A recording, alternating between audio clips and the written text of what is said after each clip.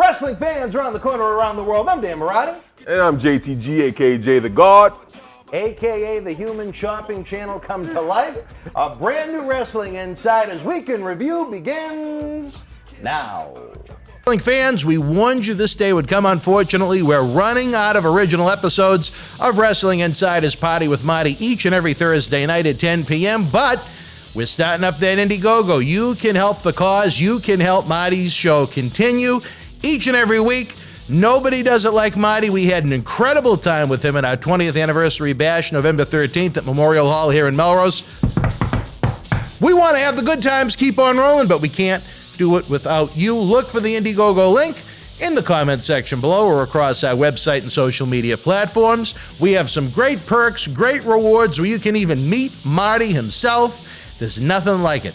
Since July of 2020, every week we've brought you the show. We need your help to keep on going. We tell you, without wrestling fans, there is no professional wrestling, and there's no better time to help the cause now. Let's keep Marty rocking each and every Thursday night. This is Mick Foley. This is Harley Race. This is Shelton Benjamin. This is Mr. Wonderful Paul Orndorff. This is the Monster Abyss. And this is Daniel Bryan. This is JBL, and you're watching the MWF. Be there live.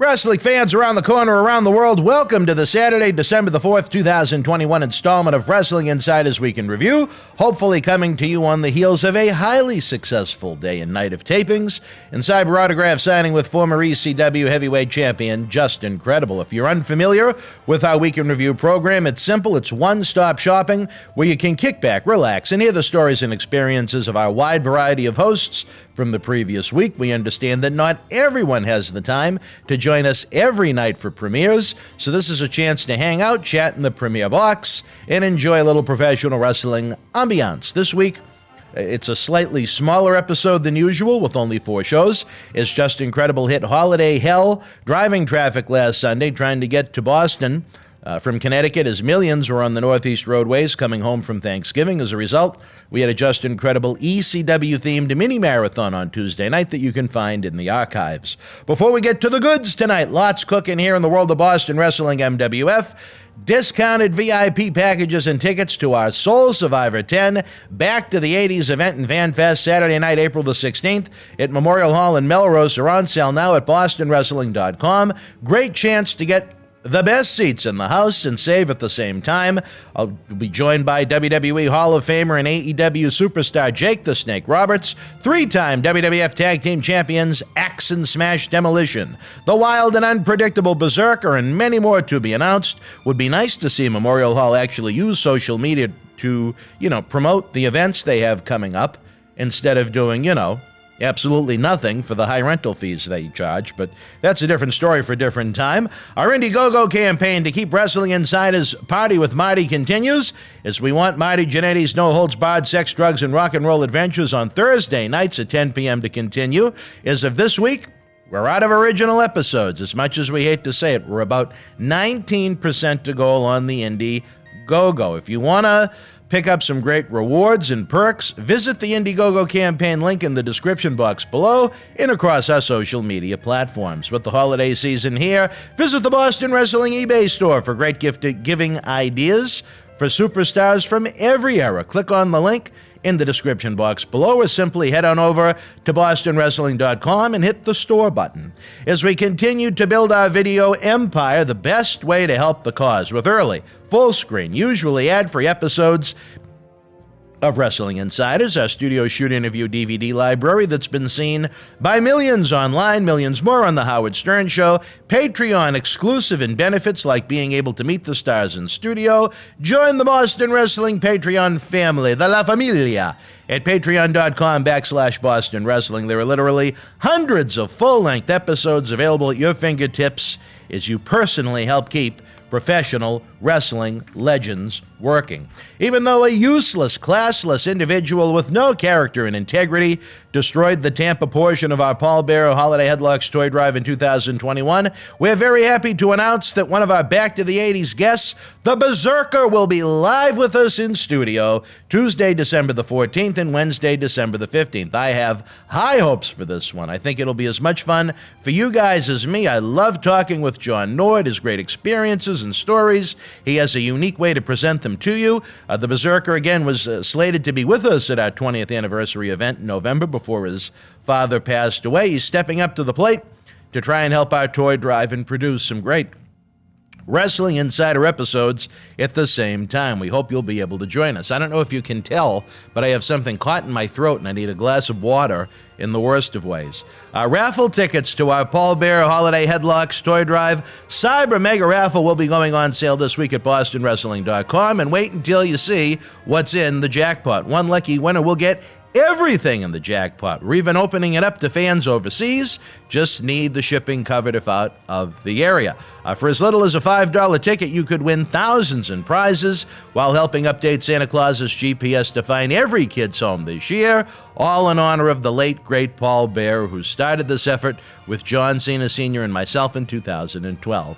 If you can't get enough of us live, have no fear. Tomorrow night, it's Sunday Night Live, as myself and Charlie Wilson will be back for our NXT War Games Super Chat Watch Along. Join the fun on WWE Network on Peacock as we break down the night's action on our YouTube channel. On to tonight's show, the Week in Review. I'll give you the rundown. I'll try and hang out in the premiere chat if I can keep my exhausted eyes open after another long day, and then pop back in at the end of the episode. WWF Tag Team Championship manager Oscar of Men on a Mission is back, shooting on his Thanksgiving in this past week's Monday Night Raw from Long Island, New York. We have the debut of former WWE Intercontinental and European Champion, now Impact Wrestling executive D'Lo Brown, joining us from Las Vegas discussing being a wrestling fan, college, breaking into pro wrestling, job duty in the WWF, X-Pac, the wrestling landscape in 2021, and more.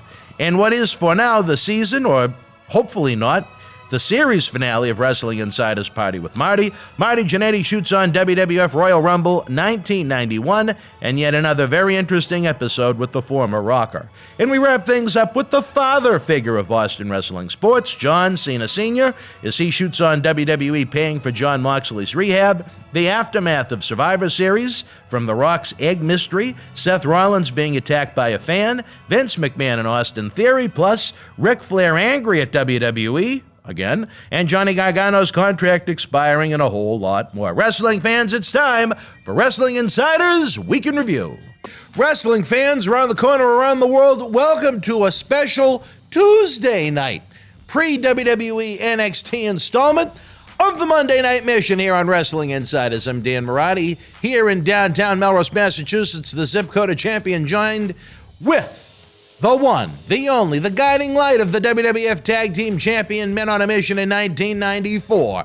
He's a man that's nearly blown the roof off of every venue in the United States and around the globe 2 times over. I could only be talking about the one and the only, the Man on a Mission himself, Oscar. Oscar, how are you this week, my friend? It feels like I haven't talked to you in eons, even if it's only been, 8 days? Yeah, man. How you doing? How you doing? Well, I understand not as good as you. You just had a fine breakfast cooked by Mimi as we record this. Yep, she made, scrambled eggs and potatoes and ham and sausage and biscuits. It was like being at a hotel. It was wonderful. All for a Tuesday morning breakfast. All for a Tuesday morning breakfast. That's why she's dreamy. What did you do to deserve this fine breakfast? I mean, there's got to be something. What did I do to deserve the fine Yes. breakfast? But see, you know what? Mimi must have That's what slaved love- for hours over a hot stove. That almost sounded like running off a Thanksgiving dinner. That's what love is. That's You love. don't have to Eating do a free nothing meal. specific to deserve nothing. You just do it because it's Tuesday. All right. Well, I guess Mimi wasn't busy with the doing a little Brutus beefcake action today. She had the day off. Nah, she ain't got the day off. She's working and she still made you that big breakfast? No, not working per se. It's like, okay, she's been involved. She had the poor girl, she had an aunt die not too long ago. Oh, that's right. I'm sorry about then that. Her favorite uncle just passed recently, and she's been in charge of doing the obituary, and she's gonna MC the funeral on Saturday. So, besides that, and then making time to try to put up the Christmas tree, and then she's got a girlfriend in town that been going through some problems that we flew into town to kind of get her away from Indiana. So her dance card has been just full, but she found the time to come and make breakfast. Well, what's going on with the baby, Oscar? That you know what? I believe that's it doesn't look like that's going to happen. There will be no baby.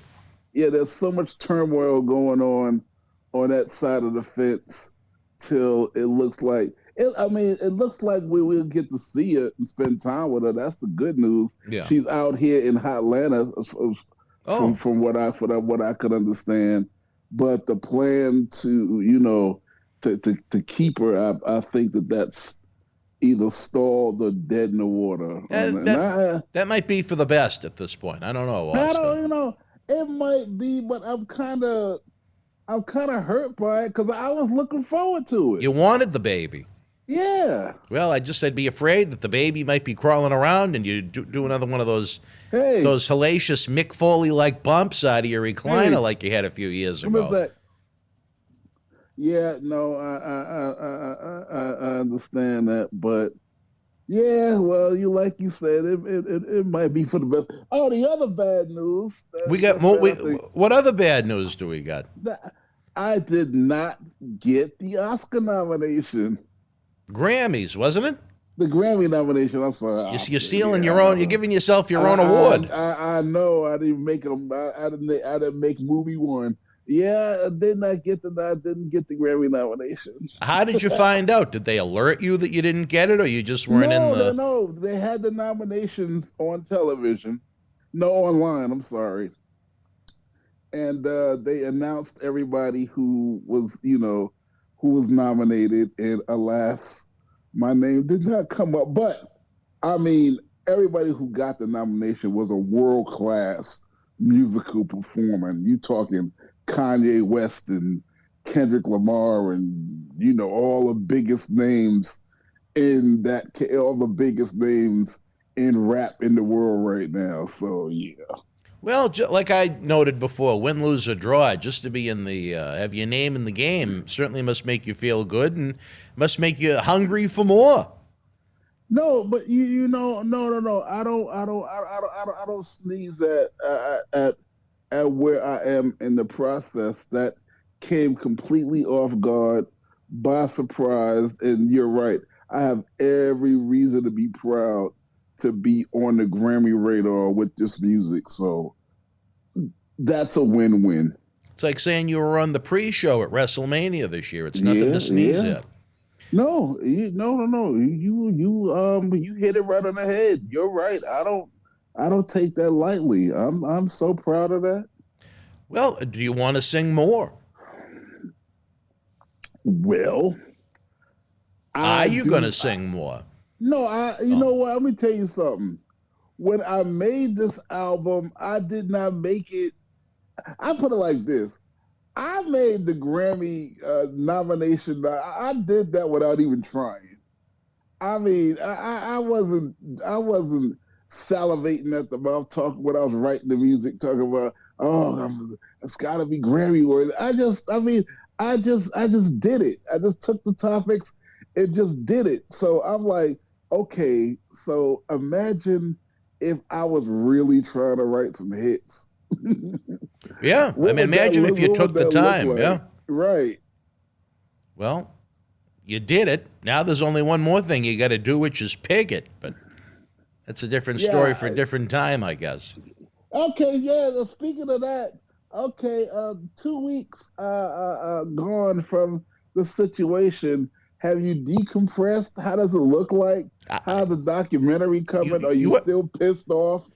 Oh, I'm still pissed off about so many different things. It isn't even funny. I still, there's been so much that's been going on. I still haven't had a chance to see maybe more than 30 seconds of the event itself. There's still that, I told you about that confusion with some of the tickets, where once we had to change the theme of the event from the 90s to the 80s and flip it from November to April, we gave the fans different options. And, you know, I would think with the amount of tickets that we sold, there would have been a lot more physical human beings at Memorial Hall November 13th. So it's a process still of trying to reach out to every individual just to make sure we know what we have for inventory when we have our Soul Survivor 10 Back to the 80s event back on April 16th. And that is eating up so much of my time. I think I just finished trying to do that late last night. And that it's been one hit after another. I'll say I'm proud of myself, though, Oscar. I think I haven't.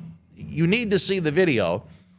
I actually had to go in and out of New York City on Black Friday. And you know, for me to actually break myself away from this studio, it had to have been pretty important. So I went out. Go to New York? What'd you go to New York for? Well, we can't get into that on the air right now, but we're working on some really cool things for our great fans. So on the way back, I'm not very familiar with the New York transit system as far as trains and so on and so forth. And the price for an Uber was over $100. So I figure I'll take the subway for $2 and save a little bit of money. So I took I believe it was the A train. No, the E train, all the way to, they said, go to the last stop. Well, that was wrong. It was the second to the last stop.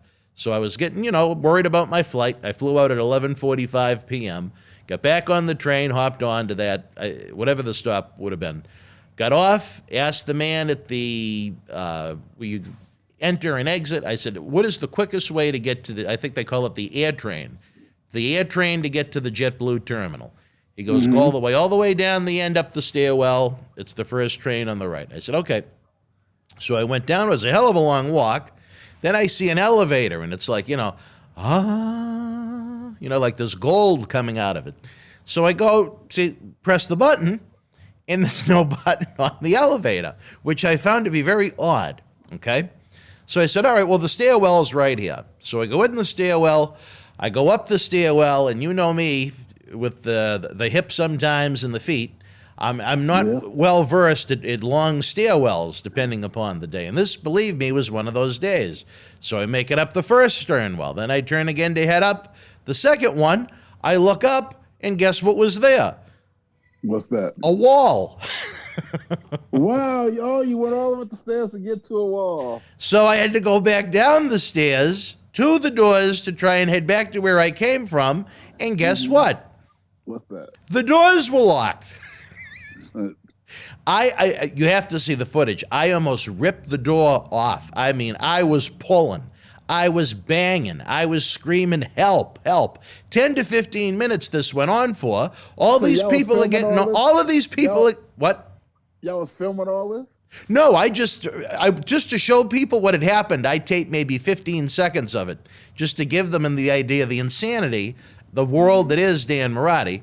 But and I just kept banging and banging, and there's people getting off, and they're looking at me like I have three heads. I mean, it was almost like a horror movie where the murderer was. You was in New York. You wasn't gonna get no help right away, if at all. Well, I figured maybe someone, as they were walking back up towards the front, would have told the guy working there, saying, there's someone trapped in your stairwell.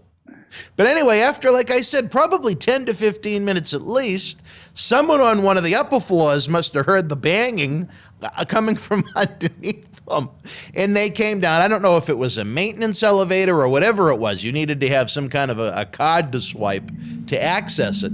And she came out and let me out and looked at me like I was insane. I said, I'm so sorry about your doors. My hands were pink from smashing the door repeatedly to try and get out, but I didn't want to miss my flight. It was 11:45 at night, and I don't think there were any more after that. And I certainly did not want to pay for a New York City hotel over the locked door. And I said, where is it that I'm supposed to go? And she pointed.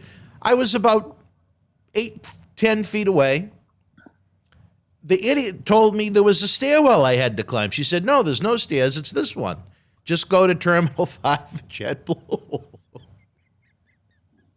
So you can't make this shit up. You can't make this shit. Well, 19 hours of my day went to that excursion in New York City, and I am, I will say, eternally grateful for the opportunity. I did get to have fun for about 45 minutes of the trip, but the rest of it was just, it was almost like John Candy and Steve Martin in Planes, Trains, and Automobiles. Okay, what was fun about it? I always enjoy going to New York City. You know, when I have time to breathe. I had a nice meal, a productive endeavor. You know, hopefully some stuff we're going to be able to bring back and show the fans. I'm probably going to be doing it again sometime soon. As a native New Yorker, Oscar, I know that the city must place a very special place in your heart. Yeah, no, I was sitting here going, I don't know why he didn't tell me he was going. Next time you go, we need to make arrangements for me to get there because you need somebody to help you navigate the situation. Because no, you don't got to take an Uber. No, you don't got to take a cab. Navigate the subways is kind of an adventure. It can be if you don't know what you're doing. It's easy to get lost, but yeah, you have to have somebody that know where they're going. I'll give New York City props. It's a much better subway system than we have here in Boston, but it's still confusing. But man, when I say this was planned last minute, if I went Friday, this was probably like Tuesday night. I think we were putting the finishing touches on it because it was very, very, very unexpected. And because I guess of the holiday weekend, it was actually cheaper to fly than it would have been just to take the train, which is why I flew. Yeah, now you took the E-train to the airport. Now, what they used to have and what they still should have, I don't know. They used to have a train that went right to the airport. Yeah, that's called the air train. Yeah, it has a plane on the front of it. Yes, that's the one where that is where I got locked in the stairwell. I got to text you the video once we're done, as I think you and Mimi will get a kick out of my 14 seconds of hell that I recorded. Is these just a damn adventure, but you know what a city, what a place. Nothing against our home here in Boston, but you know, there's just something special about New York. Where in New York are you from, Oscar? Is it Brooklyn? I'm from downtown Brooklyn. And tell us about downtown Brooklyn, for those of us that have never been there. Is it near the Barclays Center, or I'm not too familiar with Brooklyn? I lived 10 minutes. I lived about a 15-minute walk from the Barclays Center in the projects called Ingersoll Houses, which, you know, we don't call it that. We just call it the area Fort Greene, which is basically where the Barclays Center is. So I am from Fort Greene, Brooklyn. It was really nice. I lived in the projects. We was about a 15-minute walk from downtown Brooklyn, you know, where all the stores are. Now, it's changed a lot. Mm-hmm. You know, when I was little, there was no Sheraton Hotel or no Marriott, big, gigantic, luxurious Marriott. You know, they built it up. The last time I went, I took Mimi to show her about 4 years ago exactly where my roots are, where I'm from. And to my surprise, I mean, it was like totally different, totally changed. There was Chinese people, there was white folks in the neighborhood, things that you never saw when I lived there coming up. We had one white family when I first got there when I was little. I remember them, Bobby and Jimmy. And a couple of years after I got there, even Bobby and Jimmy left. And you would not dream of the neighborhood, the projects being diversified, but they are now. I'm sure that the apartments there are way, way, way different. I didn't get to see one. I wanted to see my old one, but the people were kind of skittish and scared, so I didn't get to see it. Yeah, it was scared. The guy lived with his grandmother, and he asked her, but you know, because I really wanted to see my. Oh, you actually went up to the door. No, I went to the building. Oh, I see. Okay. I saw my windows where my mother used to stick her head out and be like, "Y'all come on upstairs for dinner." or y'all know it's getting dark outside, so get upstairs. I was able to see my windows where she threw the ice cream money down. It was so many memories. One of my bestest friends still lived there. I got to hang out with him. It was a really good time. And then when it started getting dark, I told Mimi, okay, it started to get dark. We got to we got to get out of downtown. Would you ever like to go back to the Big Apple, or are you happy in Hotlanta now? No, no. I love visiting New York. I love shopping in New York, catching a show in New York. But no, I know I would never live in New York again. No, I've had my fill of that. We get to the bottom of that then. But like I said, nice trip, but just the end was just insanity. I was so afraid I was going to miss my flight and be trapped there. I mean, again, this coming from the guy that booked one for 11:45 p.m. But I didn't know how long. I was told it was kind of a long, even subway ride if I went that route, and it was a very long subway ride. I mean, I probably left Times Square about maybe 8:15 just to try and get there by 11:45 between the subway, the air train, and to try and be at that. And I wasn't even at the airport anywhere close to 2 hours before departure because of that insanity that I had to deal with, getting off at the wrong stop, getting on the train, and then getting locked in the stairwell. So it was a true Dan Marati adventure for those that like to laugh at my pain. And then I was excited. We were going to have our friend Justin Credible back in studio to tape more episodes of Wrestling Insiders Extreme, where he's a hop, skip, and a jump away in Connecticut. And I guess he didn't use technology maybe the way it's meant to be used in 2021, and he ran into holiday hell traffic trying to drive up to the point where it just wasn't worth it. So he's going to drive up early this coming Saturday, where hopefully, knock on wood. What day did he try to come? What's that? What day did he try to come? It would have been Sunday, because I couldn't do New York and then have him come the next morning. He wasn't going to be able to circumvent that on Sunday, no matter what he did. Or leave very, very early, one or the other. No, he wasn't going to. I don't care. He had no chance. Okay, you got to understand how it works. Tuesday and Wednesday is hell because people trying to get to family. And on Sunday, everybody, and I do mean everybody by rail, road, sky, is trying to get back. So those are the worst days to try to travel.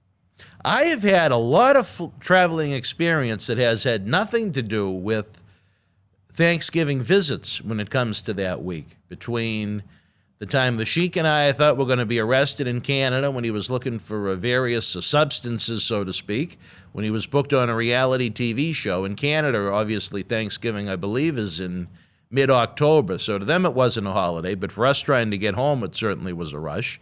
In 2019, we took the Little Maraudis almost booked as soon as this craziness in New York City. I think we only booked our trip to Orlando 2 or 3 days before we went down back in 2019 Thanksgiving week, and actually celebrated Thanksgiving there. And then, like I said, if you asked me last Tuesday morning, what am I doing Friday, I probably would have shrugged my shoulders and said, been at the studio.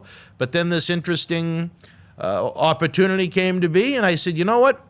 Why not? Let me try. I was here, again, to show my dedication to these fine fans, Oscar, that we love so much. I was outside of an hour and a half. I was here all day on Thanksgiving, all day Thanksgiving Eve, trying to get all the productions ready for them to enjoy while I was away and locked in a stairwell, like I was a prisoner of war almost. So it was an interesting week. I can't wait to see what's going to happen next year. I don't know. But what did you do for Thanksgiving with Mimi and the rest of the posse? Thanksgiving, I just had a couple of good friends over. She cooked the turkey and a ham and some roast beef. Jesus. And mac and cheese and some stuffing. My favorite dessert, banana pudding. And Mimi. And no, actually, Mimi isn't your favorite dessert. She's my favorite dessert. Oh, all right. But just no, I didn't us. get to have her. She was over her brother's house where they fried a turkey. How is fried turkey? I've never had it. fried turkey is excellent. You have got to try it. Oh, well, now you're making me. I did enjoy the turkey that I did have, but I've never had fried turkey, and I've always wanted to try it. He won't, but see, you got to be careful because it's hot, right? Many people have burnt their house down. They've burned their house down for making these fried turkeys. Yeah. Making fried turkey. So he has the apparatus in his garage. Oh, well, that's probably for the best. Yeah, where it's safe to do it.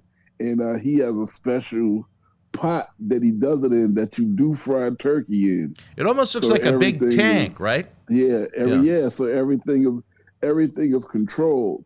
So yeah, he makes. But no, you want to try fried turkey. I wonder where the hell you could get one good. outside, because you know me, I can't cook. But I'm trying to think of where could you get a fried turkey? Would they sell it in like a store or a restaurant or? Yeah, you just gotta Google fried turkey. Just Google fried turkeys. All right. Yeah, there's restaurants that fry turkeys.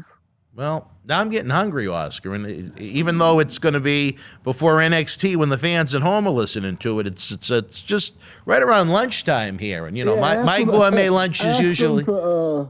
Ask them to fry your turkey at the Kowloon. They might even do it there. I don't know if they serve turkey at Kowloon.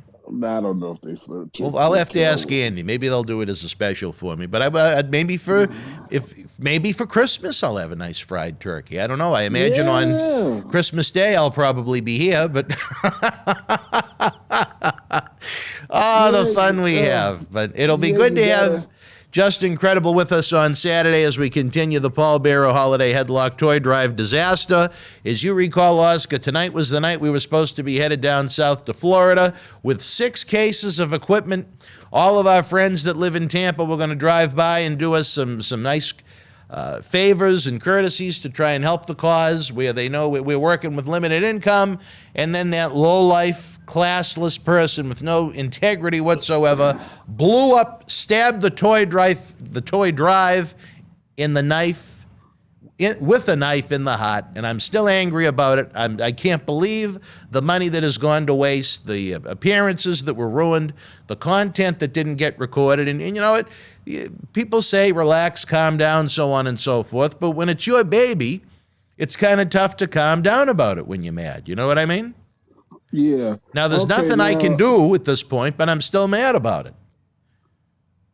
I'm taking a look. There's in your area. You're looking at fried turkey for me as I'm angry about the toy drive. You're trying to soothe me over with fried meat. To deflect that. Poor Child and Gold Belly is where you can order a fried turkey. Gold Belly? Yeah, Gold Belly. Does it have a city? No, I guess you order. I'm looking at. What am I supposed to do? Open the front door at the studio and say, Gold Belly, my belly wants a fried turkey. No, you idiot. You order it. Well, I'm going to Google it myself if it's close by. I mean, I don't really need the whole turkey just for me. Maybe Linda would make me No, she wouldn't. She wouldn't. Linda definitely would. Make you. Linda. You gotta, like I said, you just can't tell anybody because they have to know what they're doing. Linda doesn't know much. I shouldn't say that on the air, but some things Linda doesn't know. She knows how to try and hustle free vacations as she's been doing this week, but I don't have the time. It's Toy Drive month. Yeah, there's a place called the Smoke Shop in Kendall Square, Buttermilk and Bourbon. These are restaurants. They have fried turkey. I wonder if they deliver. Buttermilk and Bourbon. Let's see, best. Because I'm almost at the point now where I want to order one. I'm so hungry. So yeah, no, there's Phantom Gourmet. Order a deep fried turkey made safely. Okay. Yeah, there's places where you can get it. Now Boston Market, they don't do the fried turkey. I was looking. I think they used to. Did they not? Yeah, no, but their turkey is whole roasted. Oh, I see. Well, all right. Well, Oscar, we've eaten up, no pun intended, the first half of the show. Talking about, I felt like Macaulay Culkin in Home Alone 2 running around New York City, getting trapped. And I'm pissed Now, about you my did- toy you did- drive. What's that? You did make the flight on time, right? I did. Yes. Thankful to the Okay. wheelchair gentleman that was able to escort me to the gate, and it was a very, That's- very light when you flight. got challenges, when you got physical challenges, you have got to get the wheelchair. The wheelchair, this is for everybody that don't know. Instead of hobbling to your gate, if In you got pain. foot issues, in pain, sit your ass down and tell them you need a wheelchair. You give VIP treatment. You one of the first people I don't care if the line through security is going outside. You one of the first people to get up to the counter to go in. You the first one on the plane. And I mean, and they treat you good. I tip them like customarily $5. You give them $5. I give them $5. You don't have to. You even have to. They might look at you. No, there's no rule, but I mean, I think it's rule, common I courtesy. think it's nice, Yeah. especially if it's a long way. Yes. Those people are conditioned to go from one end of the airport to the other, no matter how far it is, and they have really good humor about it. They don't, if they suck in their teeth or making a face, they behind you, you don't see it. And if you see it, don't feel bad. That's their job. So, like I said, don't take advantage of the situation. Well, you want to know something? I can't believe I'm just remembering this now. I have an airplane. What will be a wheelchair pusher story? So listen to this. And sometimes there can be a language barrier with these individuals. So Friday morning, the day after Thanksgiving, when I got to the airport, I needed my little assistance. And I get to the gate and I said, because I didn't have any cash on me, I said, shit. I said, can you take a credit card? And he went, oh, yes. And he went to take it. And I said, are you going to scan it? He goes, no, I'll be back to push you on. And I'm like, wait a minute. So anyway, then they make an announcement that there was a gate change and there was no one to try and help me. So I had to pack everything up on the chair and dash on over to the new gate with just a few, like you said, usually they put you right on when you're in the wheelchair just so it doesn't create a crowd. But because of the timing of it at the last minute, I was one of the last people there and I was in a state of panic. When I got to the gate, I'm saying to the gate agent, the guy in the wheelchair took my credit card and never came back. So then there were other wheelchair pushers that came up and were saying, no, we can't take cards. We can't take card. So I said, do you know his name? I said, no, I don't know his name. He pushed me and I gave him my credit card. I was going to tip him. I guess they don't do credit cards for the tips. So eventually they found the man. He came back to the terminal as just about everybody had boarded the plane. And he said, oh, I thought it was a gift card. I said, it has my name on it. Oh, my God. So, but I'll tell you this, and I'm not the world's biggest American Airlines fan, but, what plush relaxation they put me in. I don't know if it was because a result of that, or I don't think I booked it purposely, but I don't know if you've sat in there. I don't know if you'd call it mid-tier seats, Oscar, but oh my God, you had an ottoman to put your feet up on and a little shelf, and TVs are kind of customary now, but it was better than first class on most flights, and this wasn't even first class. You was in business class or something? It must have been. I have no idea. I didn't book it. It was great. Had all that. You was in American business. Now, I have not experienced the new American Airlines business. I've seen it on TV, and especially if I'm taking a long flight, I'm definitely going that route when I travel. I don't know what the cost is, but I mean, if you can afford it or if you can swing it with miles or something like that, dear Lord, I was in heaven. I said to myself, why couldn't I have been on the flight to the Cauliflower in Vegas in a spot like this instead of a 45-minute flight to JFK? But what are you gonna do? It was. I think American Airlines was great to me. I'm very grateful to them. Especially to I don't know the gate agent's name, but I would like to thank them where they were so kind to try and, go out of their way to get my credit card back literally minutes before the door was supposed to shut. I was worried I was going to have to call and cancel the credit card, and I didn't know this wheelchair pusher. God only knows what he could have been doing with the card. But for him to say he thought it was a gift card, it had my name on it. Sometimes, even when you get to the gate agent or something, even if you ask, can you be put in a situation like that? They might even do it. What do you mean? Yeah, no. If you ask. If you ask them what? Can I get upgraded? To business or something like that. Well, I didn't. The only business I was concerned about at that point was getting my credit card back.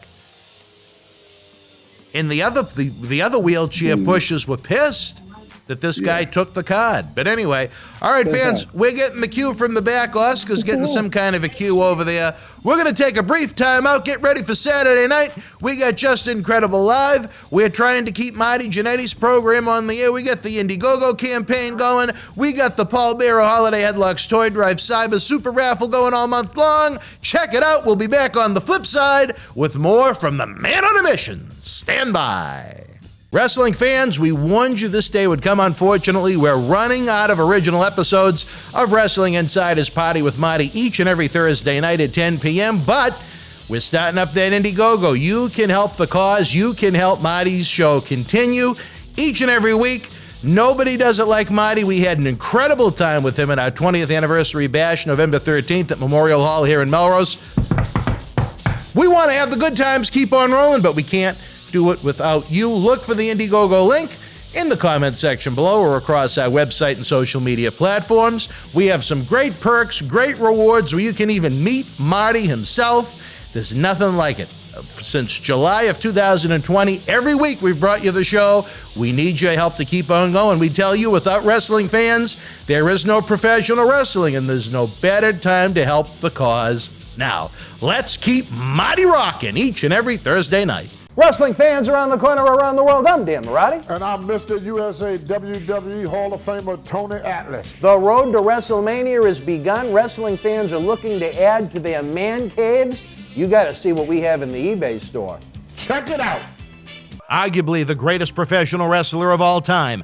Get this limited edition collector's autograph print personally signed by two-time WWE Hall of Famer Nature Boy Ric Flair, inscribed 16 times for each of his recognized World Championship reigns. One of only 50 made direct from our friends at WWE. Also signed by original artist Rob Schamberger. Help keep wrestling legends working. Get this awesome Ric Flair collectible for your wrestling collection now. Wrestling fans, especially here in the Boston area, we want to thank our great friends at Red Rose for their support for all of our charitable endeavors and programming efforts. Red Rose is 2 years young and extremely thankful for all the support they've had from our neighbors here in Melrose and beyond for an amazing first 2 years. Red Rose thanks Melrose and all of the first responders who have fought the good fight and have never given up hope during these unprecedented times. We did it together. Follow Red Rose on Facebook for their anniversary special, facebook.com/Red Rose Melrose. You'll be glad you did. Open until 2 a.m. Red Rose will give you fresh, piping hot, mouth-watering food that'll put an ear-to-ear smile on even the toughest critic's face. Check out their full menu online at redrosema.com or give them a call, 781-620-1889.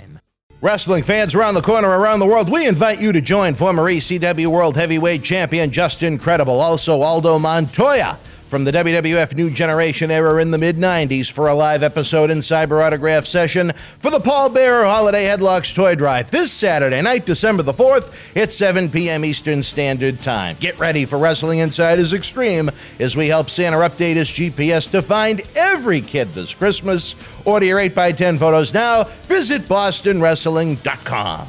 All right, wrestling fans, welcome back to the Monday Night Mission, even though, yes, I realize it's Tuesday.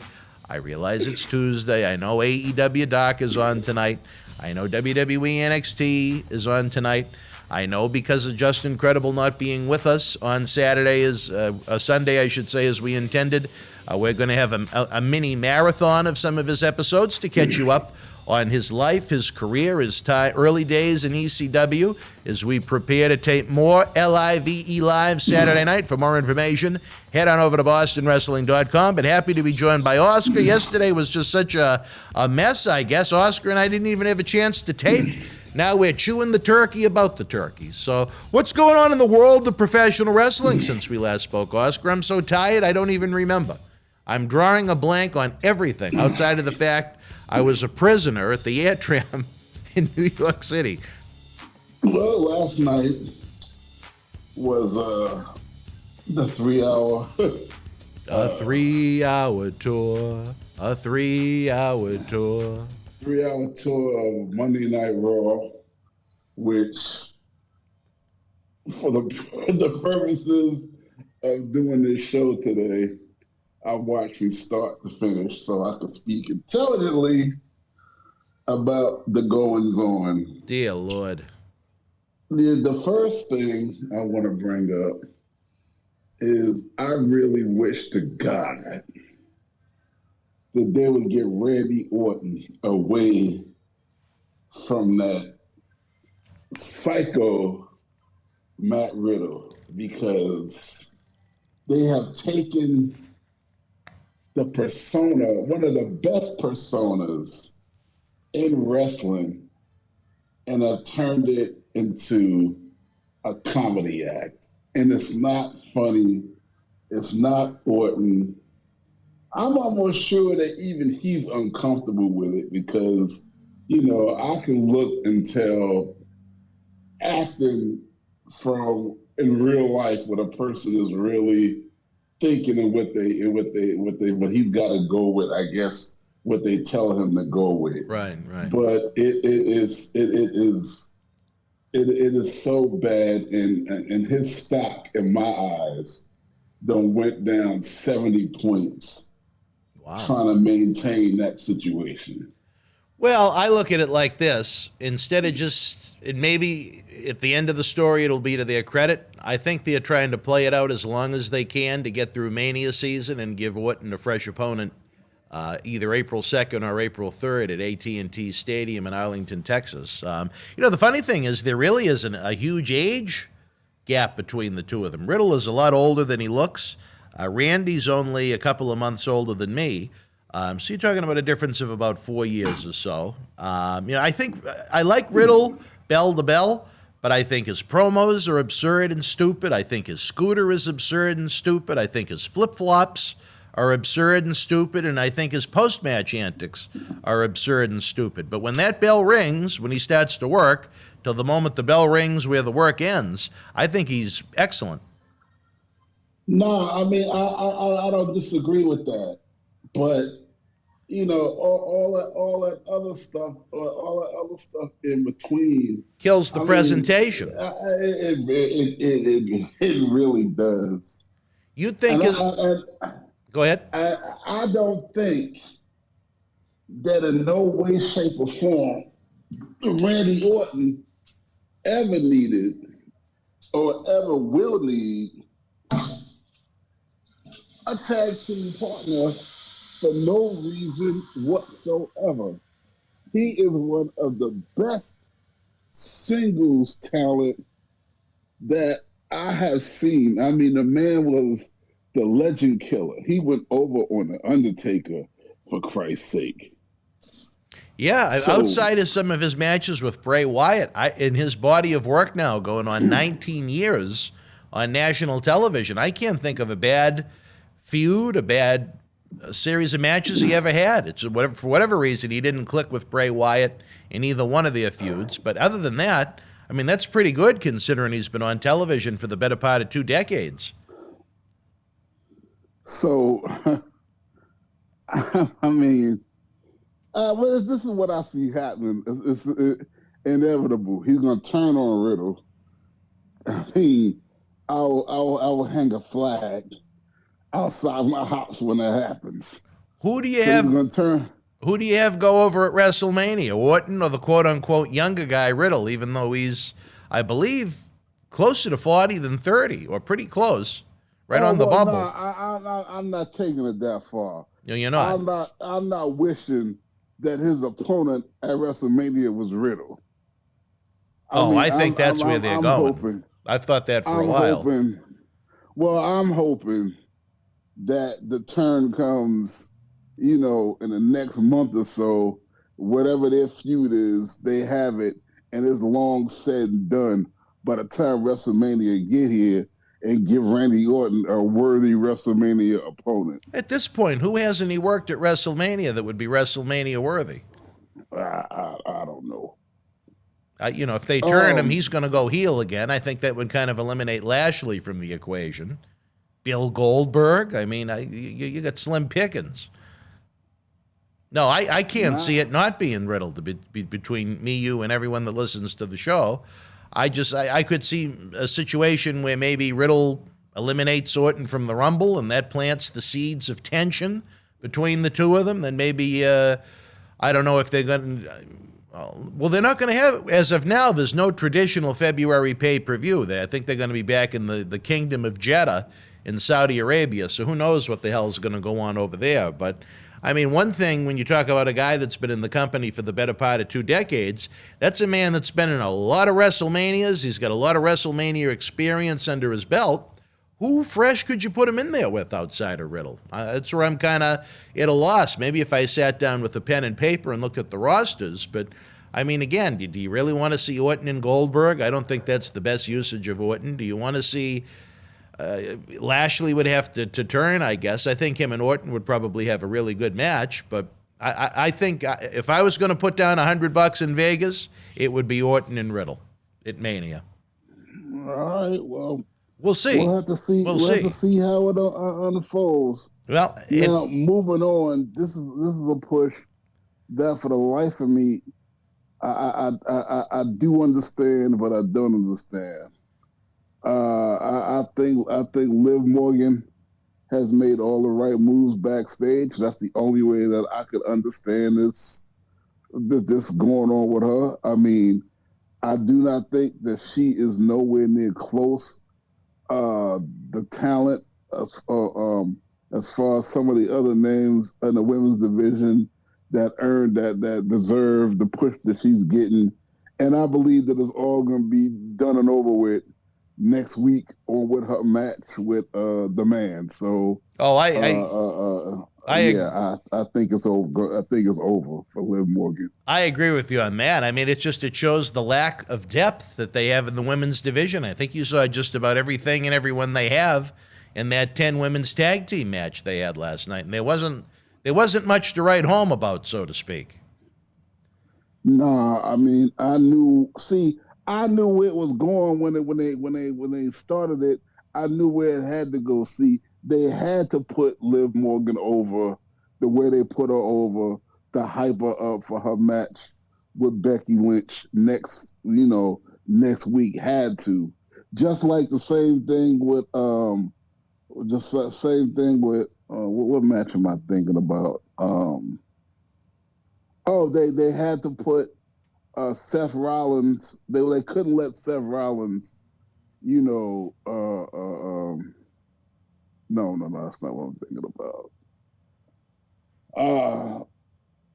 I don't know. I lost my train of thought. Well, but anyway, I look at it like this. They had horrible ticket sales leading up to the event. They did everything possible to try and have the first wrestling event in the new venue be a success. They added Roman Reigns. I don't know if it was a dark match or whatever he may have done last night off of television. They pushed SmackDown stars. They did ticket specials, maybe 2 for 1.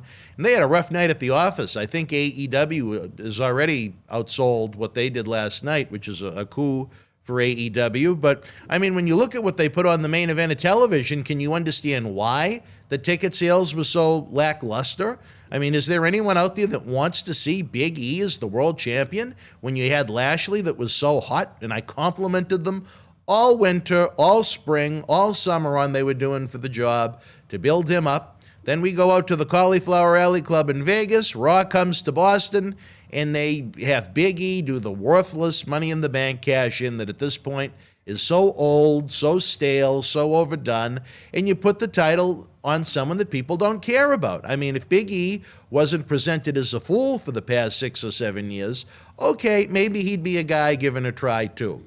But when he's someone that you've convinced the fans to laugh at as if he's a joke, why would you put your prestigious championship on him and have a guy that was over as Lashley lose to him? I mean, granted, it was a post-match cash in and so on, but they haven't done anything to build up Lashley other than that little vignette they had last night to try and make him seem like the threat that he was for the majority of 2021. I don't think anyone wants to see Kevin Owens as a main eventer. I think Seth Rollins' gimmick has improved a little bit from the Monday Night Messiah, is the king of drip, but it still sucks. There's nothing there, Oscar. Right? The Raw roster is so weak, it's unimaginable to me. I think the best thing, outside of trying to get Orton away from Riddle just because it's not that good of a team, I think having Orton as a top guy, while he may not be young and fresh, at least he's credible. Yeah, I know what I was just thinking about. I was thinking about Finn Balor and the Monday Night used to be Messiah. Oh. You know, they had to put him over. See, that's the way it worked. You know, I mean, they got WWE on FanDuel right now. I need to be placing bets because I can pretty much, you know, I mean, with my experience, I can pretty much look at TV and I could, you know, talking. Me and Dreamer used to watch it together, and I used to be bored almost because I used to be, this is what's gonna happen, and this is gonna happen, and this is why it's gonna happen, and 9.5 times out of 10, you know, I'm right, and it happens just the way I said that it was gonna happen. But you got to have a certain experience and eye for what you know, an eye for certain things. But I knew that Seth Rollins was definitely going to go over on Finn Balor because you know he's got the title match coming up. Right. So you cannot not put the guy who's in contention for the title match, who's chasing it, who's running that program. You can't beat him because you have got to hype him up for people who want to buy tickets to see that particular match. If he get beat, then what's the point? That takes the fizz out of it. Will you be at Day One in Hotlanta on January the 1st? You know, I'm thinking about it. I'm seriously thinking about it, but I don't know. Yeah. It's right down the street from your house, and you really don't even care. And AEW is going to be like right outside tomorrow. Where were they? Duluth? Duluth. That's right outside my door. Well, I know you got a lot of friends and connections in AEW. Are you going to make the journey over to see AEW Dynamite live? I'm seriously thinking about it. But see, let me tell you the problem I got. And I ain't ashamed to say it because it's true. I have an apartment on the 3rd floor. Yeah. Now, it is like climbing Mount Everest. You don't have an elevator. No, hell no. Oh, dear Lord. Oh, you would have been like me when I got trapped in New York. Yeah, exactly. That's why I can relate. I have that situation every time I call myself going out. I put it like this. I'm so fat, I get tired walking down the stairs. Now, you know that's bad. Well, maybe it'll be good exercise for you. I'm guessing it is. I'm hoping. I'm looking for it to get easier, but it ain't got easier yet. No. So it's got to be a very good reason for me to leave my house. I mean, I put it like this. Have you ever heard of Instacart? I've heard the term. Is it like a delivery food service? Yeah, you want to look into it because if you hate lugging groceries around, call Instacart. Well, I only have 3 steps, so I'm not that bad. Oh, good for you. But I have You have a 3 mountain flights. set, so Yeah. yeah, when I gotta get my sodas and my waters, and I might as well order the rest of the stuff, I use Instacart. And Instacart, they lug all that stuff all the way up these stairs. It's beautiful. Well, what about Mimi? Does she have an easy time with it? No. No. Well, why did you move there then? Oh, I mean, we had to get we needed an apartment. Well, an elevator wasn't one of the prerequisites? We didn't have man, let me tell you something. We didn't have a choice, to be honest. You had to go. We had to take the first place that said yes, with your bad credit and your circumstances. Yes, congratulations, you can move in here. So we had to make do with what we had. Are you looking still for a new place? No, we got a 1-year lease. Oh, all right. So we'll get a house. Our house will be our next move. Well, you're gonna be so thin you're gonna look like a piece of paper turned sideways by Well, that is the goal. That's the prayer, and that's the dream. And hopefully that'll happen. But we done got off the subject. We was did. Talking about. We always do. Okay, I know. I know, right? We was talking about, okay. Finn Balor doing a job. Do you think it's about time they say, you know what? At least Finn is over, and he's much more marketable as the Demon than he is as just plain old happy-go-lucky Irish Finn, who I think the world of. He's a good friend. He competed here in Boston Wrestling MWF before he went to Stardom and New Japan Pro Wrestling. But as far as his presentation goes now, I think people have seen the leather jacket. I think they've seen him smile. I think they've seen enough. I think the Demon Finn Balor in moderation would really spicing things up a little bit. Well, first of all, I love his entrance. That is some of the coolest music and just his whole persona coming out is beautiful. I think he's they wasting that talent. I mean, they done wasted it. They done made him a elevated job guy. And, wow. And I hate to see it because he's capable of so much more. But okay, all that aside, here's what I'm really, really, really interested in. What do we got? Vince McMahon's return to television. Yeah, you know what? I forgot to mention that. I'll let you take it from there. I don't know. I don't know what to make of it. I'm hearing rumors. Now, I don't believe everything I read, okay? Because I read a bunch of stuff. I just read Alexa Bliss got fired. Is that true or untrue? Well, I don't know anything about that, if it is true. If it is, okay. I hate to say it because I think she's a lovely individual, but they just absolutely stomped the life out of her value by turning her into someone dressed for Halloween year-round in a way that wasn't over. It was uninteresting. No one wanted it. No one wanted to see it. The Fiend is gone now, and it almost makes sense. As I said as it was going on, what are you going to do when this storyline comes to an end? I mean, are they going to have an exorcism like they did for Deidre Hall on Days of Our Lives? I don't know. Well, okay. Well, anyway, back to Vince. Yeah. I'm hearing rumors that Paul Levesque, Triple H, is out as far as creative and being in charge of talent, that he's focusing more on the business end of things. Mm-hmm. What do you make of that? Have you heard that? Does that make sense? Well, I think I don't think he's never not been in that position. I think maybe they're taken away to give him, if that's true, a little bit more focus on it. He's been one of the key people that they've wanted to have in that position for a long time now. He hasn't been a full-time competitor in the squared circle going back to 2010. I think the last time he was, full-time on the road would have been early 2010 before WrestleMania 26 when they did the little unknown DX farewell tour where Shawn would lose ultimately his retirement match against The Undertaker when they did the streak versus the career which I thought was very well done. But, he's had health problems this year. He had problems with his heart, so maybe he's still recouping. But, there were pros and cons from what I saw with Vince last night. It's always good to see. I like Vince in moderation. Again, I use the term moderation. He definitely doesn't need to be a weekly or a regular character at this point. I think Austin Theory is someone that they really could push. He seems to have, by 2021 standards, decent size. He's got a good look. He's well-spoken.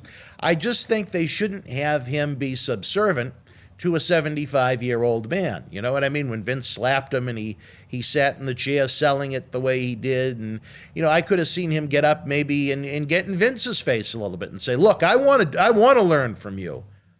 I want to see what it takes to get to the top and represent your company. But don't you put your hands on me. Give it back to him instead of just sitting there like a teenage boy that was castrated. The only person that ever got away with doing that was Stone Cold. Fair enough, but I mean, you know what? Everybody else. That was 25 years ago. I know, but that's my point. Everybody else, because they don't know no better, or everybody else because, okay, look at the releases that's going on. People getting fired at the drop of a dime or the drop of a hat. Everybody gonna let Vince get away with whatever the hell Vince want to get away with. And I'm not just talking about on TV. Oh yeah, I'm not. Who you see standing up to him like that in real life or on television? Yeah, in real life, probably no one. No one. On television, if they want to groom this Austin Theory as one of their top heels, I think it would be a very effective way to do it, to have him grow a set of balls and be more confrontational with Vince if they decide to continue this storyline. I think on paper, without knowing where they're going with it, I think it's an excellent idea. Again, I just wouldn't treat him as someone with no spine and no backbone. Granted, Vince is the boss, but he's a 75-year-old man. If you want to build a ruthless heel that's going to be aggressive and violent and vicious, he stands up and says, fuck you, Vince. Don't you put your hands on me, without using those words, but that attitude. Vince is going to say on TV, when he stand up to him like that, then Vince is going to do what? Say, you're fired. Or maybe you could go this route. Is Vince, ages a little bit. Maybe Vince is impressed that someone had the balls to stand up to him, where he's so used to people kissing his character's ass. Yeah, no, I don't see it. Is he going to be doing this in another 10 years? I see where it makes sense. But the thing is, especially on TV, Vince cannot be seen to let anybody get away with that, because then everybody gonna feel like they can do it in Vince's mind. And if I was Vince, I would be thinking the same thing. So if he wanted to get up in my face, then if for no other reason, I gotta set an example. This is on TV and off to go deeper with it. I'll say this: I agree with you to the point where everybody can't do it, but there needs to be one guy that does it. And then that one guy, I think they can really do something special with. Now, is Austin Theory that guy? I don't know. I think he has the tools. I think there's a lot of moldable clay there. But when you can't treat him like a comedy goof, or it's never, ever going to work. It'll just be another long list of failures. I'll put it like this. Here's where I agree with you. You know who could do that? Randy Orton. Randy Orton got more maturity. Randy Orton got more skin in the game, and he got more years, and he's more of a commodity that is harder to let go. Austin Theory just got here. So if he gets fired, in my mind, it's of no consequence. Well, this is why I think Theory is a good idea. In 20 years, he could possibly still be full-time at his age. In 20 years, Orton hopefully will be long done. Yeah, but who cares about 20 years from now today? Well, that's how you should be thinking. Who are the next superstars you're going to have to put on the marquee? I understand all that, but this young upstart that just got here ain't finna get up in my face for all to see. Well, that sets a very dangerous precedent. Look at how old their roster is right now. Virtually every top guy they have on Raw is in their 40s. Or pushing 40, or late 30s, mid 30s. They need a fresh crew of young talent. Look at what happened when they went the route of the Attitude Era in the late 90s. What was one thing all of those guys had going for them? Even Undertaker was only in his early 30s at that point. It was a young, fresh roster. Right now, it's old, it's stale, it's overexposed, it's boring. Is Austin Theory new? Yes. Would they be gambling on someone that's an unknown commodity to them long term? Yes. But you know what? Austin was only around for about a year before they gave him that giant push and let him go with 316 and the middle finger and everything he did to set the world on fire. I don't have that expectation of Austin Theory, but could you turn him into a high-class, high-quality main event level heel for a decade or two to come if pushed right? Absolutely. Someone's got to take a bullet. Vince has got to take a bullet from someone. He's in his mid-70s. Let's call a spade a spade. He's one of the great characters in the history of WWE. He's one of the great announcers in the history of WWE. He created a worldwide phenomenon in WWE. But he's not a dangerous physical man anymore. And at some point, someone's got to kind of put him in his place. And you know what? Whoever that person is someone you need to be able to count on to carry the ball to make some money with. They have no one on Raw right now that's going to make them any money. I think Randy Orton is great. I think it's crazy to say it. He's a 13-time world champion, but I think he's one of the more underrated top guys of all time where his work has been so good for 19 years, but he's in his 40s now. They have to start thinking 5-10 years down the line, who is going to be there? Lashley's aging, Orton's aging, AJ's aging. All those guys are older than I am. Big E, I believe, is in his mid-30s, if nothing else. Owens might not even be within the company in a couple of months. His contract is coming due, and I find him very stale and boring.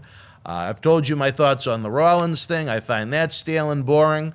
What is there on Raw to make someone want to tune in? I think the world of Finn. Finn is my age. He's got to be 40, 41, 39, somewhere right in that age range. They need a youth movement. And this kid, if nothing else, I hate to use the word kid because that makes me sound old, but I think Theory has got something special about him, and you've got to at least try. Try to do something new with someone to make them a valuable commodity instead of just someone they job out to the old guard that's been there, that isn't getting any younger by the day, and you got to try and come up with something new, or the show is just going to continue to get worse and worse and worse and worse. Your opinion? Speaking of something new, I was almost saddened last night when Edge came back. Why is that? There was something major just missing. And I mean, it's not one of those comebacks where I can get excited about. I mean, they trying to start a program up with The Miz, and I just cannot get behind it. I can't get excited about it. I can't look forward to it. And it's just something about Edge. It's just, I'm like, I love you, dude, but I really wish you would just go back and sit down some damn where. You know where yeah. You know where I see it going? Where? Miz and Maurice with Edge and Beth Phoenix. Beth Phoenix? Edge's wife, yeah. Where's she at? Well, she does the commentary on NXT now, but I see them leading to a mixed tag team match that I don't think will set the world on fire. But you know what? Granted, does it seem like they're building this up for a major pay-per-view? No. And if it was, I think it would be a disappointment. But you know what? If it's a way to put Edge on that day one pay-per-view in Atlanta without him blowing through a WrestleMania quality, SummerSlam quality match, I don't see too much of an issue with it. I don't think Miz is a very credible, dangerous heel or anything like that. I think he's someone you feed to Edge to build him up for a bigger pay-per-view. You know what I mean? Yeah, well, oh, man, I don't know. I think The Miz is better at reality shows now. He's another one. This is a guy you wouldn't think it, but he's 40 years old. Yeah. You know? Everybody's old. They need to get some new guys over. I think he's in the ring talented, but, I mean, his gimmick, to me, is just about over. It's just over, and it's just over and done with. Just stale. I mean, I don't know. I used to believe wholeheartedly that SmackDown was the inferior product. Not but anymore. It's not. No, it's not. It's not even SmackDown close. by far is beating Raw hands down every week. I mean, you got the Usos who are still on fire. I still get excited when I see him. Roman Reigns, I still get excited when I see him. Paul Heyman's still making me laugh. And now Brock Lesnar's coming back on SmackDown. Yeah. Well, it's the much more watchable show, in my opinion. But anyway, Oscar, we are kind of running out of time on this show. We've had some laughs, some memories, some thoughts, observations on the state of WWE and the future of it. Overall, maybe on a scale of 1 to 10, what would you have given Raw last night?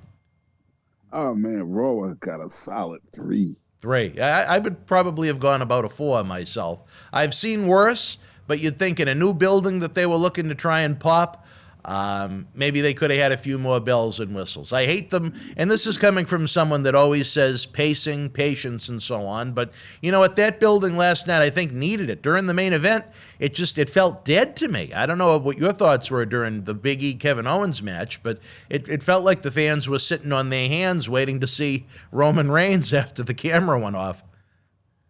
I mean, I was I was disappointed when The Rock didn't show up at Survivor Series. Well, so what I don't get at the end of any show now, I'm just not surprised. That was too much of a cock tease with The Rock at Survivor Series. I think that was terrible. If you wanted to do one montage video saying, oh, it was 25 years ago tonight, that's cool. But to build the storyline in about the egg from his movie, and then they must have had at least 4 or 5 flashback videos of him.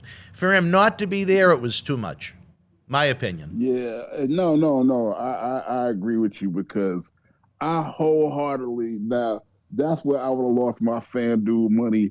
Because if I'd have said, put all of it, is The Rock coming tonight at the end, I would have bet the whole wad on there. And then when he didn't show up, it would have been like at 0. Then I would have had some explaining to do. You would have bet the farm, and you're on the 3rd story of an apartment. The farm that he was coming, and I would have lost the farm, and the house, and the stable, and the garage, and my other apartment across town. And you might have lost Mimi, depending upon how much you put down. Oh my God! Yeah. You wouldn't have been getting the breakfast this morning. Nope. I'm going to stay with my brother.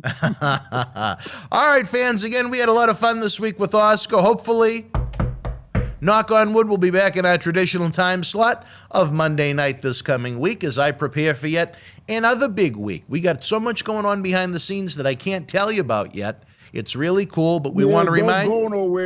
Don't go nowhere. Well, I'm going back to NYC, baby.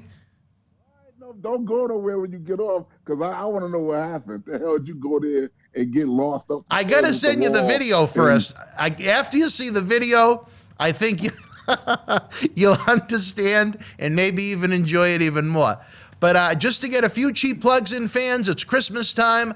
The Paul Bearer Holiday Headlock Cyber Raffle is going to be amazing. We're trying to plan a live Christmas party/special the weekend before Christmas. A lot up in the air about that. We have Justin Credible, who's going to be with us live, the former ECW champion, the former Aldo Montoya, this Saturday night, December the 4th. Wait, what? Question. Yes. How's that going? Are y'all getting me one of those tickets to come or what?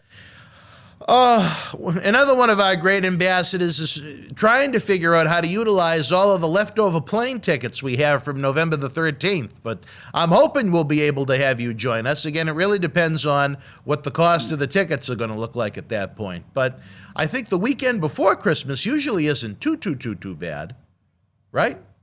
Yeah, well, that's the weekend. That's the weekend to do it. Yeah, well, I looked at the flights; they were next to nothing. Well, we like that. Let me get the rest of the cheap plugs, and then we'll talk about that again. Saturday night, 7 p.m. Eastern Standard Time, the former ECW World Champion, Justin Credible, with a special live Wrestling Insiders Extreme. We're going to be doing a cyber autograph signing for the Paul Bearer Holiday Headlocks Toy Drive. Sometime Montoya. Oh, and Aldo Montoya, baby, the man that Ted DiBiase tried to buy the night of his Monday Night Raw debut. We're trying to put the Berzerker's airline tickets to use from when his dad unfortunately passed away in November. As he certainly owes us one under the cap, so to speak. I don't know what the future of the Marty Jannetty show is after Thursday night. It's up to you guys. The Indiegogo campaign is active as we speak. Check out some of the great prizes and rewards we have. Once we raise enough money on Indiegogo, Marty's going to be back to tape a whole new slew of episodes. But again, you guys, you're not just fans to us. You're not just friends to us. You're part of the team. You're la familia. So we need you to get involved in that. And again, if you're really looking for a really cool gift-giving experience, this is why it's almost, I look at it like a 2-for-1 Oscar. We're back with Boston Wrestling MWF's Soul Survivor 10, back to the 80s on Saturday night, April the 16th. You get VIP packages discounted, general admission tickets discounted now on bostonwrestling.com. But not only can you give these gifts as a ticket, but you're going to get an autographed Christmas card, including everything that comes with the package that you buy. So you get to see the fan on Christmas Day open the gift, be all excited. And then you have the anticipation of the actual event on April the 16th. We're here in Boston. We have to face what reality is.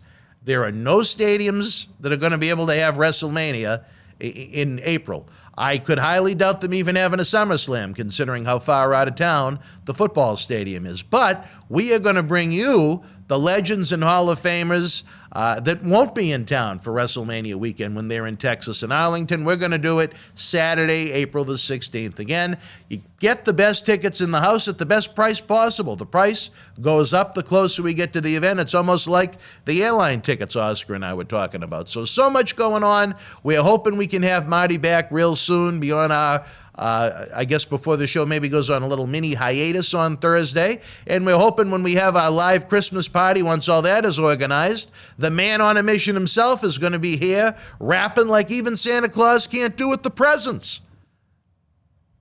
You know, I might even wear a Santa Claus suit and be a rapping Santa Claus. Do you have one? I can get one. Yeah. Now, do you think Eartha Kitt, when she wrote Santa Baby, was talking about David Reese? Probably so.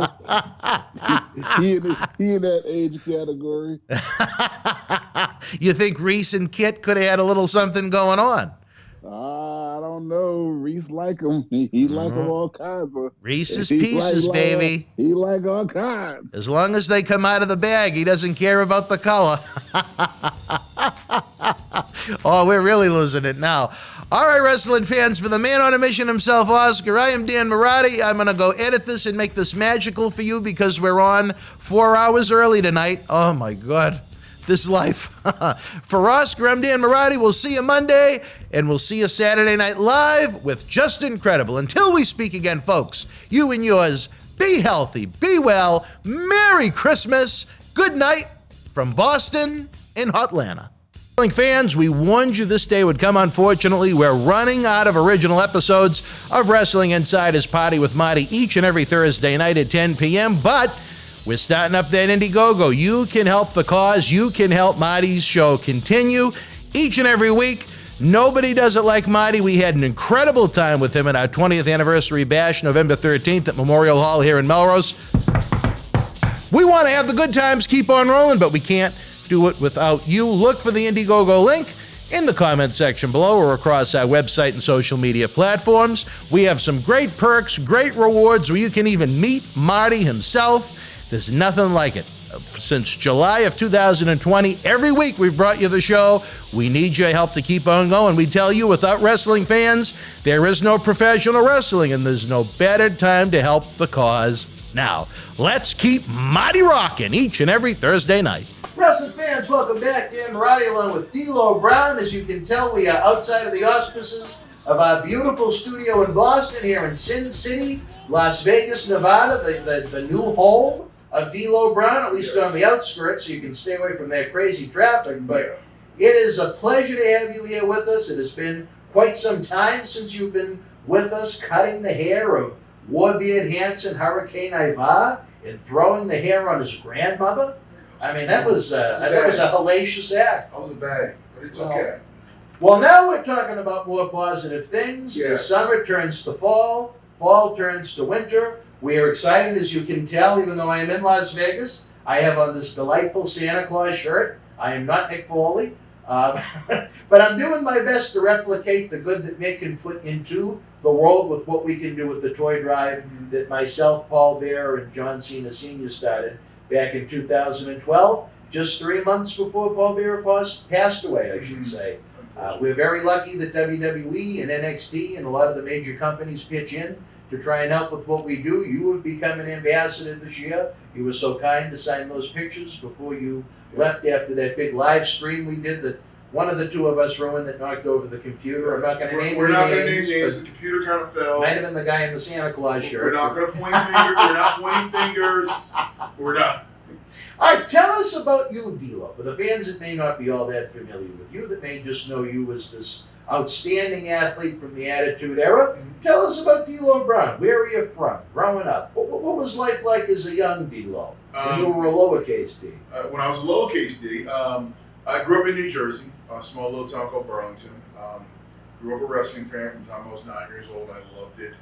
I remember telling my sister at like 10 or 11, this is what I was going to do the rest of my life. And, obviously went on to college, played some football, but then came back home and dove back into wrestling, and that's when my professional career took off. I went to the Monster Factory, trained there for a bit. Yeah, trained there for a bit. Made my way down to Smoky Mountain, where I was just Jim Cornette, Jim Ross, and wrestled there for about a yearish. And then went to work in the Midwest, down in Puerto Rico, until I finally made my way to the WWE in early '97. That was a hell of a way to sum up about 5 episodes. Bro, condensed, short to the point. What are some of your first memories of wrestling? Do you remember seeing certain stars, certain angles, certain matches? What sticks out in your mind from what I imagine was it WWF at that point? No, it was WWF. It was still WWF. Okay. But my first recollection was, was seeing like Andre and Vince McMahon, do those interviews. When Andre was on a box, yeah, it looked like about 10 feet tall. Vince was at Andre's belly. Yeah. And then I remember seeing stuff like, Dusty Rhodes bleeding, getting beat on by, who was at the time, the Russians or whoever. Ivan Koloff. I remember seeing the Rock and Roll Express win the NWA World Tag Team titles from Nikita and Ivan in a match that went 45 minutes on TV. Well, she had cable television pretty young. Well, this was our local channel out of Philadelphia, Channel 17, would show this. Oh, because they ran Philly. Yes. So it was part of the territory, so we would get the TV there. And then later on, we would get these like blocks of wrestling where it would show you WWF, World Class, UWF, Florida Championship Wrestling. You'd get all that on a Saturday afternoon. So, I'd get up in the morning and obviously watch Saturday morning cartoons, and then it was the wrestling block, and then finish with Kung Fu Theater. That was the end of the day. And then when I go to my grandma's house, she had cable, so we would watch Super 605. 605. 605 was the time no matter what was happening, you were done playing at 605. So that was my exposure to wrestling. Then I used to go to the Philadelphia Civic Center and the Philadelphia Spectrum all the time when I was younger. My aunt Tracy and my aunt Pat were big wrestling fans, so they would take us. So you would go into, just so the fans that might not be familiar with it, you'd go to see both live WWF events at the Spectrum, and then at the arena you'd see NWA. Center, you'd see NWA at the Civic Center. You'd see at the Spectrum. You'd see WWF. And wow, lucky guy. Yeah, and then for those who were lucky enough to have cable, there was a local cable company called Prism. So when WWF would have a live event on Saturday night, Sunday afternoon, they would replay the entire event on Prism. So if you didn't make it there that night, it was get your popcorn ready because we're going to watch a live event from Philly that next afternoon. So. And sometimes a little further down the road, they take some of the undercard matches and they put it on primetime wrestling. Yes. We had the same in Boston. They were on Nesson, the New England Okay. Sports Network, and they'd record the Garden shows. Mhm. If you had the Nesson channel, you'd see the whole show.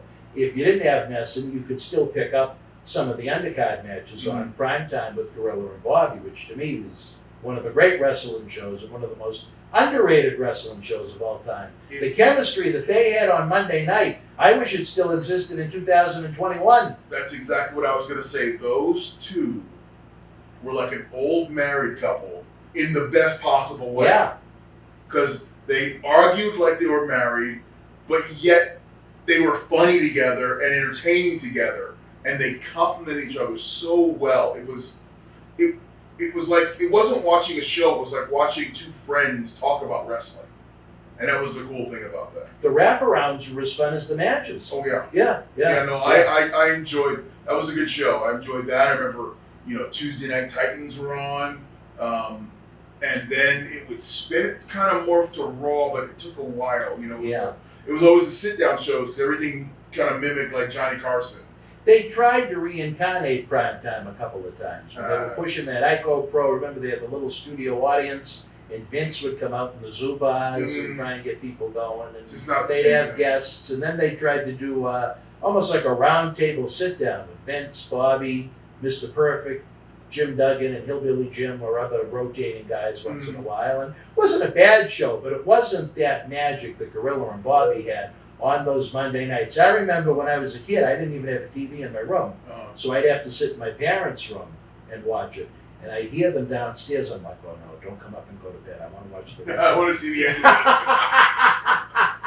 I get that. So, you know what? When I heard those footsteps coming, I knew I was hoping the match was going to get over pretty quick because I didn't have a VCR back then for it. But, I mean, even the glory days to me, even though it wasn't a weekly show, the greatest, maybe special is the term of all time, Saturday night's main event. Oh, on God, NBC. Lee. That was huge. Forget about the squash matches, baby. No. From the live arena to the NBC. And that was big because that made wrestling was big at that point. It was on real TV, real free TV. It was so big it would knock Saturday Night Live off. And that, today people, the Saturday Night Live we have now is not the cultural phenomenon it was in the 80s and the 90s. Like, it was 11:30 at night, East Coast time. It was must-see TV.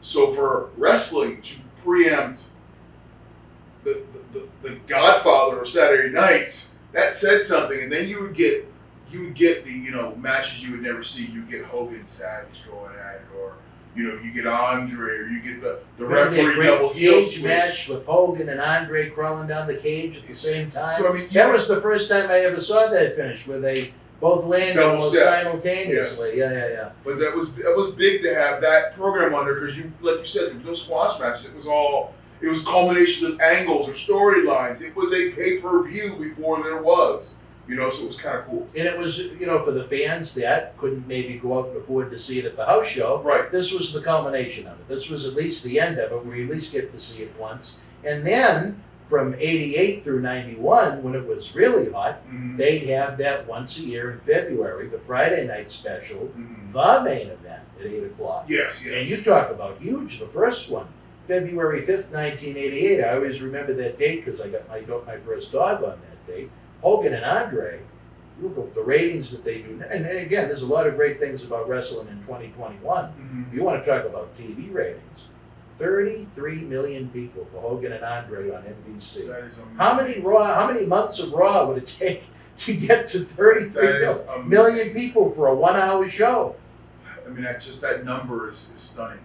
And then you look at the business it did the next day, because for the fans that may not remember, that was the infamous night they did the evil twin referees with Yes, the they have their twins. And Hogan, after just over 4 years, lost the title even though his shoulder was up.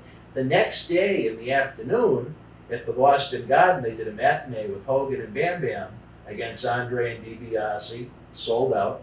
Then they took a plane down to Philly. You might have even been there I for might it. have been there. Hogan and Bam Bam against Andre and DiBiase again, same card, different city. That sold out. So you're talking in one day, just for the A team, never mind the B and the C teams, Right. they probably did about 35,000 people. And that's That's how hot it was. Yeah, back wrestling had it's got its peaks and valleys, and you know the mid to late '80s it had a big peak, and then it kind of came down until the mid '90s, and that's when Attitude took off, and then it kind of cycled down a little bit. Then the Ruthless Aggression took off. So wrestling has the cycles, and I think we're in an up cycle right now. If you look at the overall arc of the business right now, you look at Impact and AEW and WWE and companies like Ring of Honor. I mean.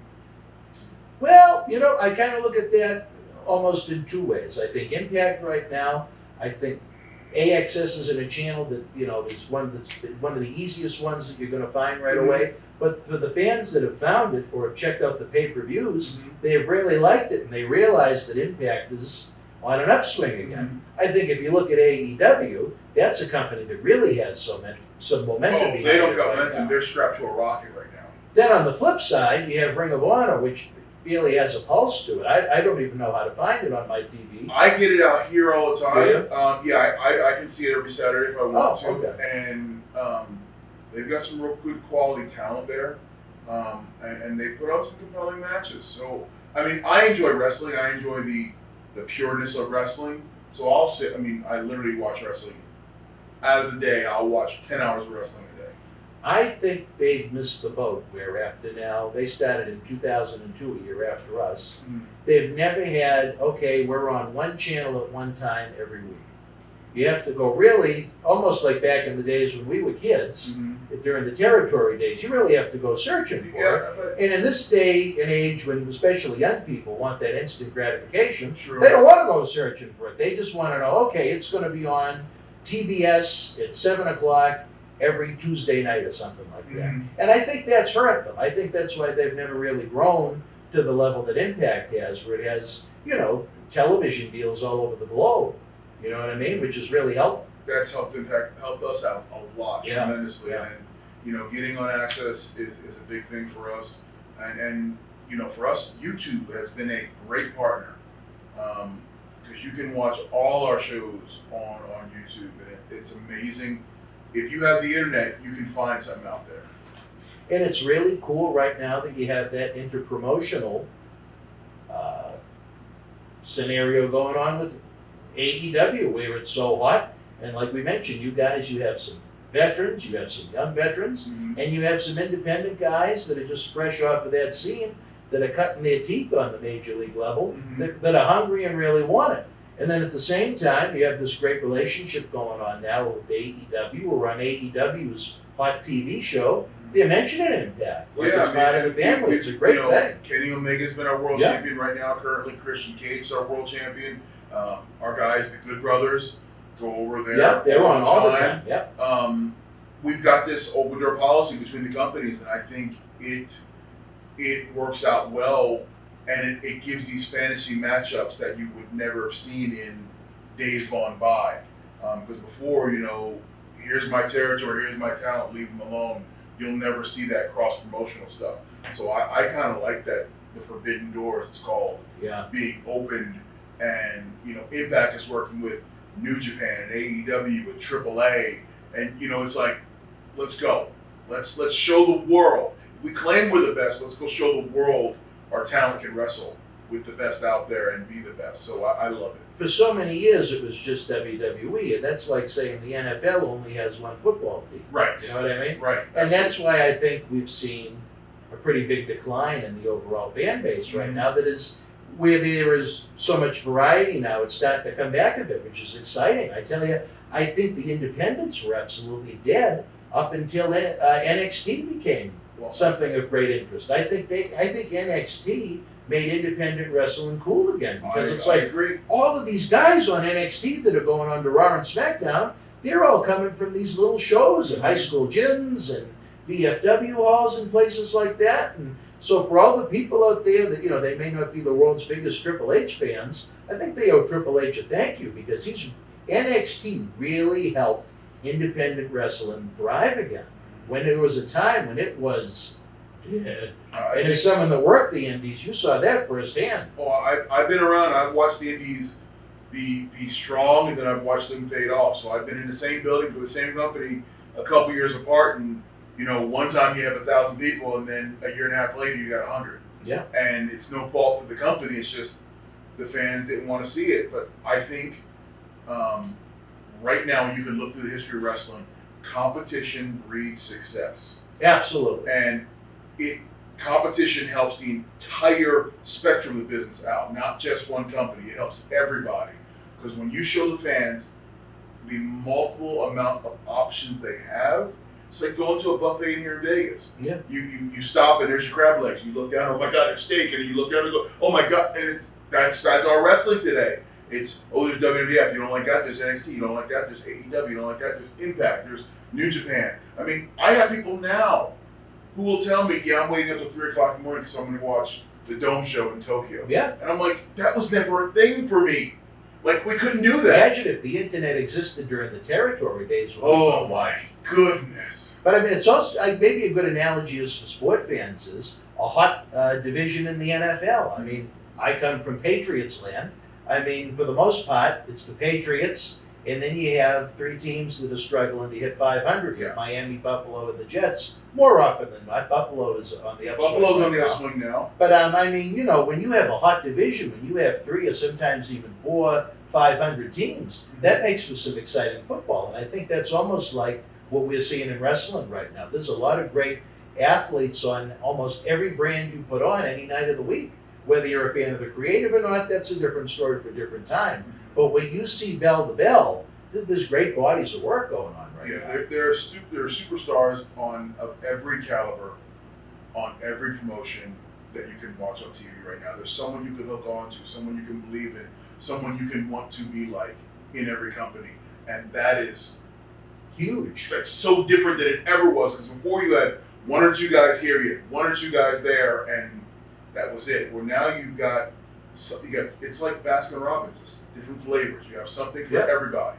Even during the quote-unquote Monday Night Wars, you had WWF, you had WCW, and you had ECW. Now there's so much more variety where WWE has developed in their own universe these different brands. I mean, it just extends it. And now AEW, they have 2 different TV shows in prime time. And Impact has Thursday night to itself. And Ring of Honor is still out there. And MLW, who we didn't mention, that's a group that has some pretty good talent going on with it, and all the international promotions. So I mean, there really is. Sometimes you got to search, but when you find it, there may be some great stuff out there right now you don't even know that exists that you love, along with the independents. Yes. And so there you go. Here's a great thing. Right now, wrestling is literally on every day of the week. Yeah. What a good time to be alive. What a good time to be alive. No off season.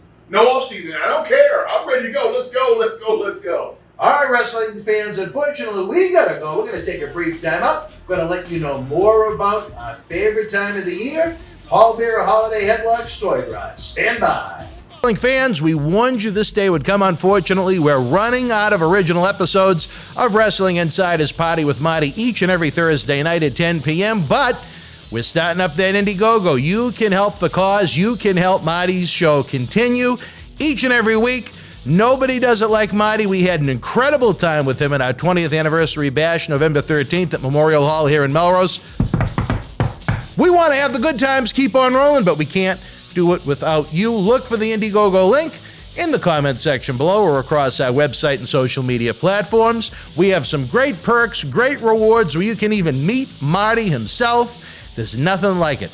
Since July of 2020, every week we've brought you the show. We need your help to keep on going. We tell you, without wrestling fans, there is no professional wrestling, and there's no better time to help the cause now.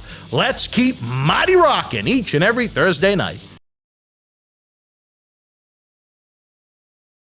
It hits different live with WWE Super Show. Don't miss an epic main event. Drew McIntyre and Kofi Kingston, King Woods, The New Day, Roman Reigns, and the Usos in a 6-man tag team match. Will the new arrivals on the Blue brand disrupt the dominance of the Bloodline? It's WWE Super Show in Boston, Sunday, January 9th. Tickets and Superstar Experience packages on sale now.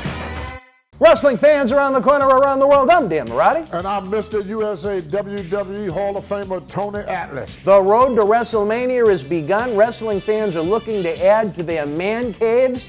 You got to see what we have in the eBay store. Check it out.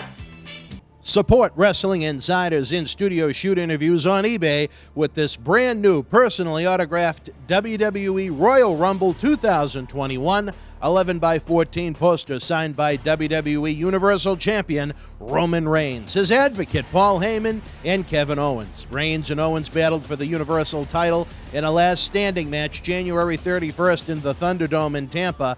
This limited edition collector's poster is number 31 of only 50 produced. Comes with WWE authentication hologram on the poster itself. Also comes with an on-air shout-out from WWE Hall of Famer Mr. USA Tony Atlas and a bonus autographed 8x10 photo. Get this rare, awesome collectible for your man cave and help keep wrestling legends working now. Wrestling fans around the corner, around the world, we invite you to join former ECW World Heavyweight Champion Justin Credible, also Aldo Montoya, from the WWF New Generation era in the mid-90s for a live episode and cyber autograph session for the Paul Bearer Holiday Headlocks Toy Drive this Saturday night, December the 4th at 7 p.m. Eastern Standard Time. Get ready for Wrestling Insider's Extreme as we help Santa update his GPS to find every kid this Christmas. Order your 8x10 photos now. Visit BostonWrestling.com. All right, wrestling fans, welcome back. Having a lot of fun here on Wrestling Insiders with the, official debut here on the Boston Wrestling. Yeah, I'm loving You've been it. with us with live events, but never on the talk show. I've never sat on the couch, so I'm happy to be here on the couch. I feel like you're a therapist. When we get you to the studio, there's no couch though. You got to sit in the chair.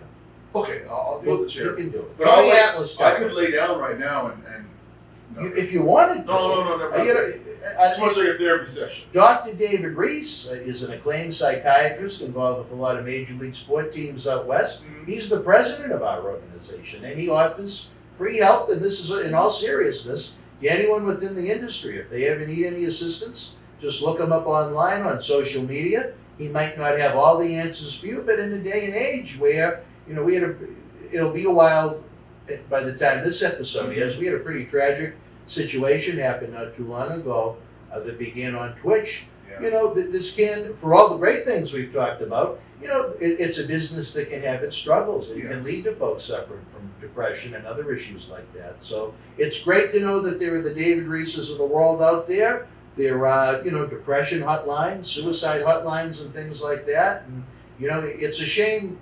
This is an industry that loses too many far too young as it is. It is. For the preventable ones with a situation like that.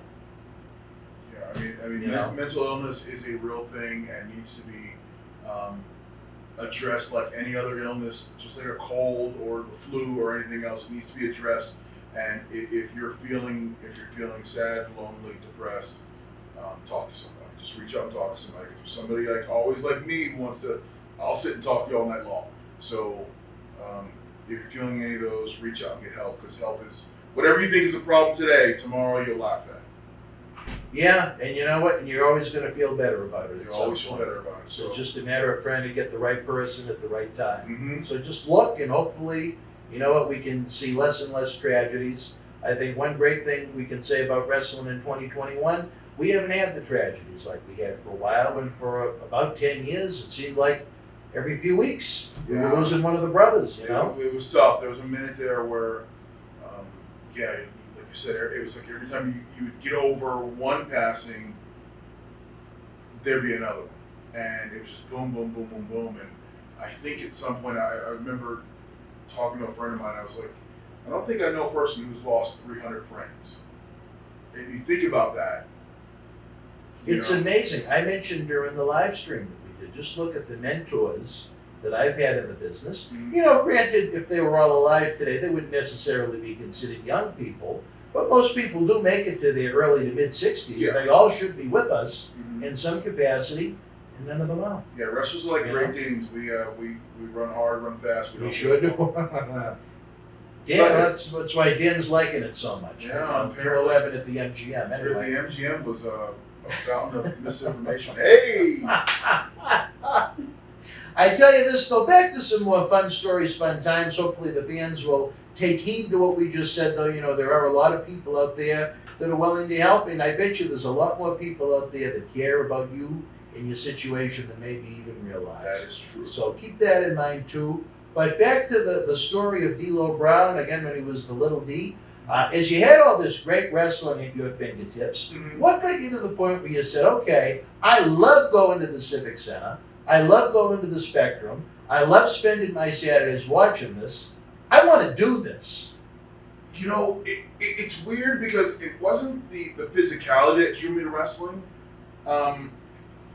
I didn't know what it was until I got older and got into business, but I was in love with the showbiz aspect of it. Like, I love the sport of wrestling. I love the competition, but I loved also how this person could have an entire arena under his control and make them cheer or boo or sit up, or, you know, I love that. And I love being part of that. And that drew me to it. It's like, man, that dude is cool. Okay, this is cool. And just to see the electricity and feel electricity in the Civic Center or the Spectrum, or even sitting at home and watching Dusty Rhodes reach out and go, touch your hand in my hand, you know, like that stuff, it was like, I like that. I want to do that. And then I always kind of had a flair about myself when I played sports. So there was always D'Lo Brown, but he didn't have a name. He was just an attitude I had when I played high school football or amateur wrestling. So. Oh, you were a wrestler? Yes. Oh, really? I didn't know that. That's why I love wrestling. I wrestled all through high school. So I enjoy the overall package of what wrestling is. Yes, the physical part is fun, but I love the entertainment part of it too, where you get to go out there and show the world who you are and all eyes on me.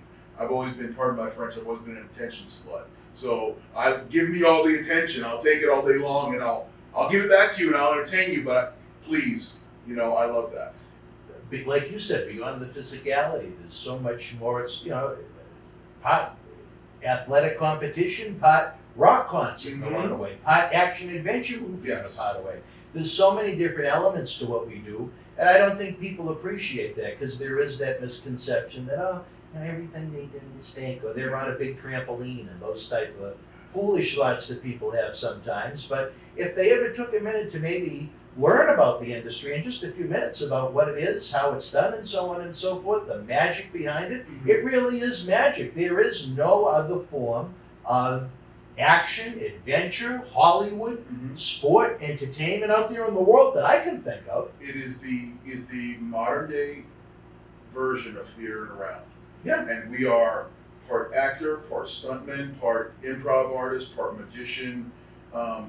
You're all this in one person in a ring. We don't get any redos. We don't get any one take. One take. One take live. And I've had people tell me, okay, it's fake. It's fake. You can't fake gravity.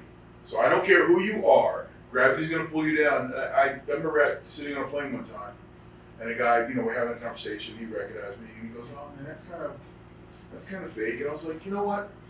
Do this for me when you go home tonight. Get on the edge of your bed and roll to the floor, and just hit the floor, and then stand up and do it again. And I go, that's what I do 30 times a night. Great answer. That's what I do 30 times a night. So yes, it may be predetermined. The Avengers are predetermined. Sure. But and you go out, love that. No one comes out of the Avengers and go, Iron Man doesn't exist, he's fake. They come out and go, did you see what happened if Thanos did this? What we are is entertainment with a physical aspect, and it's meant to tantalize your senses in every sense of the word. You want a good wrestling match to me is one that can make you laugh, cry, be mad, be happy, be angry as hell. That's a good wrestling match. If you can put all that in a wrestling match, you're good to go. And you mentioned the Avengers. 2-hour plus movie, however long it may be. How long did it take for Avengers to be made? Oh, Weeks, a year probably. More? Okay. Yeah. How long does it take to put together a live 2-hour wrestling show? 2 hours. You got 2 See hours. what I mean? And if you run long, you'll pay more money. So it's 2 hours. Bingo is his name-o on that one. Yeah, it takes 2 hours. I love it. I love the answer that you gave that man. And I'm going to guess he probably didn't do it. No, but he looked at me differently after I explained it that way. Because everyone has a misconception that the ring is a mattress or a trampoline, and they think, well, it just absorbs. And no, it is. It's like a boxing ring. It's got to hold you up. There's a little give, but the little give is so the ring doesn't break. You know, I mean, and literally, it's like hitting this floor repeatedly, over and over again from height. When you take a bump, you're falling from 3 or 4, or even who knows, top rope. You could be 10 feet in the air. That's why I said you can't fake gravity. Gravity still hurts. You know, not to continue to bore people with my story too much, but I think it was done in a way not to abuse me, but to teach me respect for the industry. Again, 13-year-old kid in high school. The first night I was around it, got me in the ring. Oh, you want to see what the ring is like? Sure, go in. The chops they laid into me, and then the body slam I took. I saw stars. I legitimately saw stars from when they picked me up, scooped me up, and slammed me down. Now, granted, I probably didn't take the bump right because I never known how to bump, but it taught me a great respect for what those men were doing. And I'll say one thing, as much as I love a lot about what's going on in 2021, I think that's one thing that's missing. I don't know if you'll agree, disagree, or maybe be somewhere in the middle. There aren't enough guys out there that have that manly look to them.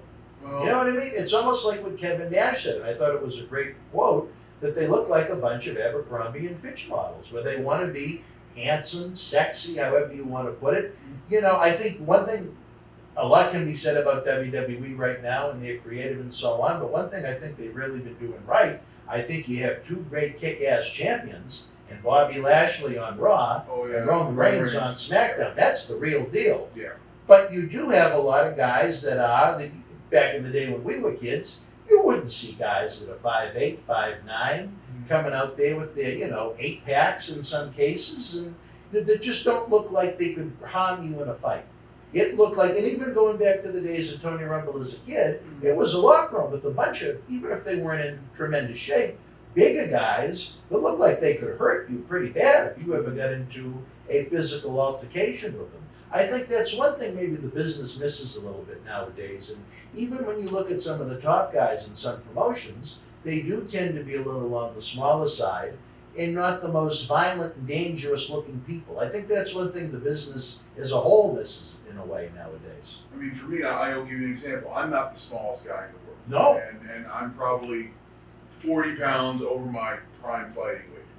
But I was one of the smaller guys in the WWF locker room.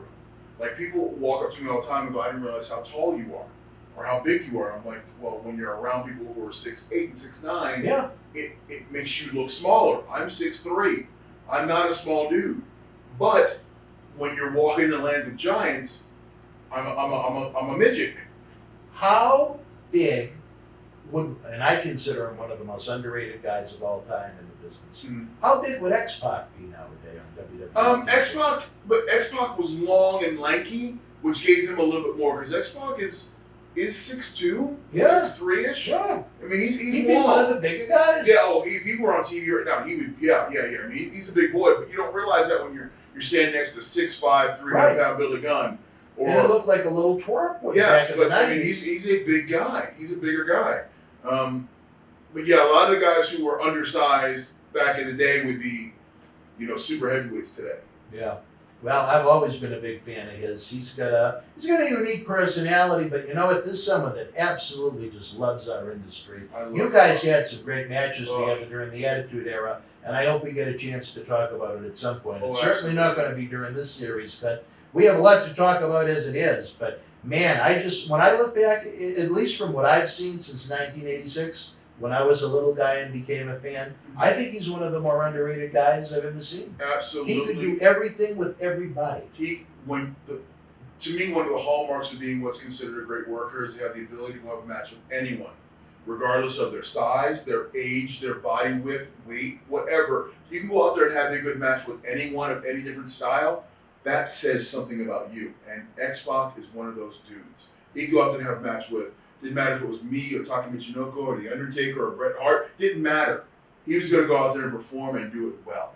And always have a good showing for himself. So one of my favorite guys in the world, and I think he and I could have a match in a phone booth For young kids who don't know what a phone booth is, he used to be on corners. Never mind.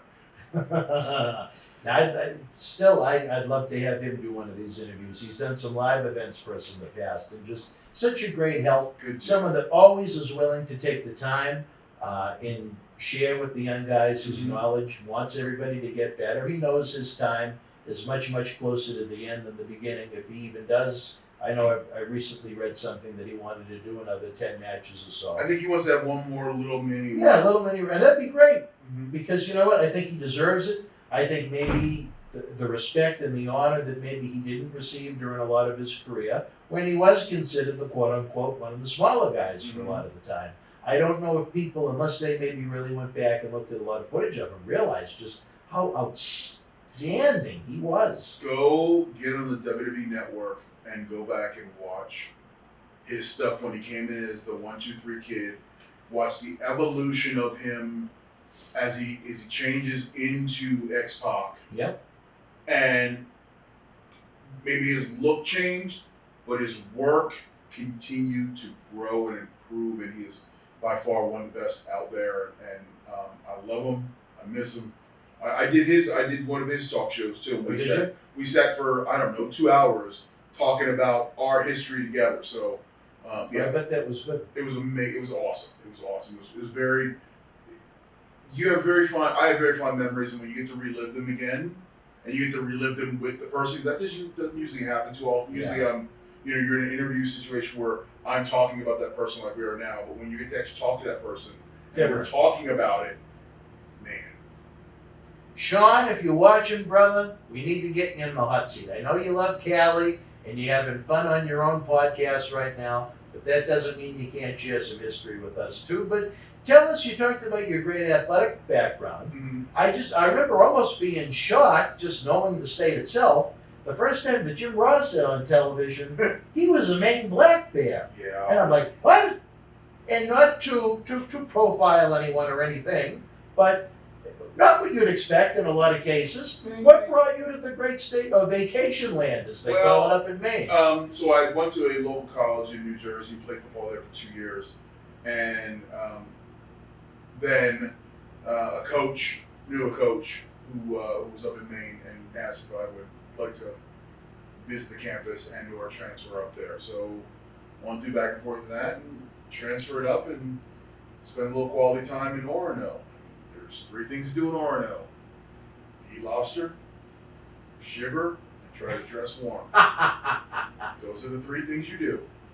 Because right now, we're recording this in September. It's probably a foot of snow on the ground already. No kidding, right? There's 2 seasons in Maine. There's winter and there's tundra. Did you go to school all 4 years there? No, just 2. Just 2? Okay. Yeah. Okay. Well, it must have been quite a cultural experience. It was. It's a cultural experience for me when I go up. I can't imagine someone from Jersey. It's a different way of life. It's a little laid back. It's odd. Just know this. Always leave the bears alone. Don't go near them. If you see one walking, go the other way. Don't run. And don't run. Don't run. And don't just lay down, because then they just beat you up. Just walk away. Just walk away. Don't make any more noises. But yes, it's very different when you come from I came from a little country, little town, but Orono's a different kind of place. It's out there. There's nothing there. Now, it may be different now. I mean, we're talking. I'm trying to help the city. brother. It's a great place for, I think, younger kids to go to school and experience life in a different way. Yeah, I mean, look, here's the thing I think about college is you go to experience life on your own, so you know how to live on your own. So you want to go to school in a place different than what you grew up, to show you can work, you can be out in the world. So I enjoyed my time there. Yeah, I was very happy when I moved back to Jersey. All right, fans, we were getting the cue from the back, I think. I saw a lot of arm movement from Adam Lou, who's actually a double-jointed Devo. He's double-jointed. Show him, fan. Oh, my God. He can do some crazy I don't want to see it. Not as crazy as what this one was doing at MGM, but anyway. All right, wrestling fans, again, it is that time of year again, the Paul Bearer Holiday Headlocks. We're going to take a brief time out. We'll be back with more D'Lo Brown to wrap up the show. Stand by. Wrestling fans, we warned you this day would come. Unfortunately, we're running out of original episodes of Wrestling Insider's Party with Marty each and every Thursday night at 10 p.m., but we're starting up that Indiegogo. You can help the cause. You can help Marty's show continue each and every week. Nobody does it like Marty. We had an incredible time with him at our 20th anniversary bash, November 13th at Memorial Hall here in Melrose. We want to have the good times keep on rolling, but we can't do it without you. Look for the Indiegogo link in the comment section below or across our website and social media platforms. We have some great perks, great rewards where you can even meet Marty himself. There's nothing like it. Since July of 2020, every week we've brought you the show. We need your help to keep on going. We tell you, without wrestling fans, there is no professional wrestling, and there's no better time to help the cause now. Let's keep Marty rocking each and every Thursday night. Wrestling fans, I'm Dan Marati. And this is the man of the hour, Leo Rush. It's all over BostonWrestling.com and our social media. But Leo, brother, they got to check out some of this merch. They got to. Check it out, fans, right now available on eBay. At Night of Champions 2020, Tribal Chief Roman Reigns successfully defended the WWE Universal Championship against his cousin, Jey Uso, in a must-see battle. Here is your chance to own a piece of Roman Reigns moments before battle on this beautiful limited edition autographed 11x14 poster direct from friends at WWE. It's number 19 of only 50 made. Includes WWE authentication hologram on the poster itself, suitable for framing and matting. You'll also receive a bonus Legends autographed 8x10 photo in an on-air shout-out on Wrestling Insiders as our thanks for helping keep Wrestling Legends working. Get this ultra-rare Roman Reigns autograph poster now. Wrestling fans, especially here in the Boston area, we want to thank our great friends at Red Rose for their support for all of our charitable endeavors and programming efforts. Red Rose is 2 years young and extremely thankful for all the support they've had from our neighbors here in Melrose and beyond for an amazing first 2 years. Red Rose thanks Melrose and all of the first responders who have fought the good fight and have never given up hope during these unprecedented times. We did it together. Follow Red Rose on Facebook for their anniversary special, facebook.com/Red Rose Melrose. You'll be glad you did. Open until 2 a.m. Red Rose will give you fresh, piping hot, mouth-watering food that'll put an ear-to-ear smile on even the toughest critic's face. Check out their full menu online at redrosema.com or give them a call, 781-620-1889. Wrestling fans around the corner, around the world, we invite you to join former ECW World Heavyweight Champion Justin Credible, also Aldo Montoya from the WWF New Generation era in the mid-90s for a live episode and cyber autograph session for the Paul Bearer Holiday Headlocks Toy Drive this Saturday night, December the 4th at 7 p.m. Eastern Standard Time. Get ready for Wrestling Insiders Extreme as we help Santa update his GPS to find every kid this Christmas. Order your 8x10 photos now. Visit BostonWrestling.com.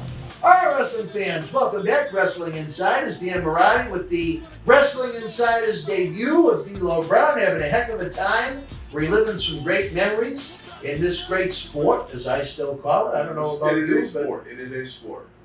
In my mind, it'll always be that. We talked about you being a Maine Black Bear for a little bit. At what point after graduation did you say you went back to Jersey and decided to go test out things at the Monster Factory? Well, I spent a year in back and forth to New Jersey and Manhattan. I worked in New York City as an accountant doing accounting work there. Oh, did you? Yeah, so I spent a year or so, a little over a year, doing that. But I would come home on weekends, and my friends were still, backyard wrestling. They'd roll around, so they would rent a ring every now and then and put on pay-per-views. We recorded. We had our paper-mache belts and everything. And we'd rent Larry Sharp's ring. And oh, wow, really? Yeah. You rented it out for that? $50 an hour. He'd let us have it for about 3-4 hours. Wow. And he would usually get his money and leave. He didn't really care. But we'd rent his ring out, and that was my first exposure to a ring. And then one time Larry hung around.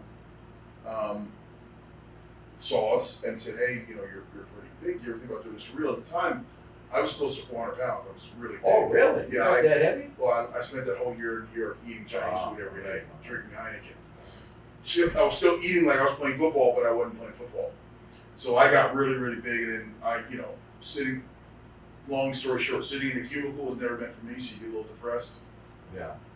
So anyway, so he finally saw me to think about doing this for real. And I said, well, not really, but yeah, I'd like to try it. He goes, all right, sell 50 tickets, you can be on my next show. So I sold 4, bought the other 46 myself. Yes. Did you really? Yes. Wow. $10 a piece. I bought the other 46 myself. It was my first investment in me. May 7th, 94, I was on my first show. Wow, we broke in not too far apart from each other. Isn't that weird? Granted, you've done a hell of a lot more, but right around the same time, yeah. Different roads. Well, all the roads led us to this room right here, now. But yeah, May 7th, 94, I had my first match. Against a guy named Dave Dutch. I'll never forget him. And from that point forward, that $460 was a good investment because it kept turning itself over. So I'm very happy. And here I am, 30 years later. He put you on a show without any kind of training, just as long as you sold those tickets? Well, because he saw I was capable of wrestling. Because we did professional style matches, me and my friends. So I mean, pretty much we trained ourselves, which is odd to say in today's day and age. But he put me on. Had a great little match. Match ended in no contest. And 3 months later, I was in Smoky Mountain, and 2 years later, I was in WWF. Now, did you start to eventually go to the Monster Factory to start? Yes, I did go for a bit, but then within 3 months, I was doing dark match or enhancement work for WWF, and then I got the job in Smoky Mountain probably 4 months into my official training. Wow. Yeah. Now, I know Earthquake was one of the guys who did enhancement match work in WWF. Who else? I've worked with Yoko and Owen. I've worked with. Is it an enhancement guy? Yes. Okay. With the Quebecers. Oh wow. In a tag match. Earthquake was he was the nicest guy I've met in my life. Everyone said that. I met him only one time when he was doing the Golga, when he was one of the oddities. I never really met him as Earthquake, but what a nice guy. He's one of the nicest. You talk about a bear, my God. Yes. I remember in that match, in the Enhancement match, and it got edited out, but he clotheslined me and hit me here with his fist. And the look of shock on his face. And all I heard was, "Are you okay? Are you okay? Are you okay?" And I'm like, "Yeah, I'm okay." He was, "Are you okay? Let's do it again. Let's go. Can you do it again?" "Yes, sir." And we got to the back. He couldn't have been more nice. I mean, he apologized. It wasn't like, big league in this kid because I'm a star. This is my head. No, he'd hurt me and he felt bad. Ironically, a couple years later when he came back as Golga and I was there, he recognized me from that Enhancement match and was like, "I thought you had the potential to make a kid." Wow. Yeah, so that was good. And when you worked those enhancement matches, were you AC Connor? I was AC Connor. I was AC Corner. The funny one, they called me AC Corner one time because it was a tag match, and Pat Patterson goes, "Today you're AC Corner because that's where you're going to stand." And what were the paydays like back then? Was it $150? No, I want to say you were getting. Might have been $300 a day or something like that. Really? Yeah, it was good. It was good money, and back then they would do. I don't know if you remember, but they would do a block of tapings. It wasn't one tape. No, it was like 5 days. It might have been 500. You'd have Raw, then they do Superstars, then they do Challenge. Yes, and you would take 4 weeks of each. Right, those were long days. Yeah, so you would take a month of each one of these shows. It might have been 500. Wow, because I remember coming home and like, wow, I should pay my bills. I want to say, because I remember coming home and counting and counting again, going, I've never had this much money in my hands, like from wrestling. So, yeah, they were good little payoffs. You wanted to get on the enhanced work. You really wanted to get on the enhanced work, and you wanted to get on. You wanted to get on the list where like Pat liked you because then he would put you in. If there were bad matchups that came up, they would kind of switch to maybe we could put him here. That's why I was AC corner, because you stand on the corner today because he liked me. He didn't want me to get beat up. Was Pat the one responsible for booking the extras at that point? No, but Pat was the one you got there. Oh, I got you. Yeah, the extras usually would come, like they would call Larry Sharp. Larry, who you got in the Northeast? Can you send 4 or 5 guys? I need 5 guys ranging from this size to this size. He would look at his crew and go, hey, who wants to go? I'll send 4 or 5 of my best, because he's trying to send his best talent there. Sure, he wants his school to look good. Yeah, so he's not going to send his newbies there. But I was athletic and picked up wrestling really quickly, so I would get sent with him. Now I know you said you were pushing 400 at one point. Did you start to slim down? Oh yeah, once I got in the business, I realized either you have a decent body, or really good looking body, or you're grossly fat. There's no one in between. And guys who are kind of in between get left in the waist. You either have to be an Adonis or Earthquake. Right. There's really, so yeah, I started quickly trimming down after that, and I was at about 280 when I first went to WWF to work, and then got as low as like 240, I think. Oh wow! At one point. So describe the first experience. Do you remember the first arena you did enhancement work at? The Rochester, I think it was the War Memorial. War Memorial. Yes. Yep. And I can imagine there must have been some butterflies in that stomach on you. Yeah, it's you don't realize. As a kid, I knew what it was like to be out in the crowd and hear the music and hear the roar of the crowd. It's a whole different thing when you're inside those barricades. And I remember walking down that ramp that first time and then looking around. Oh shoot! Oh man! But then you get in there, you got to get in the ring, and then you're nervous. You're like, okay, don't mess up. Okay, camera, red lights on. They're watching me now. And so it's a lot of stuff going on. But then the faster you can get more comfortable with that kind of environment, the easier it becomes. And now, drop me in front of 100,000 people, and I wouldn't care right now. I wouldn't. I remember being in the Tokyo Dome and looking up in the crowd and saying to myself, there are more people in this building tonight than in my hometown. Wow. Isn't that a funny way to look at it, yeah? Yeah, there's more people sitting in one building than my entire town, the entire town I grew up in. And I was like, okay, let's go to work now. So yeah, it's a little shock and awe, but if you want to be out there, it quickly goes away and you get right into what you're doing. Did Larry Sharp tell you what to expect, or did you just kind of? No, Larry didn't, but Headbanger, Mosh, and Thrasher, they were the head trainers there. Mm-hmm. So on the ride up, they trained at Larry Sharp's school? Yeah. Oh, okay, I didn't know that. Yeah, Thrasher, Glenn Ruth, he was Larry's head trainer. So I had those two, as long with Dwayne Gill, because he was on the ride too, because they'd bring guys from Baltimore too. Mm-hmm. And so sitting in the rooms that night, they would say, okay, here's what you're going to expect tomorrow. Here's what you need to do tomorrow. And that's what they would say. Do you remember who your first opponent was? Was it Earthquake? I want to say my first opponent was Earthquake. They all blend together. I want to say it was Earthquake, and then it was like Quebecers.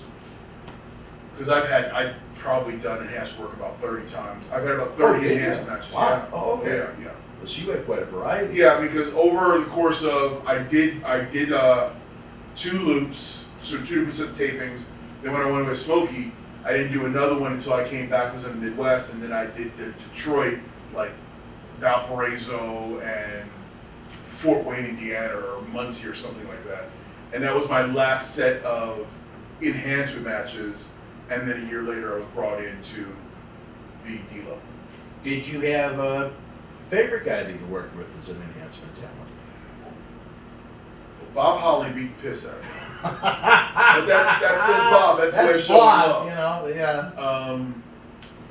I think it was Earthquake, just because the way he was more concerned about me being safe and me getting out there, get experience, then obviously he's worried about himself doing his work. Right. He wanted to make it a good of experience for me as well, which not a lot of guys did that for you back then.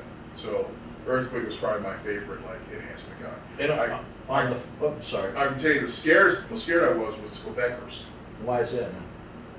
Because I don't know if you remember the Quebecers. One of their finishing moves was Jacques would put you in a Boston Crab, and Pierre would come up the second rope with a leg drop to the back of your neck. Well, you're blind, you can't see it.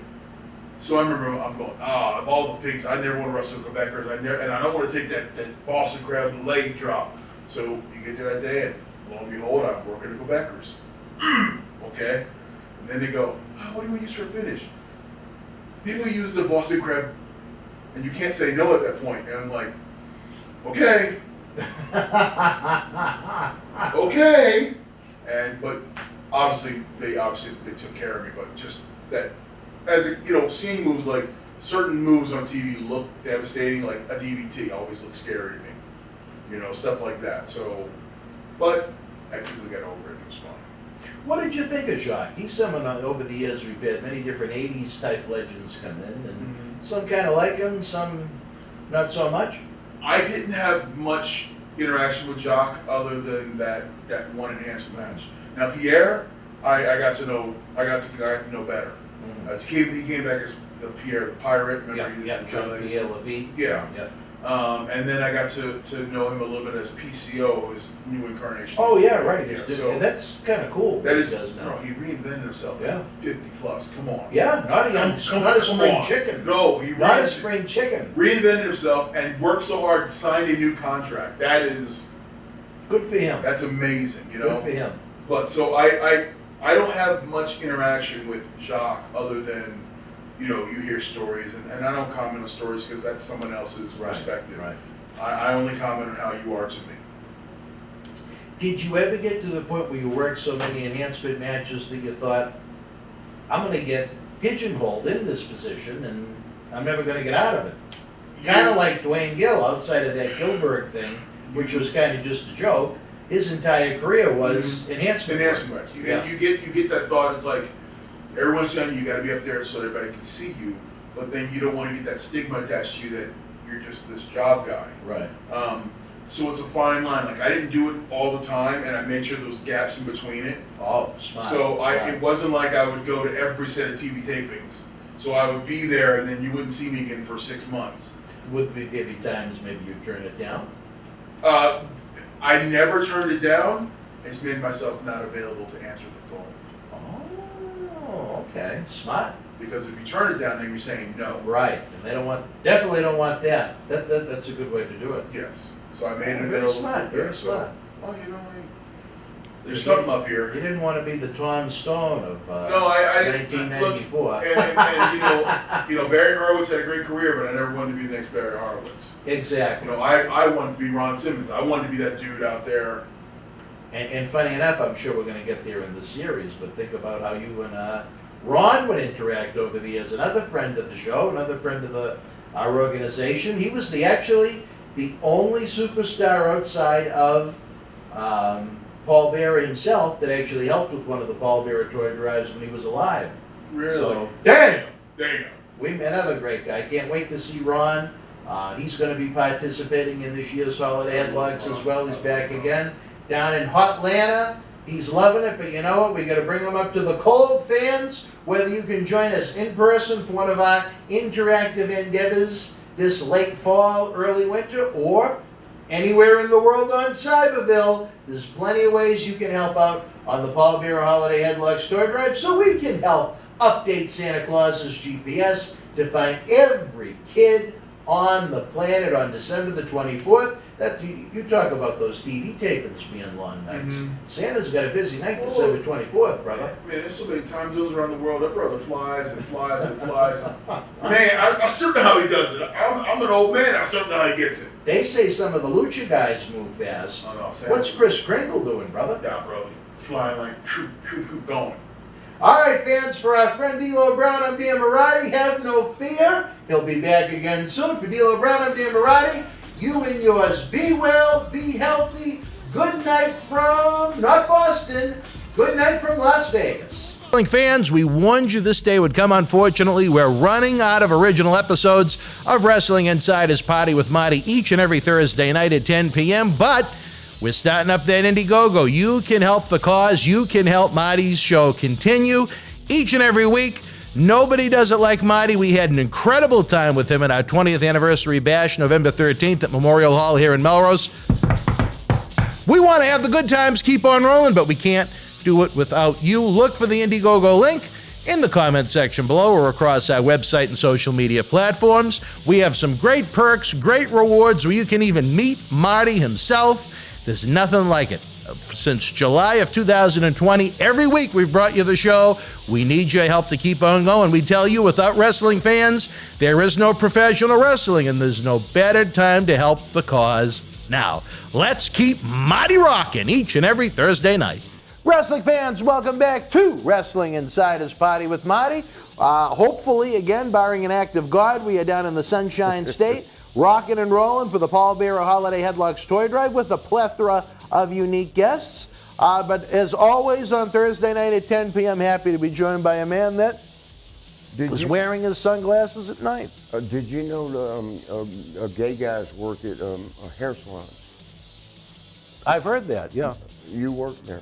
I did the books. I did the numbers. I didn't. You never cut hair? If they ever had me do someone's hair, they would have gone out of business really quick. You can't fix me? There is nothing I can do. Shit. I told you my story. Didn't I tell you the story about during when we had the summer camp here at the studio? I don't think you did. I for Christmas, someone gave me one of those buzzers that had about 30 different attachments on it with different lengths. You did tell me. And I said, geez, it's looking a little long. Let me take a little off. And it went, wow.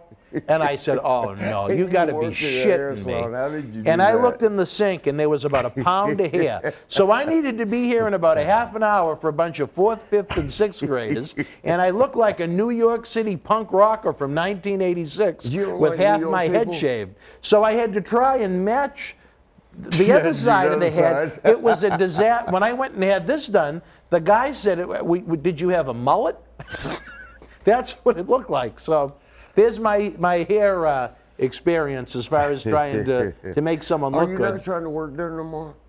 It's just with businesses the way it is, they don't need me. Of it sucks. Yeah. I went, like I told you, I went back for maybe 3 months, no, 2.5, 3 months, and then it's just, it never got back to what it was. Cover your balls. They're covered, don't worry. January the 19th, Miami, Florida. The Royal Rumble, baby. What's that? Way up to January? January 19th, 1991. And the Royal Rumble. Oh, I thought you meant, had one of the great matches in WWF pay-per-view history at that point. The Rockers and the Orient Express. At some point, we're not going to be able to do it on this visit, but I'd like to do a watch-along of that match. Yeah, that'd be cool. Roddy Piper told us, because we got upset, we was tired of being first match every fucking time. Excuse my language.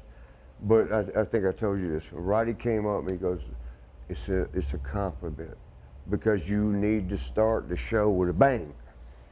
You know, so if they throw you on first, all y'all out there, remember that. The first match is the compliment because you're the one that gets the people going. And, you know, we didn't find that out till Roddy said it, you know. And then we realized, like, yeah, I guess he was right. You know, Roddy was pretty cool. I don't know how many dicks he threw in his neck, but Yeah. I mean, huh? Yeah, no. What the hell's that? It's a motorcycle. Where'd that?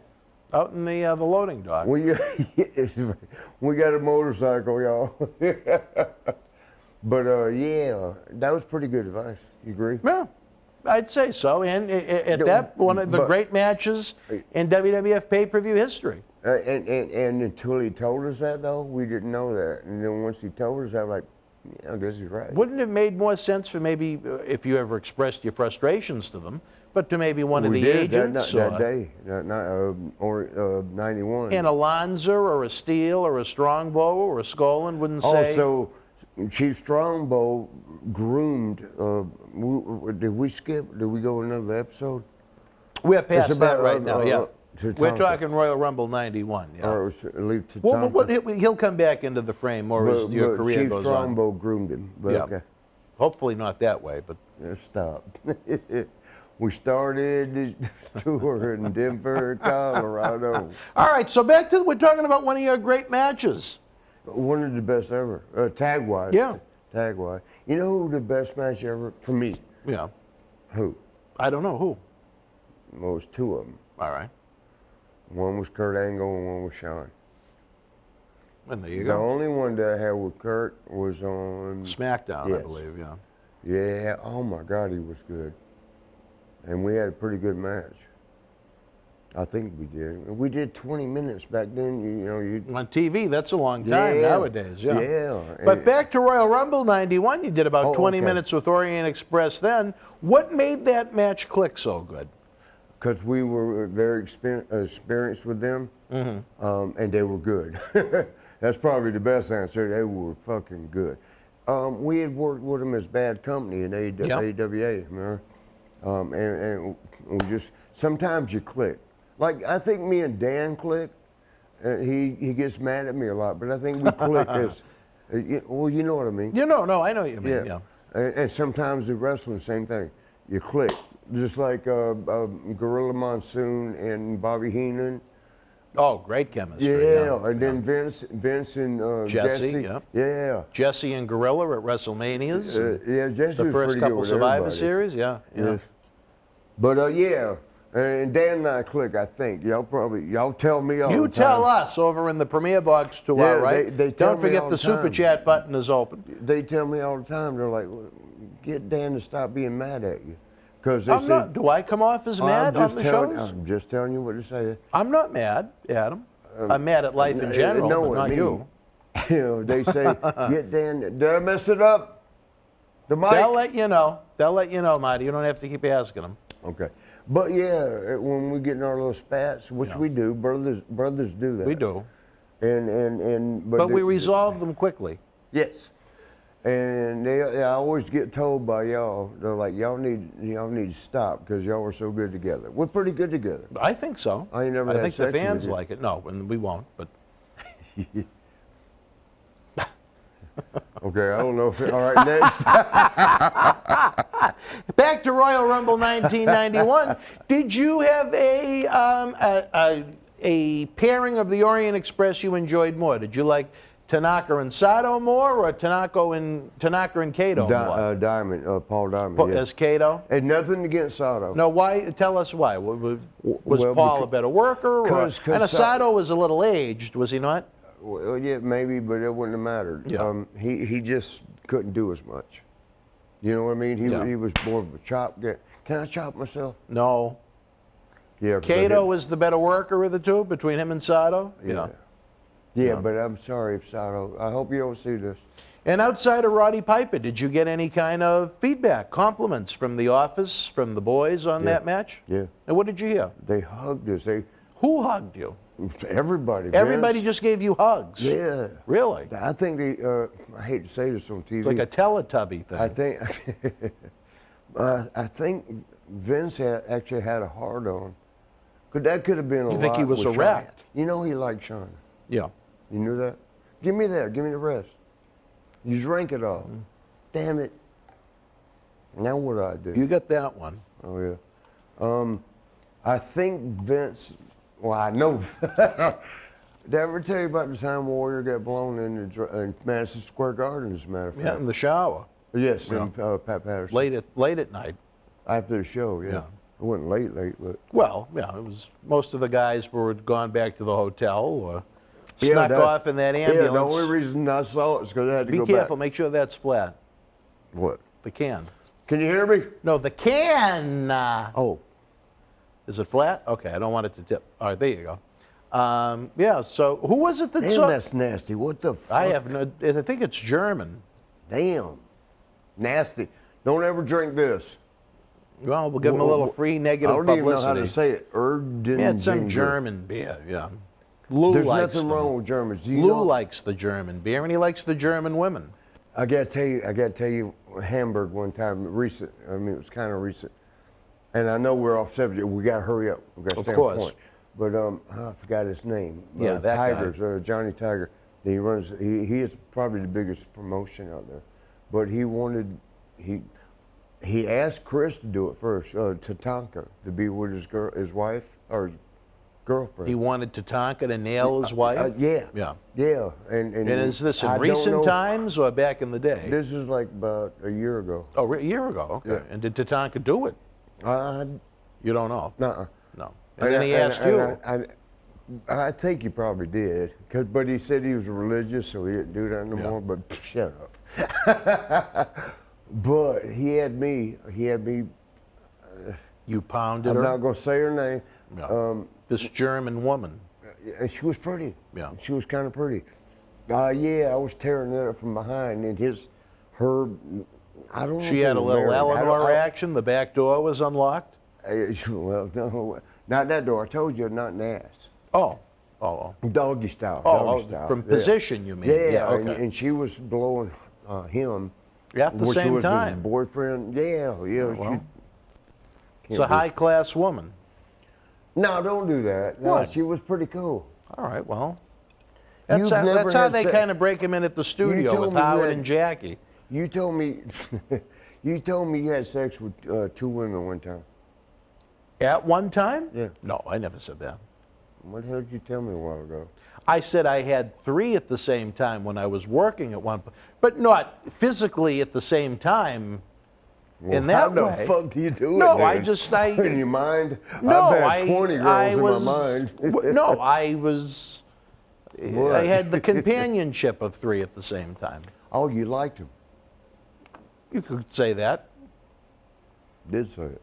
Yeah. Okay. Well, anyway, back to this German promoter and his wife. Oh yeah, or girlfriend. Johnny Tiger. Yeah, Johnny Tiger and his tigeress, I guess. Yeah, she was pretty good. Yeah.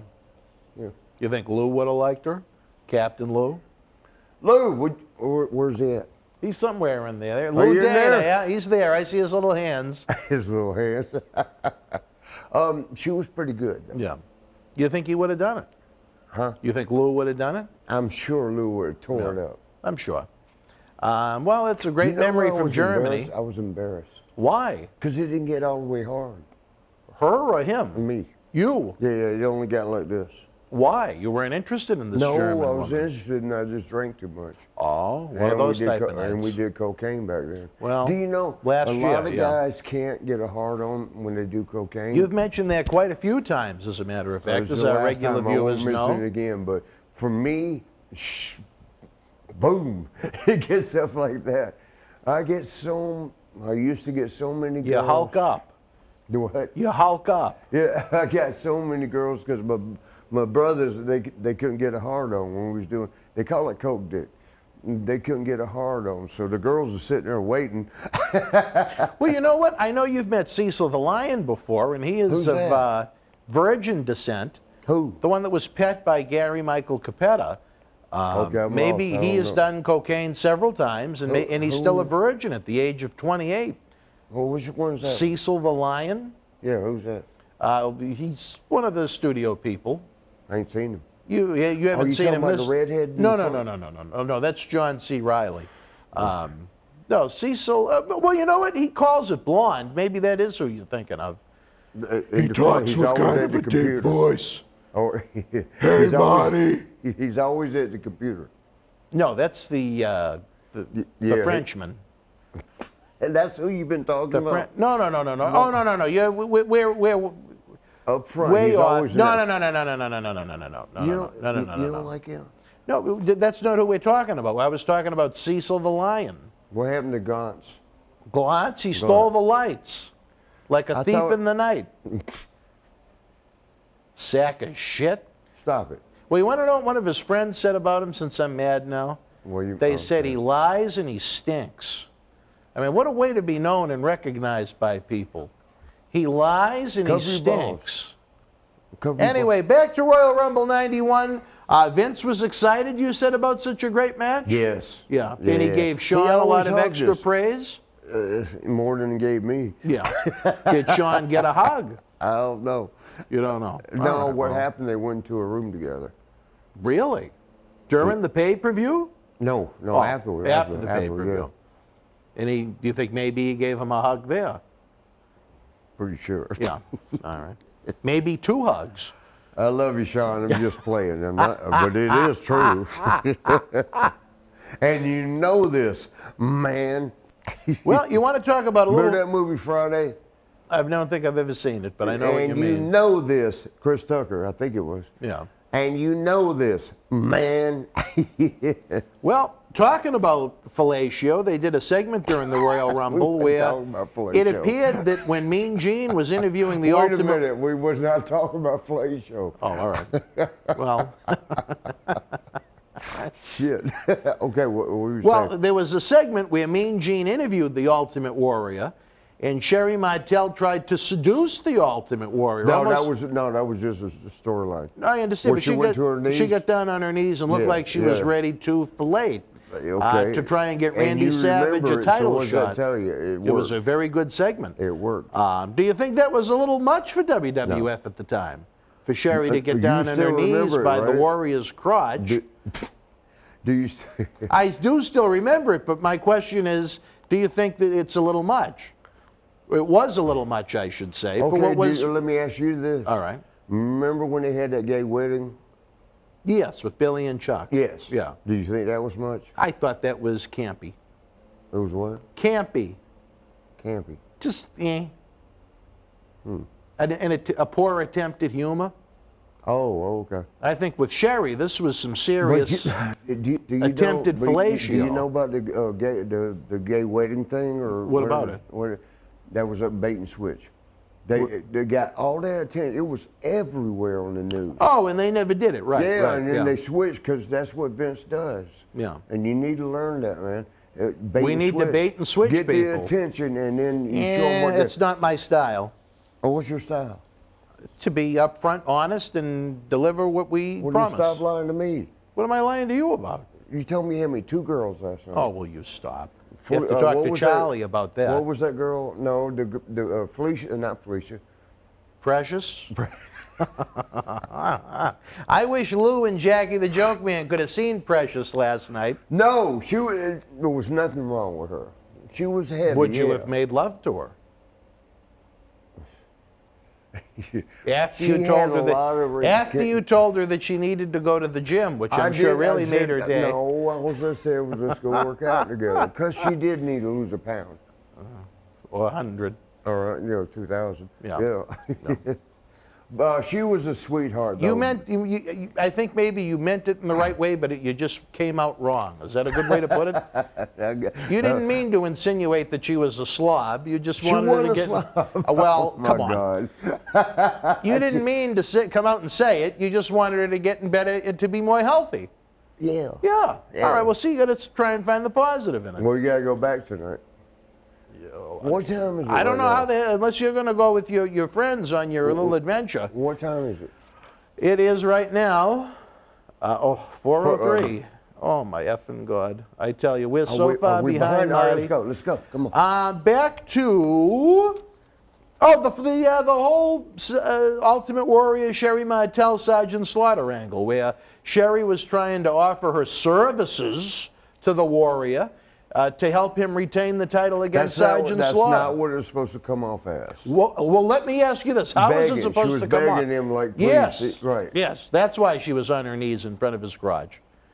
On TV. well, off screen, was there ever any...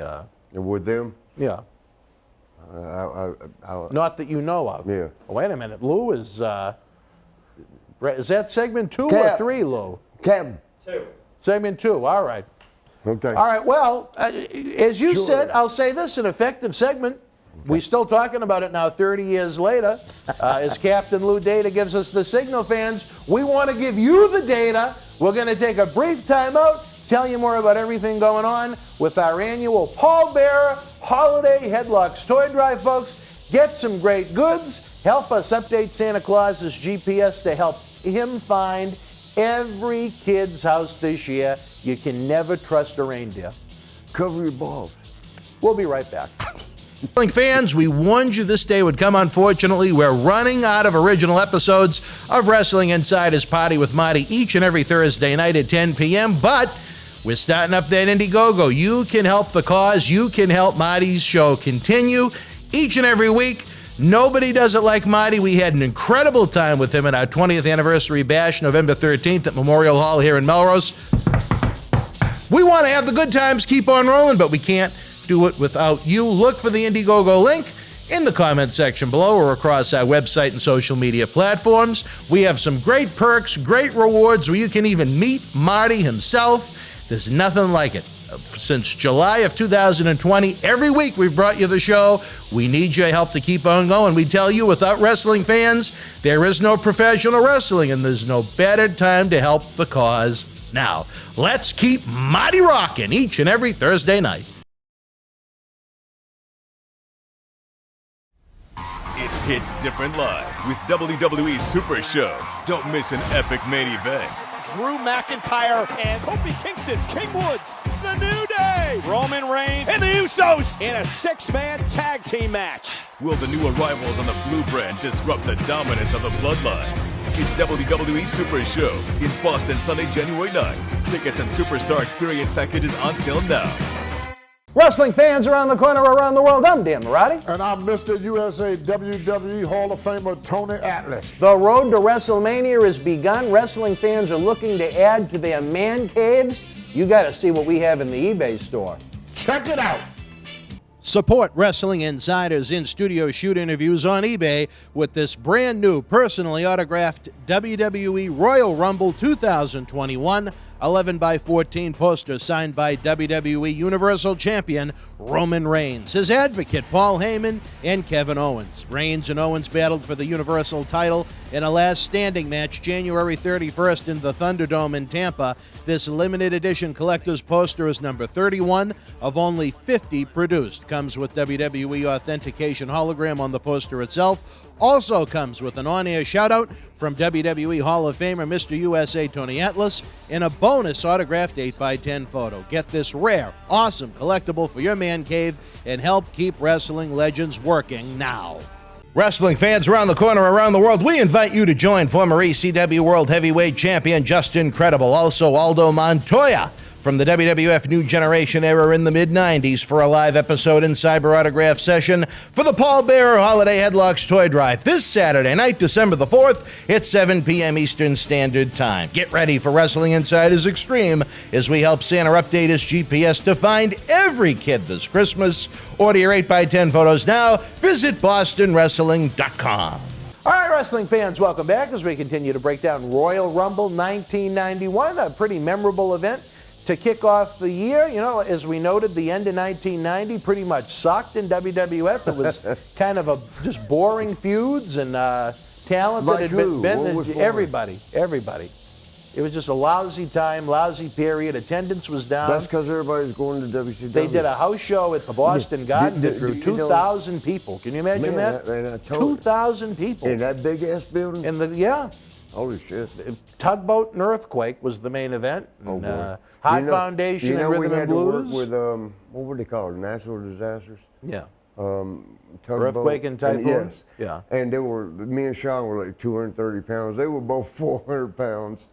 And we had to make a match. Well, how about this one? You want to talk about a tag match? $1 Million Man Ted DiBiase and Virgil defeated Dusty and Dustin Rhodes.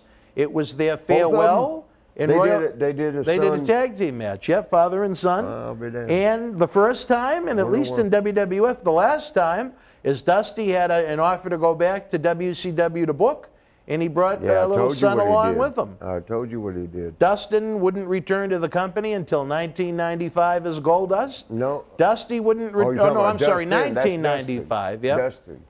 Dustin wouldn't return until 95. Dusty wouldn't return until, I believe, 2005 when he was, after he left TNA as a booker. No. Dusty Rhodes. The American Dream? Yes. Yeah. You know, let me tell you what happened to him. He came back. I got to tell you something. I've heard that. You've told us that story before. With his shoes? No, yeah. Okay. No, he was booking for TNA and he left and he came back. I believe it was 05 or 06. So he was gone for a long time. I'm talking about way back, with the wars, with the TNA, WCW. Yeah, he was with WCW then. Yeah. Dustin, though, he came back in 95 as Goldust. Right. But who had to work with him? Were you sad to see the Rhodeses go?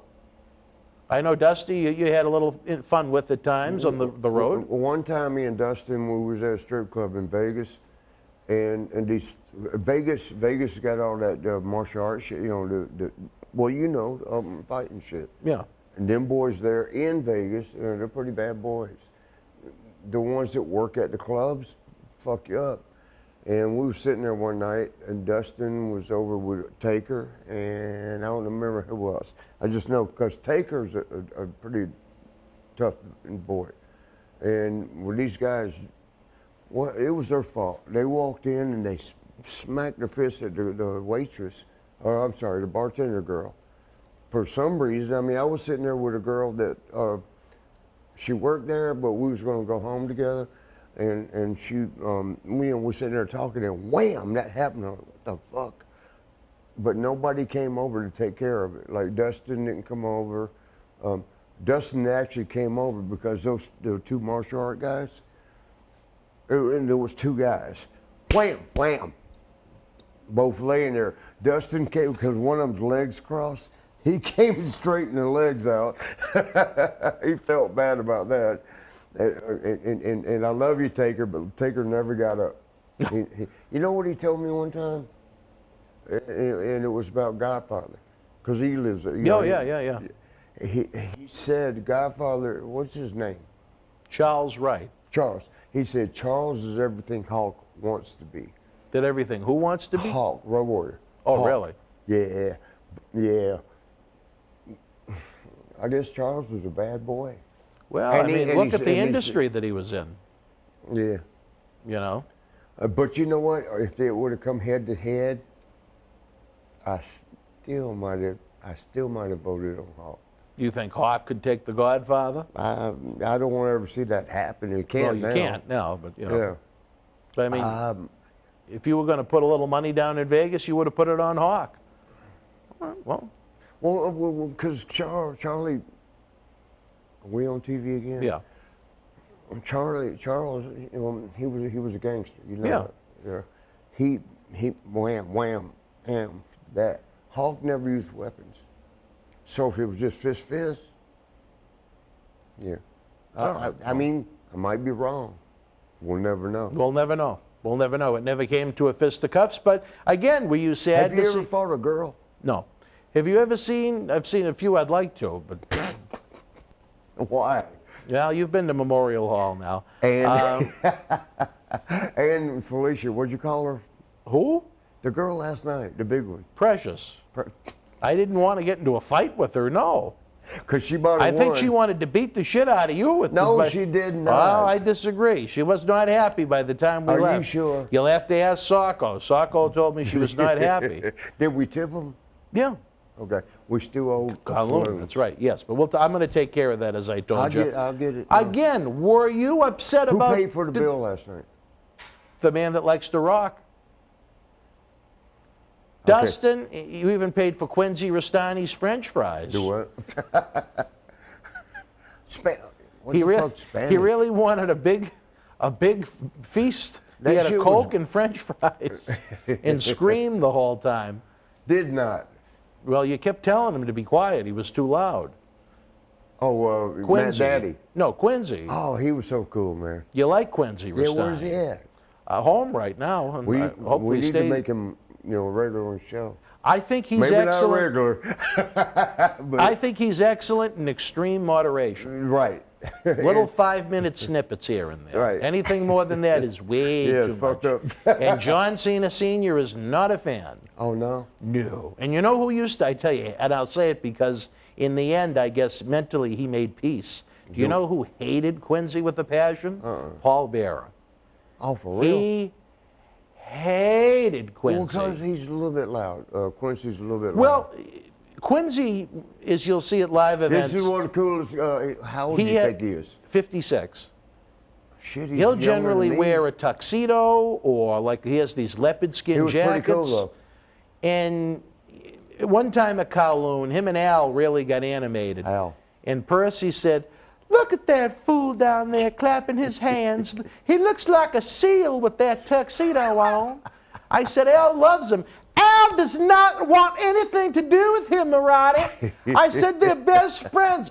I've known fucking Al for 25 years, Marty. He wants nothing to do with that fool. And then I think he saw that Al genuinely loves Quincy, and I think he... Al Snow? Yeah. He wasn't there last night. No, I'm talking about an event we had at Kowloon. Okay. Paul Bear is dead, so it definitely wasn't last night. Oh, I thought this we were was an talking about event from Quincy. years ago at Kowloon. Yeah. Al was with Quincy a little bit at a table a little bit further down, and Percy was just sitting there disgusted, looking at Quincy in a tuxedo, almost looking like Leatherface from the Texas Chainsaw Massacre, singing and dancing and waving his hands. Quincy's funny though. I think he Precious is. liked him. You think Precious would have serviced him? I think she would have fucked him if he could get a hard Really? one. I don't think Quincy would understand even what that is. I know, honestly, I think Quincy has the mind of like a 6-year-old child. No, we don't. I think he has a pure innocence about him, and I think it's a great thing. He does. Yeah. Cover your He balls. doesn't understand the things I say to him. Can I tell y'all something? Because I don't know what we should do, Dan. About what? Our ball show. No, come on. Well, no, real quick, All right, it's embarrassing for our balls to show. I'm not Go ahead. embarrassed by mine, and they're not out, so there you go. All right. Anyway, back to, we are sad to see Dusty and Dustin Rhodes go in 1991. Or did you just not give a fuck? I was so busy. You didn't care. No, it's not that I didn't care. What about Virgil's big turn on Ted DiBiase around that time? Was it good to see Virgil finally get a push and do something other than it couldn't work. I love Virgil. Yeah. You know, that's my boy. We can call him. Yeah, no. He couldn't work. Yeah. Do you think it was embarrassing for Dusty Rhodes on his way out to have to do singles jobs to Virgil when DiBiase got injured? Okay, I'm gonna tell y'all, and I've told probably before. Dusty Yeah. hated doing that damn polka dot shit, and we was flying to Nova Scotia, and that's a long Pissed ass it way. all away. Yeah, that's a long fucking way. And me and him were sitting together up first class, and he was drinking, and he was like, Marty, you know how he talks. You've told this story. Pissed it all away. Pissed it all away, Daddy. But what? Pissed it all away. For some original. It fucking was the American dream. I got to tell you about the New Orleans story. But I know the New Orleans one too. I have some with the original shoes? questions. Material. Do you think it bothered Dusty on the way out to have to do jobs to Virgil in singles matches? I don't remember he did that. He had DiBiase was I'm injured. sure it bothered him. I didn't know. He was doing jobs. Let me ask you. What do you think? Doing jobs to a man that was named after him. Virgil? Yeah. Reynolds? Yeah, I guess you're right. That's kind of a sad way to go back to WCW, doing jobs to Virgil on the house shows. Stop, man. Virgil. Well, I mean, that's what happened. I know. Do you think? Well, I didn't know that. I didn't know. How the hell you gonna? I'm sorry if you're watching Virgil. How you gonna let Virgil beat somebody? I think they were lining Virgil up to get a pretty significant, or they wanted to give him a pretty significant babyface singles push. Well, I'll say this, as a young kid, I was kind of rooting for Virgil in that feud with DiBiase. You know, he was kind of, he talked down to him like he was garbage, and it made for a good story. It's just Virgil wasn't very good. I think if it was a different wrestler that portrayed Virgil, I think it could have made a great feud. Me and Virgil had a couple good matches when WCW. We had a couple good matches. One of them was What dream did those exist Thunder. Remember what they had on Thursday night? Thursday Night Thunder. Thunder, yeah. And then we had the other one, Nitro. We had two good matches. It wasn't easy. How did you get a good match out of Virgil? You didn't have to say it like that. We kept it limited. Yeah. 40 seconds? I love you, Virg. I'm not playing, but I am playing. 40 seconds? Yeah. No. 50? We actually had to go like 8 minutes. I was scared to death. I'm like, God damn. Oh, my God. Yeah, of all the people they had on that roster, him? I don't know why they did it. Who went over? Oh, well, all right. At least they didn't make that bad decision. Yeah, but 8 minutes. Wow. It must have been a long 8 minutes. Oh, my God. No, you know what? It wasn't that bad. Wasn't that bad?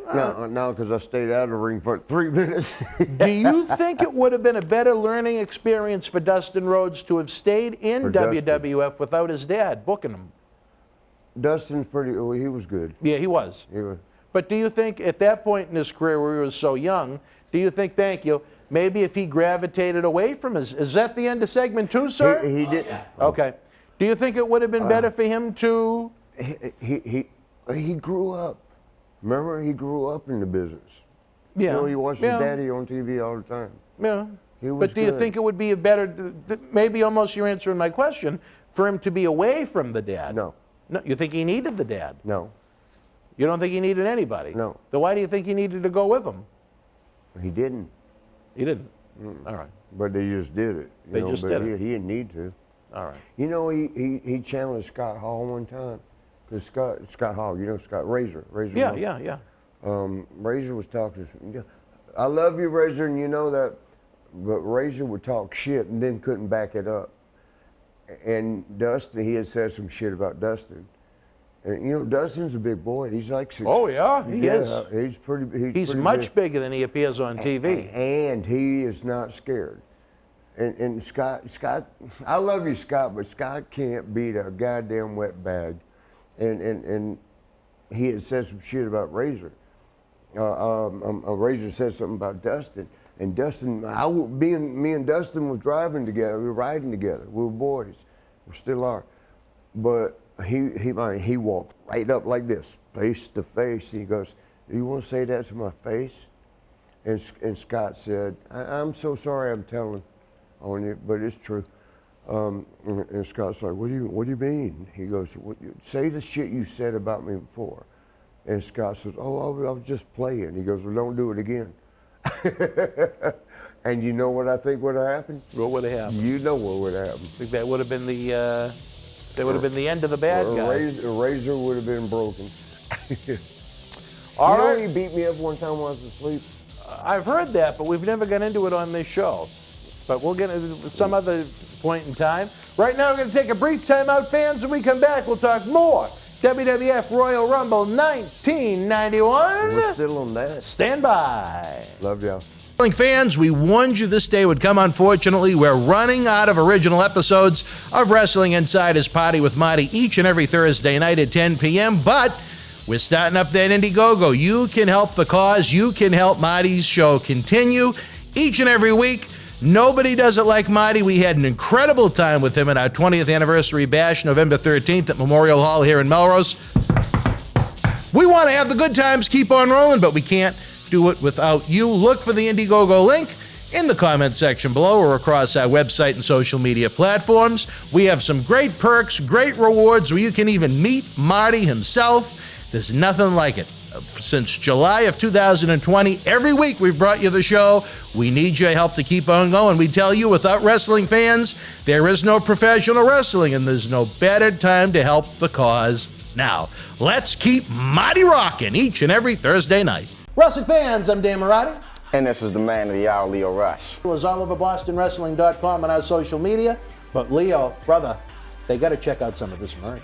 They got to. Check it out, fans, right now available on eBay. At Night of Champions 2020, Tribal Chief Roman Reigns successfully defended the WWE Universal Championship against his cousin, Jey Uso, in a must-see battle. Here is your chance to own a piece of Roman Reigns moments before battle on this beautiful limited edition autographed 11x14 poster direct from friends at WWE. It's number 19 of only 50 made. Includes WWE authentication hologram on the poster itself, suitable for framing and matting. You'll also receive a bonus Legends autographed 8x10 photo in an on-air shout-out on Wrestling Insiders as our thanks for helping keep Wrestling Legends working. Get this ultra-rare Roman Reigns autograph poster now. Wrestling fans, especially here in the Boston area, we want to thank our great friends at Red Rose for their support for all of our charitable endeavors and programming efforts. Red Rose is 2 years young and extremely thankful for all the support they've had from our neighbors here in Melrose and beyond for an amazing first 2 years. Red Rose thanks Melrose and all of the first responders who have fought the good fight and have never given up hope during these unprecedented times. We did it together. Follow Red Rose on Facebook for their anniversary special, facebook.com/Red Rose Melrose. You'll be glad you did. Open until 2 a.m. Red Rose will give you fresh, piping hot, mouth-watering food that'll put an ear-to-ear smile on even the toughest critic's face. Check out their full menu online at redrosema.com or give them a call, 781-620-1889.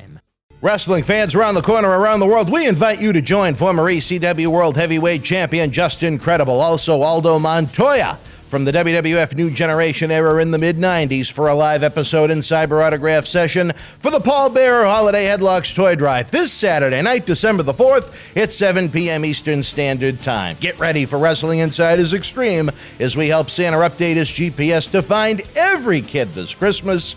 Order your 8x10 photos now. Visit BostonWrestling.com.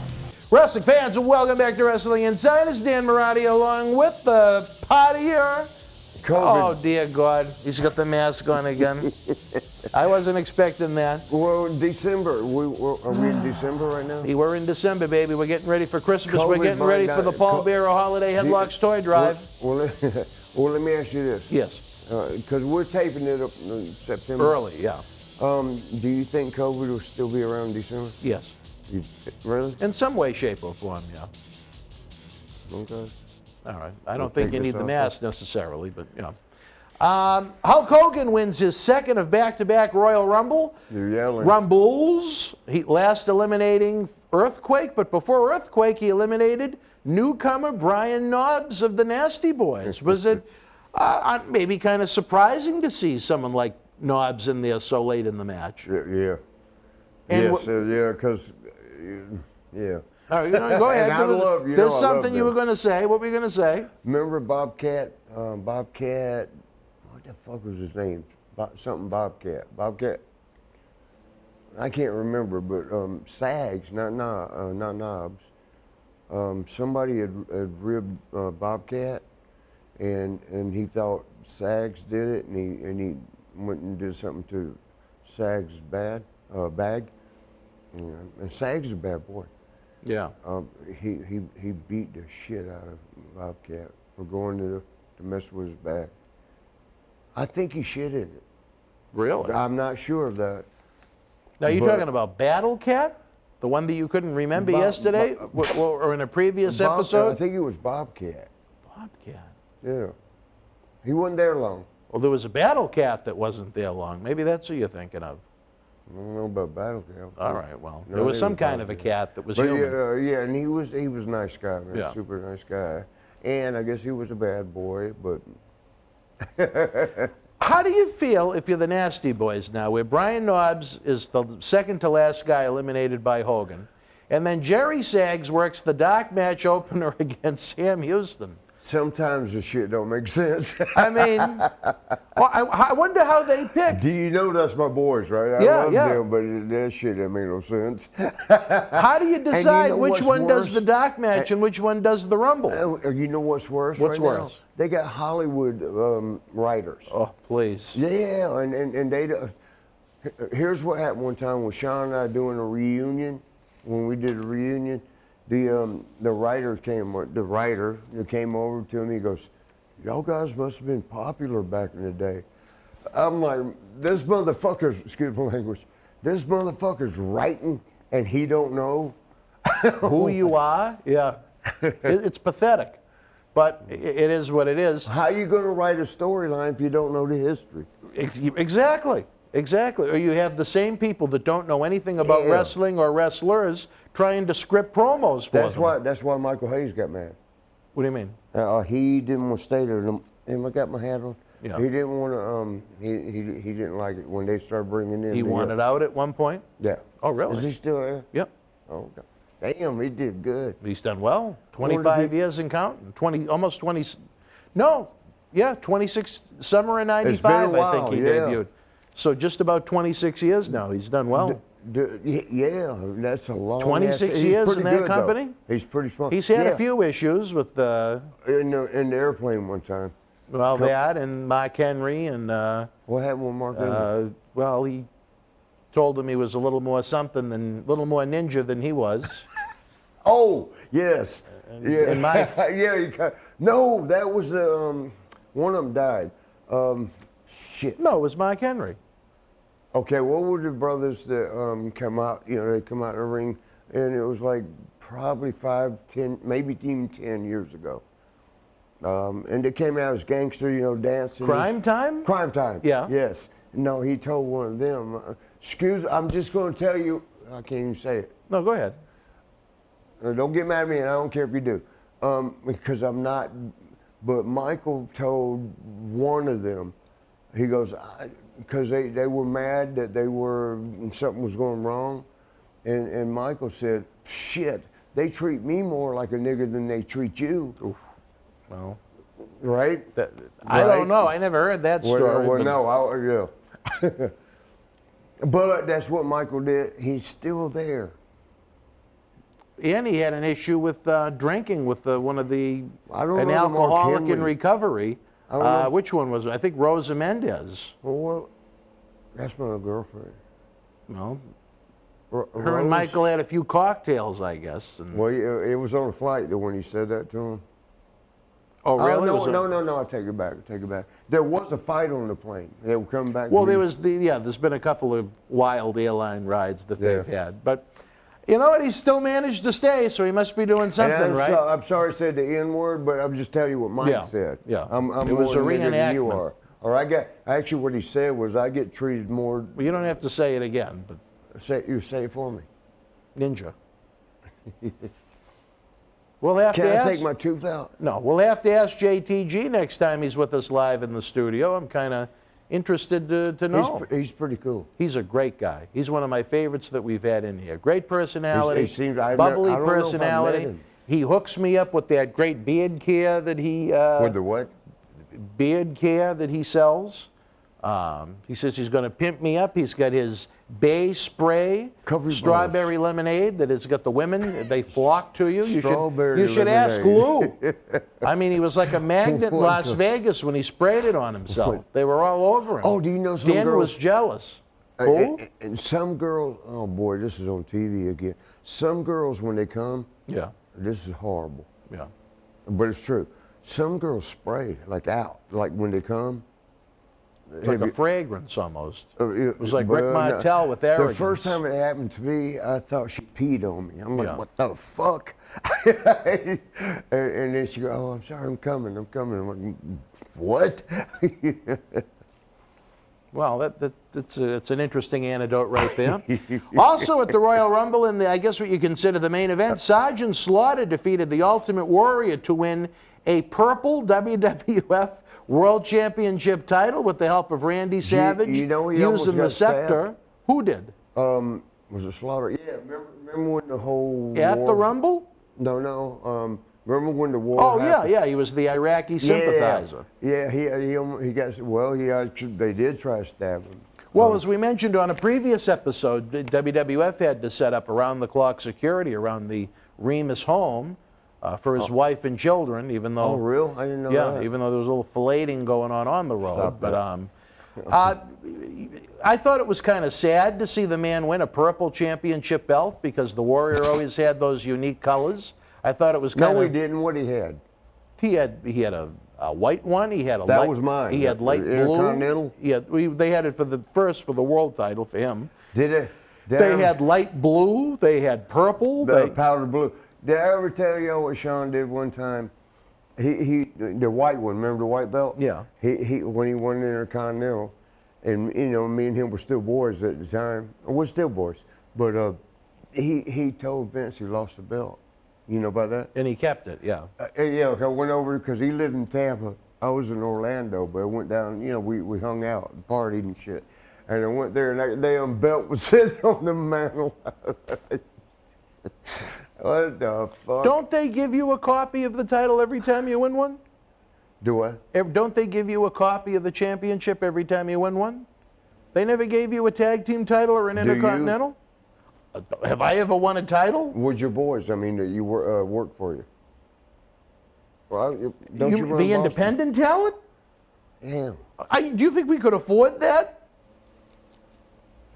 You know what? When Brian Knobbs... Bill Eadie had a WWF Tag Team Championship belt that he stole for about 20 grand. Stole. No, sold, I'm saying. He sold it. Sold. All right, when one day, WrestleMania 7, I know we're up there, but I got to tell the story right now. No, we can wait till we get there. We've told the story before. What is it? We'll tell it again when we get to WrestleMania 7, but what did you think about that? Why? Why a purple championship belt? I thought it was a disgrace. Remember the purple one. You remember the purple one? If you look at all of Sergeant Slaughter's promo materials going into WrestleMania 7, he's got that stupid purple championship belt, which must have been taken that night at the Rumble or the night after at TV. You know why? Why? Because he like... Yeah, that's why. Purple's for gay people. Well, okay. And you know he's gay. Well, we've learned this on this show about Sarge. I never knew that the whole time. When did you find out? I can't tell you who, but I guess I can't tell you. I can't tell y'all who, but had sex with him, and and he told me. I'm like, no way, because I love Sarge. Yeah. I love you, Sarge. Jacques? Huh? Jacques? No. No. I never said that. That I totally misunderstood something you said on this show. I never said that. Because I would have bet you $1 that you That's did. It? $1? Well, we'll have to, when we re-edit the episode, I'm going to listen clearly. I want to see who it was that you said. But so Sarge was. I can't say. Do you think it's better to say maybe along the lines of what Tony Atlas's wife accused him of being bi, where he had a wife and kids? I ain't getting into that. Well, I mean... We started the show out in Denver, Colorado. Do you think Sarge was just straight out that way, or do you think that maybe he liked both sides of the team? What? Jerry Briscoe? Well, I'll have to ask him, I guess. He's still alive. One of them died. Jack died. Jack died. Love you, Jerry. Your thoughts on the return to help Sarge get over even more? A man you knew in the AWA is Sheik Adnan Al-KC, now General Adnan in WWF. Your memories of the General? Man. You know what happened when they did the bombing? When the whole shit broke out? Some of his family got killed. We were close. Some of Adnan's family? Yes. Oh, really? Yeah, and we were close. We liked, not like that, but we liked each other, man. I loved him, man, in the AWA days. But he was with us in WWE, whatever. And some of his family got killed. Wow. Yeah, and he came over and he hugged me. I'm about to cry. I cried a lot. You're an emotional man. He came and hugged me and he cried because, okay, let me ask you this, and y'all, how was he supposed to feel? It was wrong what happened. It had to be done. But his family got killed. Yeah. Yeah. Now, were these people innocent? Were they involved in the military in some way, or you just don't know? No, they didn't have nothing to do with the military. Yeah. Well, I don't know. I don't know. Oh, I'm sorry. The Take It Home. Well, you know what? As we finish, any final memories of the Royal Rumble? You're going to make me cry. Of who? The Royal Rumble, 1991. Sharon Martell did not blow Warrior. On TV. No, she didn't. I remember it vividly. Yeah, but I remember after the show. Well, I don't know about, I can't speak to that. You'd know better than me. That's what I just told you. All right.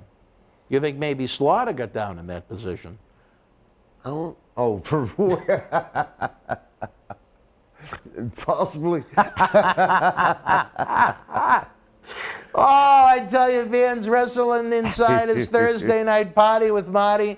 Forget about anything else on TV, online. There is just something about this show that is just pure adult-themed magic, I guess is the best way to put it. But you want to talk about magic? What about our annual Paul Bearer Holiday Headlocks Toy Drive? A great way for you to help update Santa Claus's GPS to find every kid on his list to make sure no one is missed. Also, the eBay store, you can find the link in the description box below, has tons of great merchandise for you to give to the loved ones on your shopping list this holiday, or to even give to yourself as a holiday gift. The Patreon is the gift that keeps on giving, folks. You get early full-screen access to Wrestling Insiders in-studio shoots. You get our acclaimed studio shoot interview DVD library, as seen by millions online. Millions more on The Howard Stern Show. You get Patreon exclusive videos, plus You're helping us keep the lights on. You're helping us bring in more and more wrestling superstars to tell their stories with you to enjoy for decades to come. Of course, the Super Chat is open if you'd like to tip the bartender, so to speak, for our hard work. Thanks to Captain Adam Lou Data. We now have Venmo at Boston Wrestling. And, of course, we got the PayPal, BW at bostonwrestling.com. Give the show a thumbs up. Subscribe to the channel. It's absolutely free. Share the link with your friends everywhere on social media. Do everything you can to help get us over to bring new eyeballs on this show. There are millions of fans that left wrestling in the 80s. There are millions of fans that gave up after the Attitude Era. They may not like WWE as it is on TV right now, but I bet you if they find talk shows like this, they'll love them. If you was gay, would you blow Warrior? No. You didn't like it? No. Too gassed up. Too what? Too gassed up. Probably shrunk. Too big? Yeah. I don't know. I'm just guessing. But anyway, for my friend Marty Jannetty, I'm Dan Marotti. Let's continue to rock this holiday season. Merry Christmas to you and yours. I love this time of year. It's one of my favorites. Enjoy each day as you can. Until we speak again, folks, you and yours, be well. Good night from Boston. Oh, yeah. Boston Wrestling Sports and the MWF explodes into a new year of unknown with professional wrestling content galore, and we need you to join our family. Every Tuesday night at 10 p.m. after we review the previous night's Monday Night Raw, it's Wrestling Insiders at your house with the unpredictable WWE Hall of Famer, Mr. USA, Tony Atlas. Wednesday nights after WWE, NXT, and AEW at 10 p.m., you never know who's going to show up on Wrestling Insiders Special Edition. Every Thursday night at 10 p.m. after our NXT and Dynamite review, it's Marty Jannetty's No Holds Barred Sex, Drugs, and Rock and Roll journey through the 80s and 90s on Wrestling Insiders Party with Marty. Friday nights after the lights go down at the Thunderdome on SmackDown, it's John Cena Sr.'s Wrestling Insiders Fabulous Fridays. Plus, look for classic clips, bonus live episodes, pay-per-view watch-alongs, and more. If you want early, ad-free access to all of our Wrestling Insider talk shows, our acclaimed studio shoot interview DVD library, and to help keep wrestling legends working during the worst of times, for less than a cup of coffee at Starbucks, join our growing family at patreon.com/Boston Wrestling. Expect the unexpected in 2021. Wrestling fans, we warned you this day would come. Unfortunately, we're running out of original episodes of Wrestling Insiders Party with Marty each and every Thursday night at 10 p.m., but we're starting up that Indiegogo. You can help the cause. You can help Marty's show continue each and every week.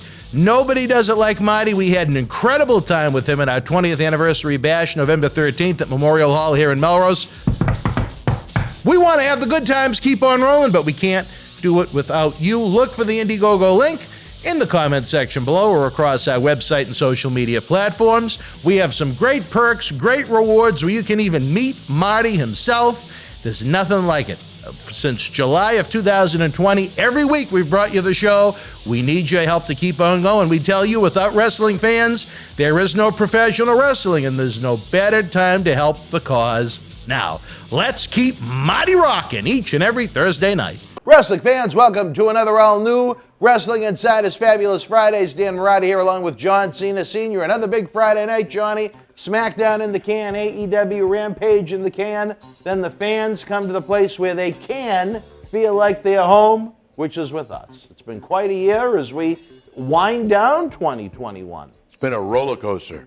A roller coaster in more ways of than ups, one. downs, and surprises. Even at Universal Studios. A lot of ups and downs and surprises. Lots of ups and downs and surprises. Johnny, I tell you, for the fans that are looking to give a great holiday gift, discount VIP packages and tickets to our Soul Survivor 10 Back to the 80s event, Saturday night, April the 16th at Memorial Hall in Melrose, are on sale now at bostonwrestling.com. We had a special discount for the fans that were there on November 13th.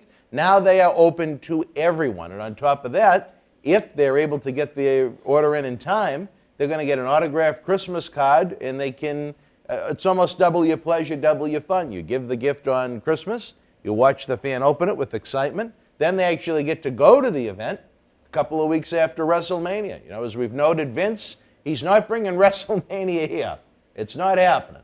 Unless business really tanks bad and they go back to the TD Garden. Go right down to Patriot Stadium. That'd be a hell of a spot. It's too cold. Oh, come on. Who the hell wants to go to Fox? They're looking for destination attractions for WrestleMania. You think Foxborough, Massachusetts is a destination attraction? Well, I'll tell you this. I've done several weddings down there. Yeah. And the way that town he's built, Kraft, with the hotels, the shops, I'll tell you, that's very crowded. A lot of people are down there. A lot of people are coming in. It's just a stop in, go to the shops, go to the restaurants, and get your picture taken in front of the stadium. It's 45 minutes away from Boston. There's no convention center around there for the Fan Fest. Well, when they had it in Florida, I get off the plane, went to Tampa, and I had to drive another hour and 15 minutes, 20 minutes to go to Orlando. Well, what the hell did you fly into Tampa for? Because that's where a friend of mine lives. Bovino.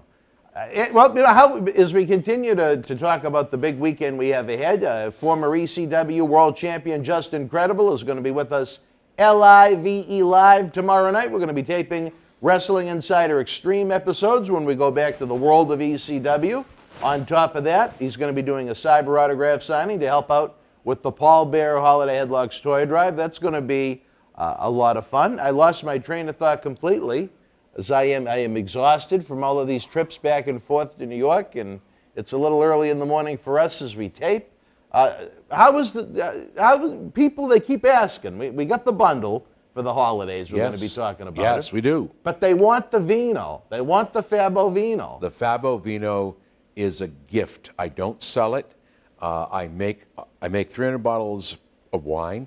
300 bottles of wine? Roughly. How often? 6. How did I do this year? 5. So that would be 5 times 30 is 150. Plus what I have in the basement, probably 225, 275. Because when I make wine, the white wine, nobody is allowed to touch for at least 7 months. Really? The red wine, I won't let anybody touch for at least 14 months. Really? The flavored wine I make, like the blueberry Pinot, blackberry Pinot, that you can drink right away. I've got to go back and make some port. A lot of people want me to remake the chocolate raspberry port. Delicious. Got to wait 1 year before you drink that. So I give that away as gifts. I'm still waiting for a bottle. I want to try the vino. What kind do you drink, red or white? Surprise me. We can do that. Is there a label on it that says Fabo Vino? I have just made some white Zinfandel and a Chardonnay that is Fabo's Fabulous Reserve. And my picture is right on that label. Really?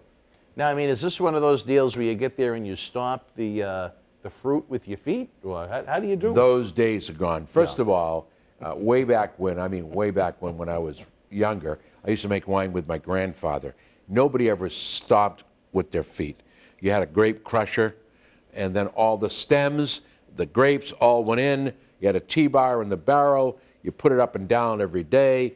The yeast would begin to work with the grapes, and you made wine that way. I started out doing that. I've been making this now for about, I'd say 10, 11 years. And in addition to when I was with my grandfather. So I found a place here in Danvers. Gennaro owns it right here. Beer, wine, hobby. And anything you want is there. So I was talking, because you can go there and say, I want Chardonnay juice. You'll get the juice from the Chardonnay grapes. And the good thing about that juice is, and you get grape skins to go with it. The good thing about that juice is it's pasteurized and homogenized. So you know when you start that wine, you're off to a good start. Where did you get this passion to start making wine all of a sudden? You know, sometimes you go back to your younger years and you look at what you used to do. And I was sitting there one day and I said, you know, I wonder what it'd be like if I just tried to make wine again. And I started out with a 3-gallon bottle. 3-gallon bottle. And I said, I think what I'm going to do, and I started reading, you can buy the juice or you can buy a kit. The kits are okay.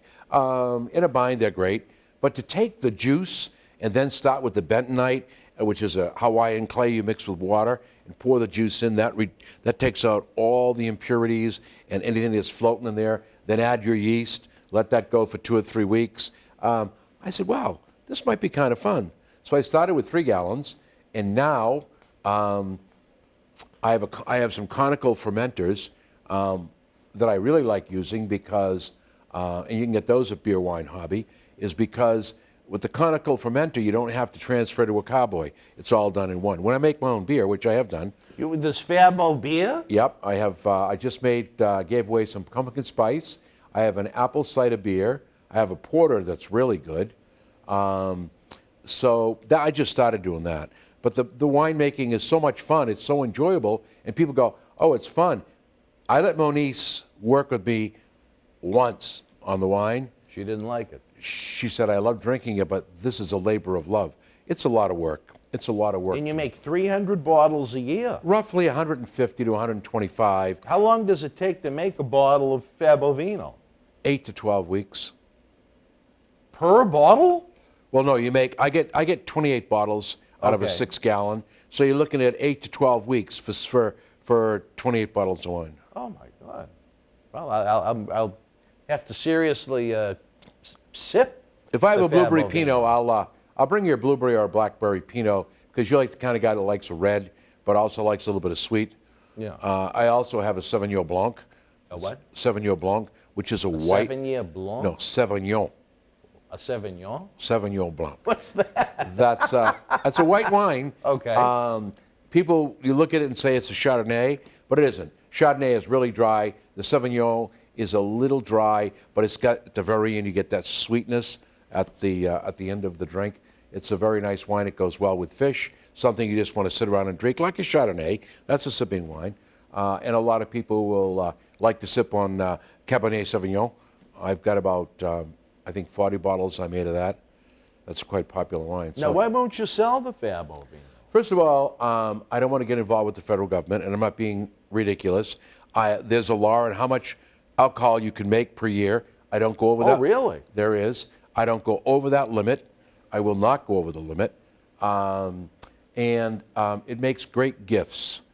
So, and then when you start to sell it, somebody asked me about New Hampshire, Maine. I said, no, because now you got to get with the federal New Hampshire State Liquor Commission. Same thing with the Fabo Pop. They wanted to sell so it much soda in a New Hampshire store. No, I can get pallets, but I said, now I got to go through the Federal Liquor Commission. It's just not worth it. And so I just give it away. It's a lot easier, and it's a lot more fun. I like to see the view on people's faces. I bought a Peloton bike from Moniece for her birthday. She was very Christmas. happy about that. She's doing very well. Very nice social media message. Thank you. And the young kids that came were very, very nice. And I said, you drink wine? and obviously the young lady said, have a little Fabovino, yes, baby. No. They left with Work it off on the bike. They left with 2 cases. 2 cases? Yep. Jesus, John, you were really impressed with them. What was their name, Margot? No. It was Sean and Nicole. They're very nice young people. Spent a lot of time with me explaining everything. And, have you used the Peloton? No. Why not?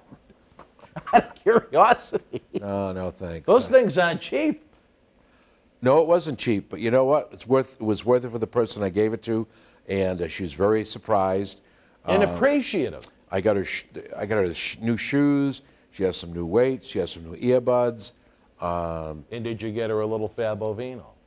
She has all the Fabovino she Endless wants. Fabovino. But now I'm making a little bit of whiskey. Well, now you're talking my language. You like whiskey? Oh, yes, I do. I'll bring you some of that. And I'm also. John C., are you hearing this?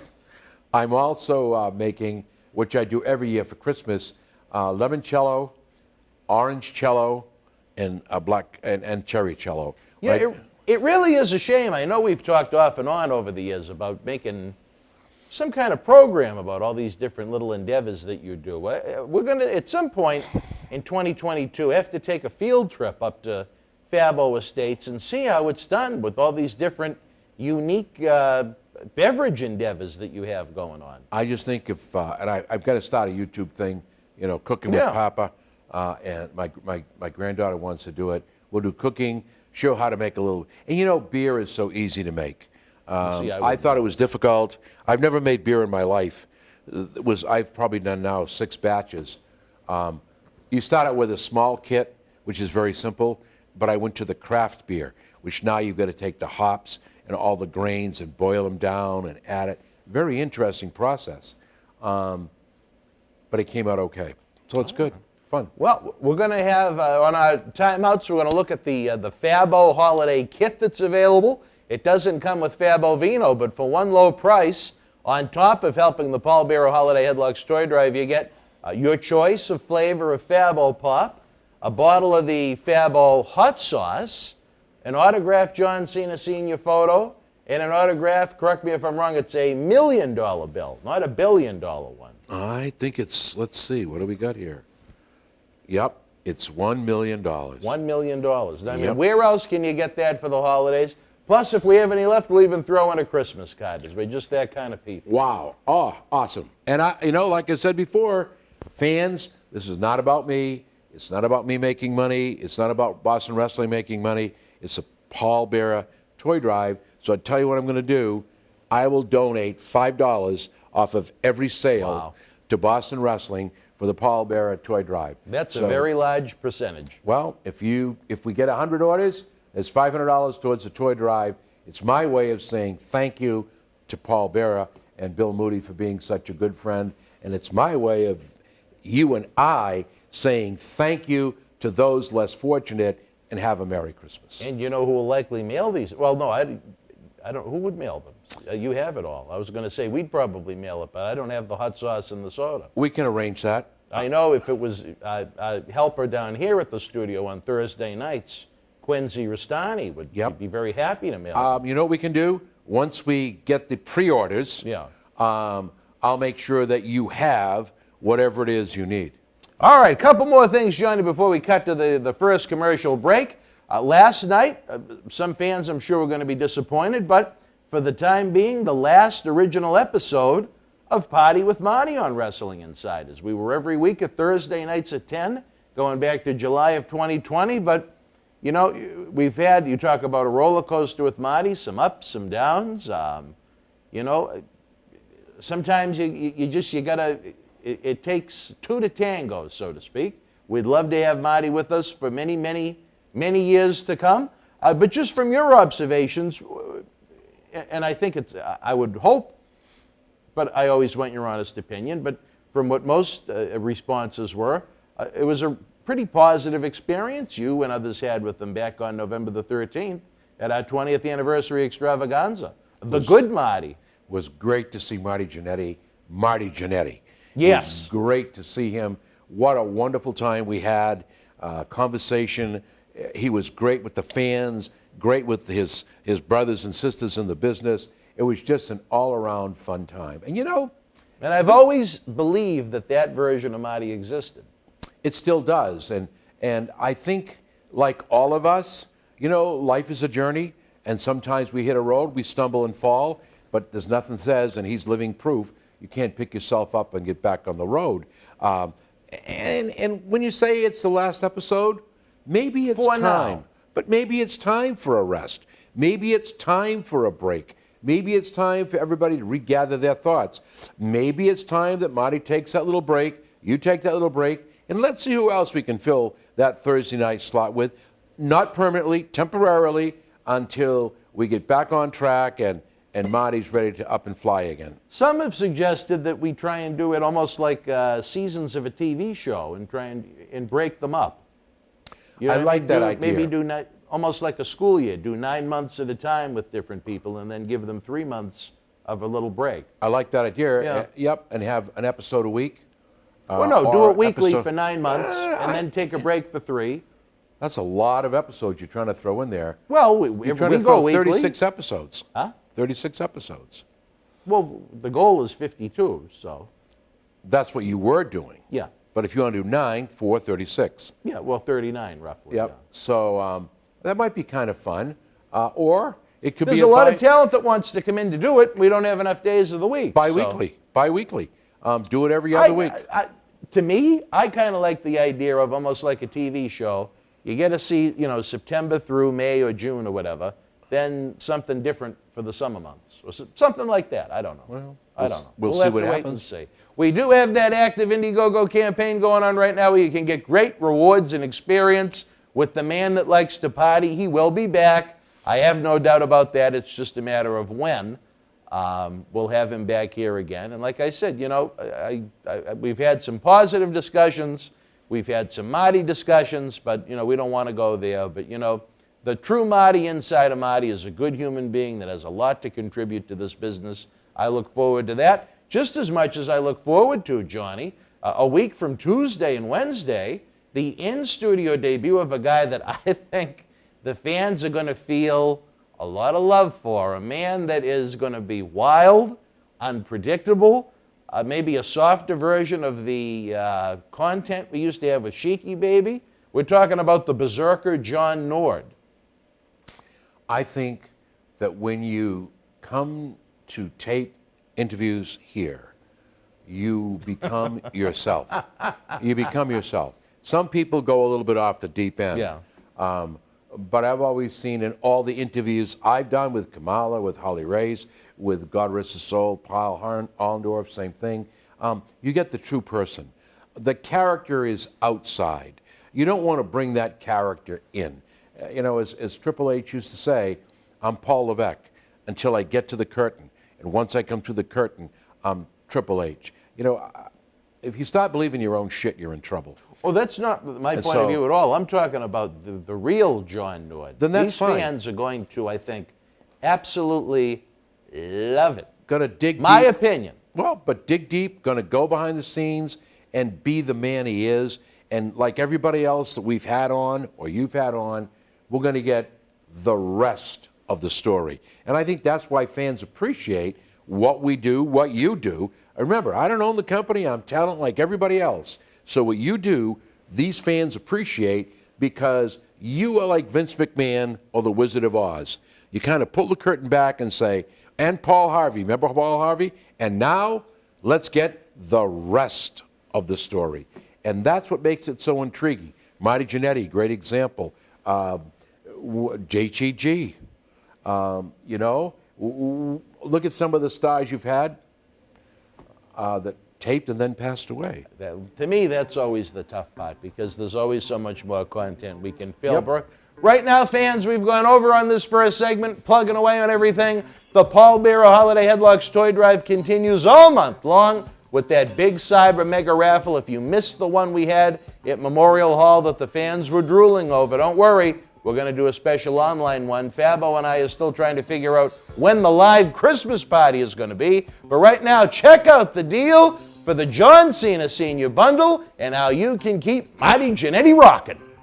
Fans, we warned you this day would come. Unfortunately, we're running out of original episodes of Wrestling Insider's Party with Marty each and every Thursday night at 10 p.m., but we're starting up that Indiegogo. You can help the cause. You can help Marty's show continue each and every week. Nobody does it like Marty. We had an incredible time with him at our 20th anniversary bash, November 13th at Memorial Hall here in Melrose. We want to have the good times keep on rolling, but we can't do it without you. Look for the Indiegogo link in the comment section below or across our website and social media platforms. We have some great perks, great rewards where you can even meet Marty himself. There's nothing like it. Since July of 2020, every week we've brought you the show. We need your help to keep on going. We tell you, without wrestling fans, there is no professional wrestling, and there's no better time to help the cause now. Let's keep Marty rocking each and every Thursday night. It hits different live with WWE Super Show. Don't miss an epic main event. Drew McIntyre and Kofi Kingston, King Woods, The New Day, Roman Reigns, and the Usos in a six-man tag team match. Will the new arrivals on the blue brand disrupt the dominance of the bloodline? It's WWE Super Show in Boston, Sunday, January 9th. Tickets and Superstar Experience packages on sale now. Wrestling fans around the corner, around the world, I'm Dan Marotti. And I'm Mr. USA WWE Hall of Famer Tony Atlas. The road to WrestleMania has begun. Wrestling fans are looking to add to their man caves You got to see what we have in the eBay store. Check it out. Support Wrestling Insider's in-studio shoot interviews on eBay with this brand new personally autographed WWE Royal Rumble 2021 11x14 poster signed by WWE Universal Champion Roman Reigns, his advocate Paul Heyman, and Kevin Owens. Reigns and Owens battled for the Universal title in a last standing match January 31st in the Thunderdome in Tampa. This limited edition collector's poster is number 31 of only 50 produced. Comes with WWE authentication hologram on the poster itself. Also comes with an on-air shout-out from WWE Hall of Famer Mr. USA Tony Atlas and a bonus autographed 8x10 photo. Get this rare, awesome collectible for your man cave and help keep wrestling legends working now. Wrestling fans around the corner, around the world, we invite you to join former ECW World Heavyweight Champion Justin Credible, also Aldo Montoya, from the WWF New Generation era in the mid-90s for a live episode and cyber autograph session for the Paul Bearer Holiday Headlocks Toy Drive this Saturday night, December the 4th at 7 p.m. Eastern Standard Time. Get ready for Wrestling Insider's Extreme as we help Santa update his GPS to find every kid this Christmas. Order your 8x10 photos now. Visit BostonWrestling.com. Wrestling fans, welcome back to Wrestling Insider's great gifting ideas across the board. Don't forget the Boston Wrestling eBay store is open 24/7 with great merchandise for the friends and loved ones on your list, even if that loved one is yourself. But Johnny, a lot to talk about in the world of professional wrestling. One we did not get a chance to discuss last time you were here was Dean Ambrose, or John Moxley of AEW, going into WWE-sponsored rehab. We did discuss that. We did. We did discuss that. I don't remember. Yeah, well, you know, living proof that young kids shouldn't eat lead paint.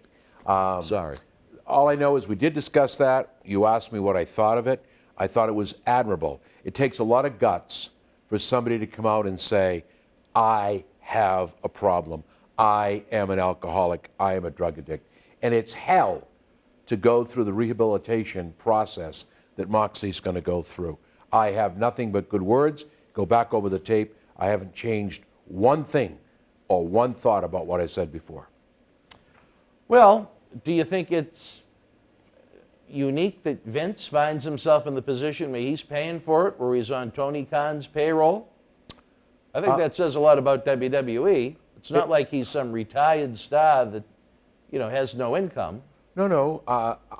You know, I don't know why people are always on Vince McMahon. Vince McMahon. I'm complimenting. No. I'm talking about other people. Oh. A lot of times people say to me, "You worked for him." I did a short stint, but I did add a lot of fun.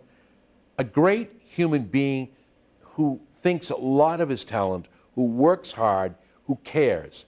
All this other rubbish and it's rubbish. It's unfounded, and I think that regardless of who's paying the bill. Vince still cares. And Moxley did a lot for WWE. And I think this is the way that you say, I remember what you did, regardless of where you are. I didn't see Tony Khan reach in his pocket to say, I'm going to pay for the rehab. And I'm not nothing against Tony Khan. It may have been a case that Vince came forward first because of his wife.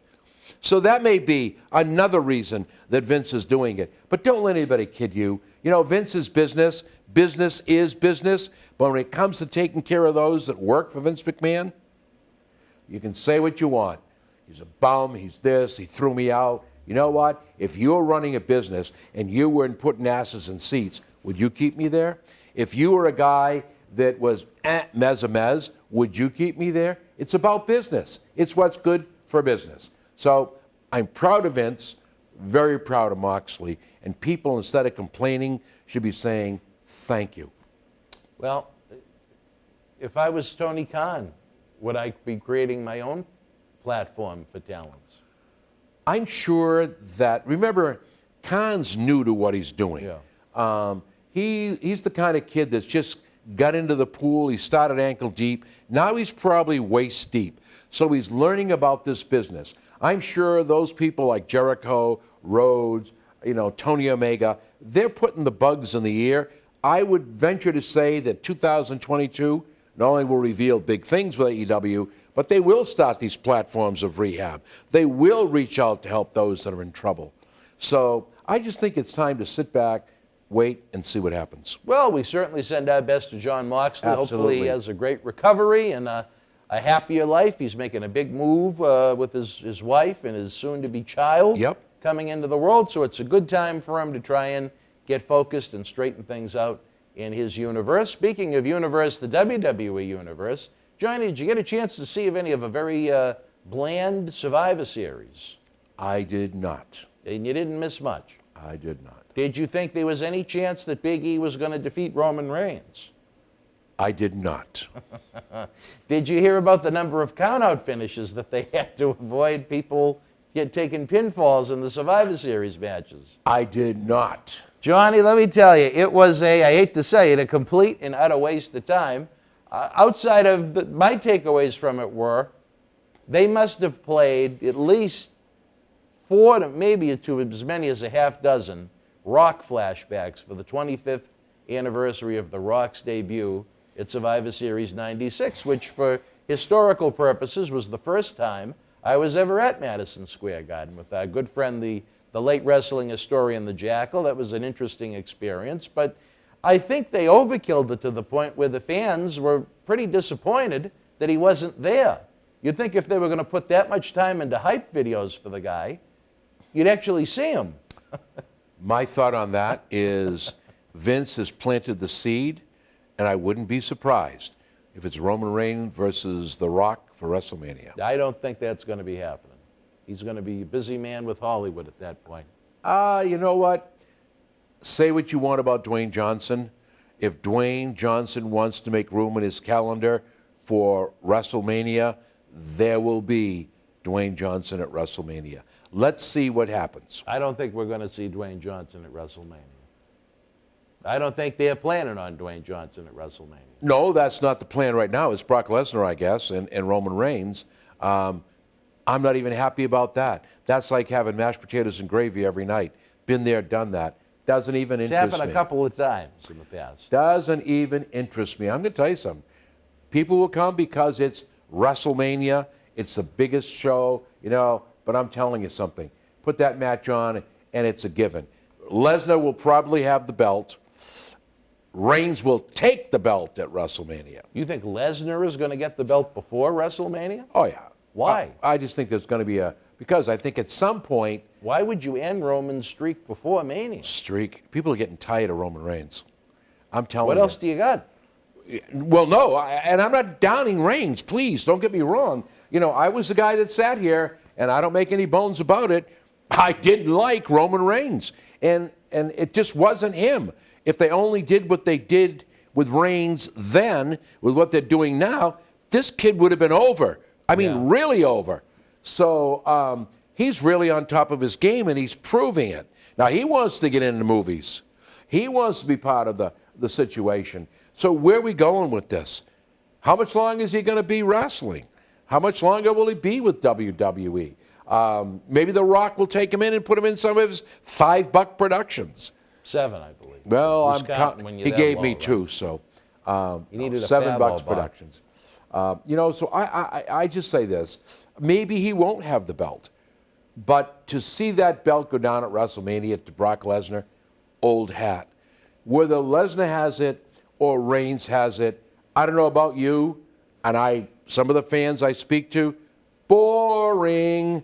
Not that these two guys can't mix it up. Not that these two guys won't give you a hell of a match, because I was in the front row the first time Reigns faced him, and when he decked Lesnar and Lesnar saw the blood, quote unquote, that's the way it's going to be, and that turned into a shoot.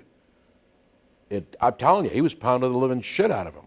And they were right there. The Inoue family was right there, and I have to concur, Reigns didn't do much.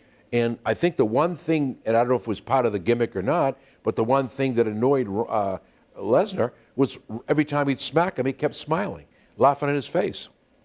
If that's what we're going to have, might as well make it a real match. But I don't think you'll see that. I think both men have grown up. I think both men have come a long, long way in their careers. And I'm not saying it won't be a good match. Been there, done that. John Cena Sr., I have no interest. Well, what do you think about the semi-return over the past couple of weeks of Vince McMahon? It started with this mystery over the golden egg at Survivor Series, which was another reason why people thought The Rock was going to show up. And then it kind of morphed into this angle where Vince and a newcomer, well, making his second return as a newcomer to the roster, Austin Theory, is kind of getting some rub off of Vince. I would imagine for WWE to put him in that position, they obviously see the great potential in Austin Theory that I do. But once again, it gets to the point where, on the most recent edition of Raw, who comes off looking like the child and the imbecile in the situation but Theory? At the end of the show, Vince slaps him across the face, and I would have rather have seen him come storming back at Vince, kind of in his face, saying, I respect you, everything you've done, but don't you ever put your hands on me, old man. At some point, Vince can't, at his age, can't be this threatening, physically violent force to athletes that are 50 years younger than him. I think that's unbelievable to me. Well, let me tell you something. I know Vince personally. Not that I'm bragging, and I mean that as a business standpoint. If that man takes his shirt off, he's got more muscle than you and I put together. Sure. Very healthy, very strong. Take nothing away from Vince McMahon. I sure wouldn't want to meet him at a dark alley either. Vince has got it. Is that building the future of your company, though? Having superstars that could be around for another 15 or 20 years, having them sell for a 75-year-old? You know what? If it's good for business and it works, that's all that it counts. I've seen storylines on WWE that lasted 2 weeks that made their point. Most of them don't make any sense. But this golden egg thing from the Netflix thing that he did, which was the worst. Have you watched that? No. Don't waste your time. Don't waste. I think Dwayne Johnson, Gargott, they all wasted their time on that movie. A sad thing to say, with so much talent, you'd think it'd be a blockbuster. Why did it go from the movies to Netflix right away? Because it flopped, and it's no good. Well, no, I mean, there is a rhyme and a reason behind that. For a movie to be nominated for an Academy Award, it has to be in the movie theater for at least 2 weeks. If that gets an Academy Award nomination, I'm just saying, I get a chance of going back to WWE. That's the reason. Or AEW. That's the reason behind it. Why Netflix movies like that movie, The Irishman, that was in the movie theaters for a couple of weeks. Nice, that was good. I like that That series. was good. But that's why it was only there for 2 weeks, so it could potentially be nominated for some kind of an award. And this is supposed to end up being a series. That one that's up with the new Reds Rock, or whatever it is. egg? Yeah, with the, oh, please. I have no interest. But it's a goose egg. It's a sour goose egg. If you could use Vince to prop someone and get them over, I mean, should Vince be cowering to everybody? No.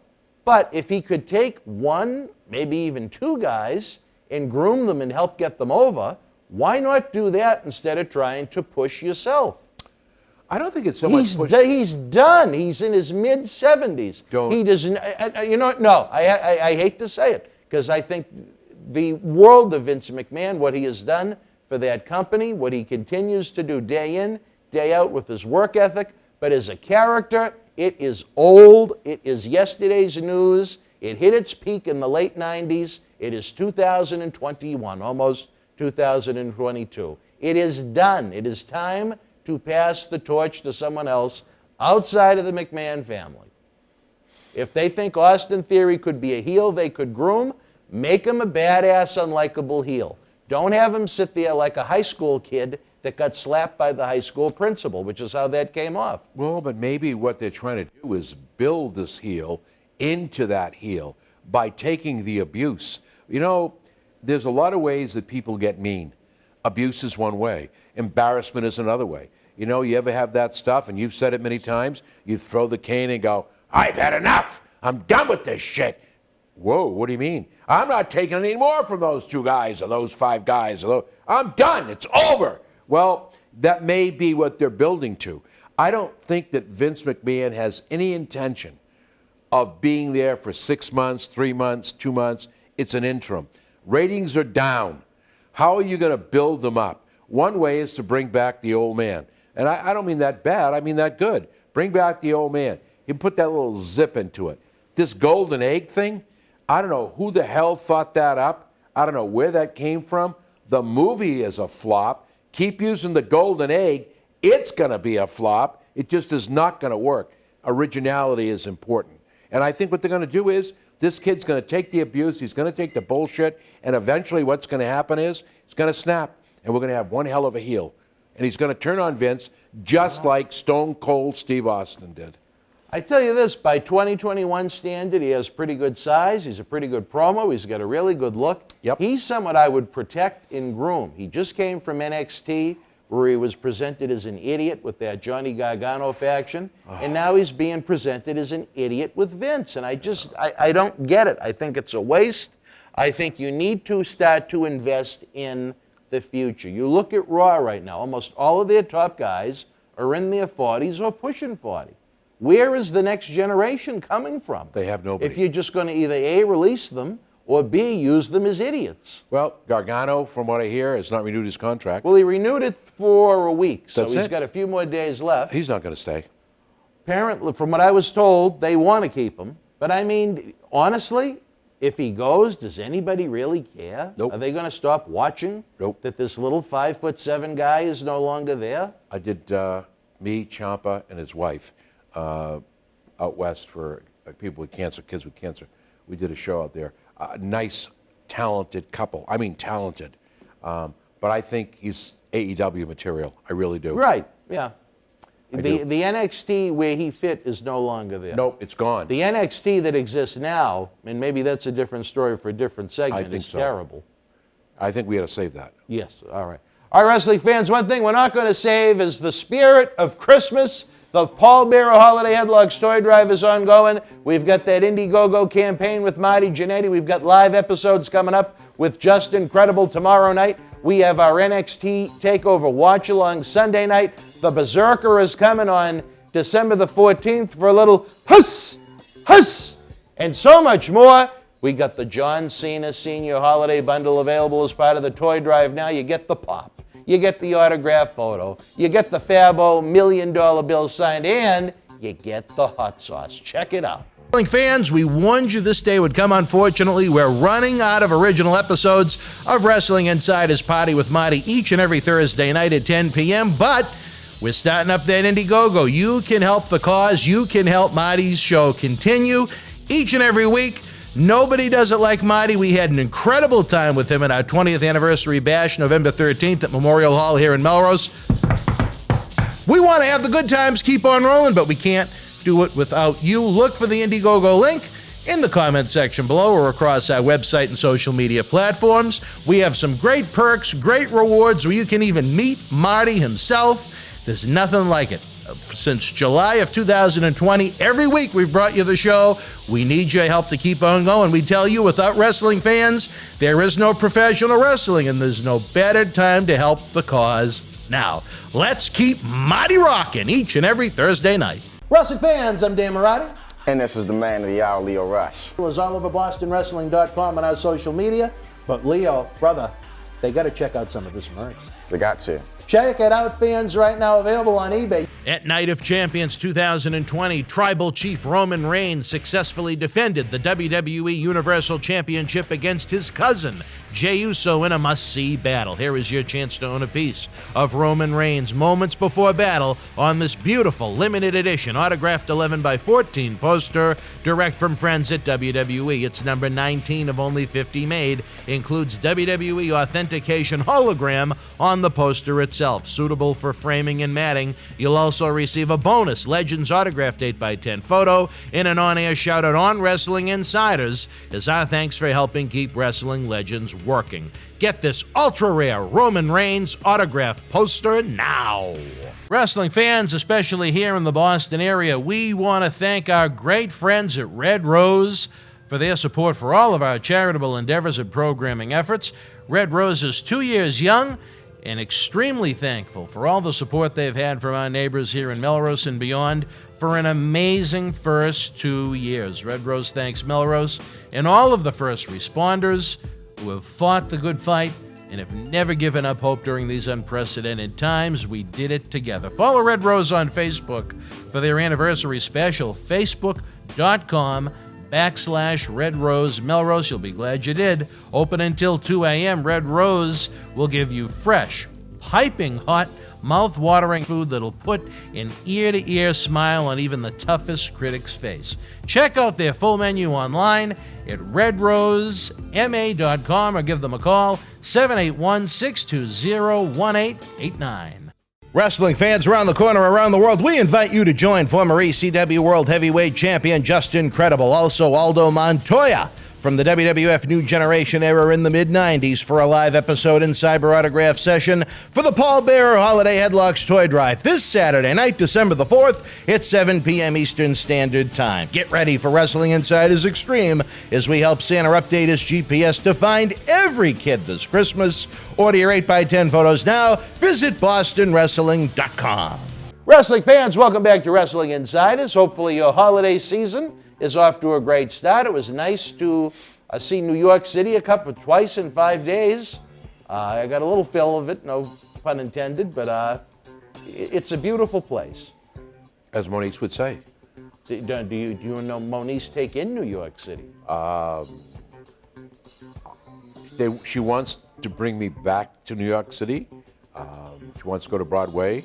She's very familiar with that area in Brooklyn, New York. That's where she's in New Jersey. She's from Brooklyn or New Jersey? I believe Brooklyn. Oh, Brooklyn. Oh, Yep. Really is a badass. Then she went down to Jersey, and her parents are in the New York area. Her daughter is in New Jersey. Her son is in Exeter, New Hampshire. So always talk about, let's go, come on, let's go, let's go, let's go. Her father is ill. A lot of prayers out there if you could do it for her dad. Yes, please. He's in Brooklyn. We could use a lot of prayers there. That would be very much appreciated. But I was in New York when I did the weight loss program with John Cena Jr. That had been the first time in my life that I was actually in downtown New York, expensive hotel. Really? A walk to Broadway. I had done autograph signings in New York. Yeah. I had done wrestling shows in New York. Never had time to really enjoy it. Take it in. I tell you, that song, New York, New York, wow. I tell you, once you get there, awesome. Awesome. It's a great place to visit. Much like Boston, I don't think I could ever live there, though. It's a little too much hustle and When bustle. thank God they drove me, because I'd go Berzerker, here I am. I'd be going, huss, throwing hand grenades, I guess. There's no room to park. People are just crazy. They jump out in front of you.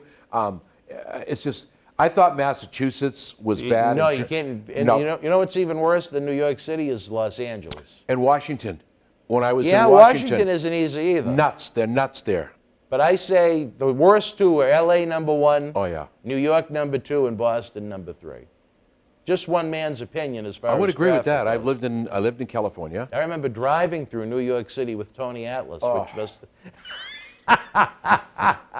beyond the verbiage and the conversation. Just watching him trying to navigate the New York City traffic was a trip in and of itself. But that's a different story for a different time. Back when we had some lighter moments with our old friend Tony Atlas. He's a good man. Well, depends on the day of the week. He's a good man. Yeah. I'll ask his daughter. And we end that with that. Thank you. Let me ask you this, Johnny. I thought a great statement that came from social media was as a result of Seth Rollins being attacked by a fan on Monday Night Raw. I don't know if you had a chance to see that the night after Survivor Series. A man that thought he was having actual exchanges with Seth on social media, and it was a catfish. But, you know, I thought Chavo Guerrero Jr., of all people, had a great phrase after seeing the video of it. Remember when the wrestlers were tougher than the fans? You know, I watched it. I watched it. Curiosity got the best of me. And the thing that I don't understand is that in the old days, when the man or the woman came off the ramp, there was a police escort down and a police escort back to the ramp. Why? Why not? Second, I think Rollins apparently restrained himself because I assume, like most of us, is trained in the martial arts. So, you think Seth Rollins is trained in the martial arts? Well, I got to tell you something. You've got to be trained in some form of self-defense. Are you trained in the martial arts? Maybe. Really? Maybe.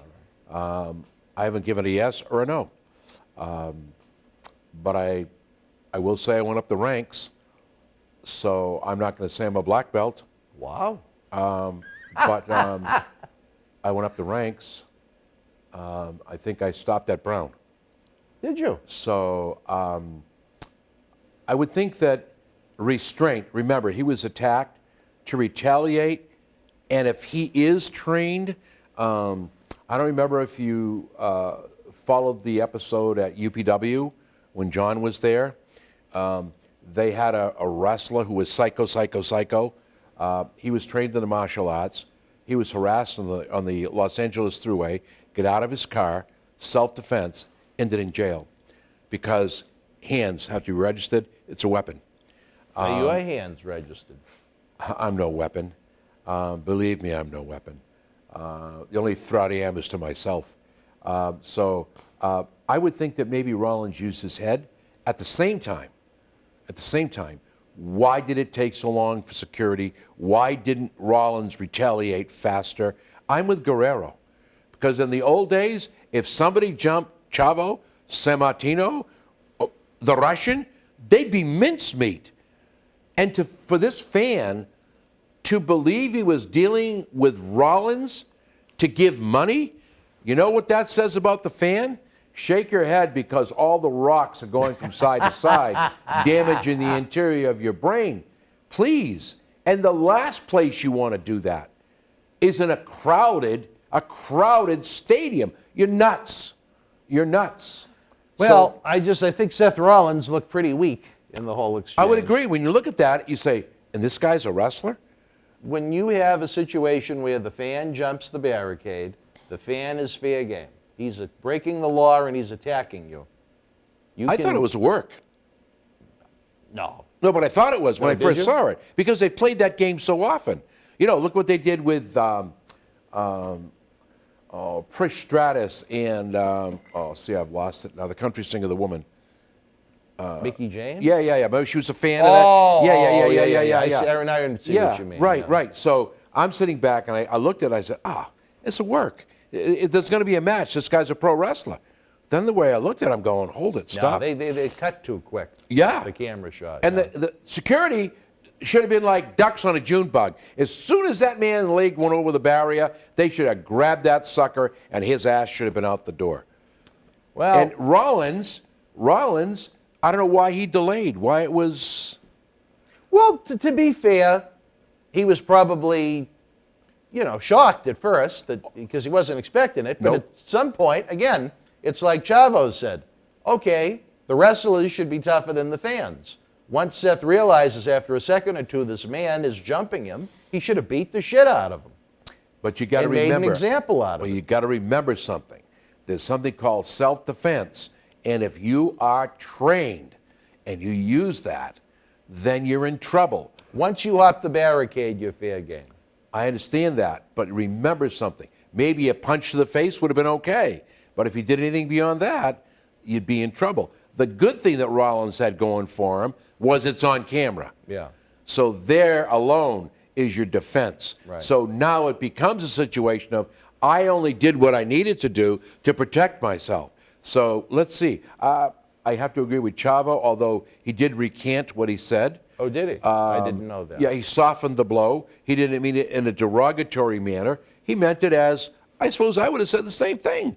When you look at a Greg Valentine, you look at Tito Santana, you look at Sammartino, the Russian. Do you think for 1 minute, if somebody took a swing at them, they wouldn't be on their ass?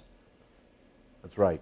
So I think there's a lot to be learned from this one. You talk about maybe the rocks jiggling around a little bit, Johnny. What about Nature Boy Ric Flair again? Not happy. He's on his podcast. He takes this line that so many have taken in the past, whether it's Jim Ross or Johnny Ace. Now it's Nick Khan. It's not Vince, but it's Nick Khan that's out to destroy Ric Flair's legacy in WWE by having him removed from the opening montage of the show. When he dies, he doesn't want WWE to have any kind of tribute to him or show any kind of video package. But he loves Vince. Him and Vince are tight. but it's Nick Khan that's telling Vince what to do. It's amazing that all of these people that work under Vince over the years have had the power to tell him how to run his company. And I think it's absurd. I think it's ridiculous. I think it lacks common sense. I don't know if he's just trying to stay on the Vince McMahon ass-kissing brigade so he doesn't say anything too negative about the man. But for anyone to think that Nick Khan is going to go into Vince and say, hey, Vince, I don't care what you think about Ric Flair. He's coming out of the opening. How can anyone with any common sense believe that's true? With all these releases, Vince, I don't care what you think about John Morrison. He's fired. He's out. We don't need him anymore. I don't care if you want him or not. Do you think Vince McMahon has ever put himself in that position to be ordered around and told what to do by the people that work for him? I will say this. Vince would never be told what to do. Yeah. I'm being up front. I'm being up front. I've been there. I've seen it when we did the match. He was, boy, I'll tell you, tough. But you know what? I take a little bit of what Flair says, and Nick Khan is either out to destroy the company or get rid of all the good talent. Ric Flair needs to look in the mirror. I have nothing but good words for my buddy Rick. We've done a lot together on the indie side. I'm not like these big guys, so I'm just a little guy. Did he ever bring you along for a visit to Space Mountain? Absolutely not. No. Would you have gone? Nor would I go. So my whole thing is this. Maybe the reason you're taken out of the opening is the repercussion from the plane ride from hell. You have to understand that for every action, there's a reaction. And so soften the blow. And, you know, Vince knew you were getting canned. Vince knew. He didn't get canned. No, he asked for his release, right, because he was taken out of the opening, correct? No. He just didn't like what was going on. You know him. He's always trying to hustle something. And you know what? If he can get the money from these other endeavors in life, good for him. But you know what? When you're making more than the majority of the active roster in the ambassador role that you have, then you still say, I want out. And WWE, where they were in cost-cutting mode, kind of gladly did it. You know, I think it was a matter of respect more than it was the need to have him under contract. And then he's mad that they took him out of the opening? But why take him out of the opening? Well, I'm not 100% sure, but I believe he was replaced by Ultimate Warrior. There's another story for another time. Well, I mean, if he's not around, if he's not active, who cares? I understand that. And potentially, where he removed himself from the WWE brand, there's someone that could show up on AEW any week. Do you want that in your TV show? Ric Flair? You know what? All I'm going to say is this. Whoa. Rick is in business for Rick. Yes. WWE is in business for WWE.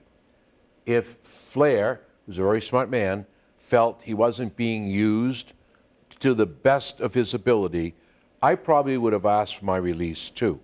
The one thing you got to remember, and I always say this to my sons, be careful what you wish for, you just might get it. So if you asked for it, and part of that was, we're taking you out. We're going to replace you. The thing I say is, why were you taken out? Part of that reason, unfortunately, has to be that documentary was very destructive to a lot of talent. It even made Jim Ross look bad. So, and if Linda and Vince were on that flight, it makes the whole company look bad. So my whole thing was, of course you're going to be taken out. That's the perfect excuse to take you out. Unfortunately, don't misread it. Thank God somebody said to you, you want out? We're going to give you out. Now, if he was making more money than the active talent, good for him. He negotiated a good contract. That's what business is all about. Because in this business, the only thing I have to sell is John Cena Sr. I've got to get as much money as I can for the product to stay healthy and alive. And I'm just using that. Believe me, I'm a little guy. I know where I fit in this business. Indies is fine. I have a lot of fun doing it. But I'm using myself as an example. And that's what Flair did. So that's why he get paid what he get paid. I think he made himself sound like an ass when he started blaming Tony Khan. I think they all sound like an ass, whether they start blaming Johnny Ace or Jim Ross or but you know what? Whoever it may be. No one is going to Vince McMahon telling him what to do. I can tell you right now, that's no better words have been spoken because that is true.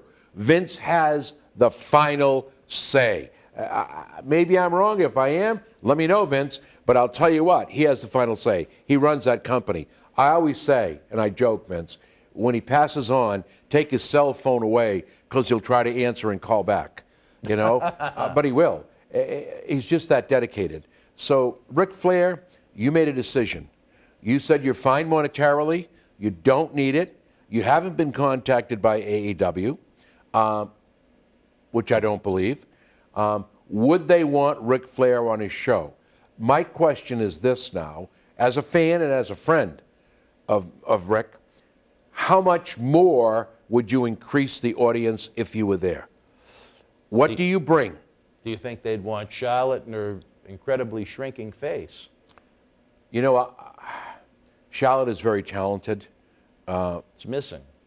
Right. A little too much. Yep. A little too much. Yep. And that's a shame because I thought she was a lovely lady before.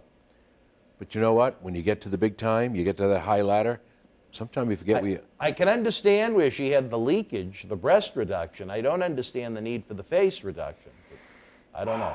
It's her own personal choice, I guess. But there are times now they have certain shots of her, and it doesn't even look like her. You know, God gave us a gift. That was who I am. Ugly or fat, disabled or whatever. I'm a gift from God. Live with it. Live with it. If you're overweight and there's something you can do about it, do something about it. Here's what I say to everybody out there. Be proud of what you are and who you are. Short, fat, disabled, or whatever. Be proud of you. Love you, and others will love you. That's the name of this game. Thank God he made us all different. Thank God we're able to look different and be different.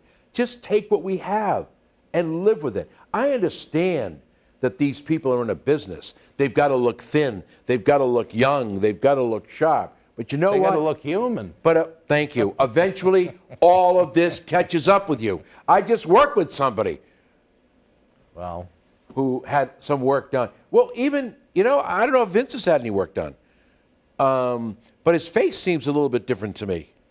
Well, aging. But okay, but God bless him, because he is who he is. But leave well enough alone, folks. You got to get in shape, do that through the gym. You got to build your muscle, do that through the gym. Be who you are. Be accepted for who you are. Don't try to bend the rules to make people like you. That's why, you know, I see all these overweight people making fun of them. Why? Why? They may have a situation where they can't control it. Who are you to condemn? Look in the mirror first. Be happy with who you are and what you are. That's all I'm going to say. I'm going to stop right there. all right, wrestling fans, we're going to stop right there, too. We're running out of time. Don't forget, this weekend, we're going to be LIVE galore. Former ECW World Champion Justin Credible, a.k.a. Aldo Montoya of the WWF New Generation, will be with us live tomorrow night for a Cyber Autograph signing, live Wrestling Insider Extreme episode. Then Sunday night, we're going to go to war, baby, for NXT War Games on WWE Network. We're going to have a watch-along. I know Johnny, I'm sure, will be watching from Fabo Estates. I doubt it. Being the big NXT 2.0 I doubt lover he is. And then we're back again. One of the gentlemen that unfortunately his dad passed away and couldn't be with us on November 13th, the wild and unpredictable Berzerker. I have a feeling we have a diamond in the rough with the Berzerker. I tell you this, Johnny, I am not the world's most biggest advocate of phone talk because I just don't have the time for it. The conversations I have with that man make me think the fans are in for a real treat. We're going to have to wait and see. Again, the John Cena Senior Holiday Bundle is available now. The Paul Bearer Holiday Headlocks Toy Drive raffle tickets are going on sale. The Boston Wrestling eBay store is on fire. We've got the Marty Jannetty Indiegogo campaign so you can get that crazy guy back in studio sooner than later. So much good stuff happening for my partner in crime on Friday nights each and every week. Mr. Fabovino himself, John Cena Sr., my paisan. I'm Dan Marotti. Be well, be healthy. Merry Christmas. Good night from Boston. Hope you enjoyed tonight's supersized episodes as this tired soul enjoys bringing it to you on Saturday nights. It's been an 8 days with a lot of travel, production, and pre-production work. As I hit the road again this week, let me tell you, more stories for the book. Again, Christmas time is here. Have no fear. Get those holiday discounted VIP packages and tickets now to Boston Wrestling's Soul Survivor 10. Back to the 80s live event and fan fest, Saturday night, April the 16th at Memorial Hall in Melrose. They are on sale now at bostonwrestling.com. It is a great chance to get the best seats in Memorial Hall and save some money for your wallet, gift giving, or even your bank account at the same time. Join WWE Hall of Famer and AEW superstar Jake the Snake Roberts, three-time WWF Tag Team Champions Axe and Smash Demolition, the wild and unpredictable Berzerker, and many more to be announced. Would be nice, again, as I noted earlier, it would be nice to see Memorial Hall actually help promote some of the events going on in their highly priced venue with torn seats and plaster falling off the wall.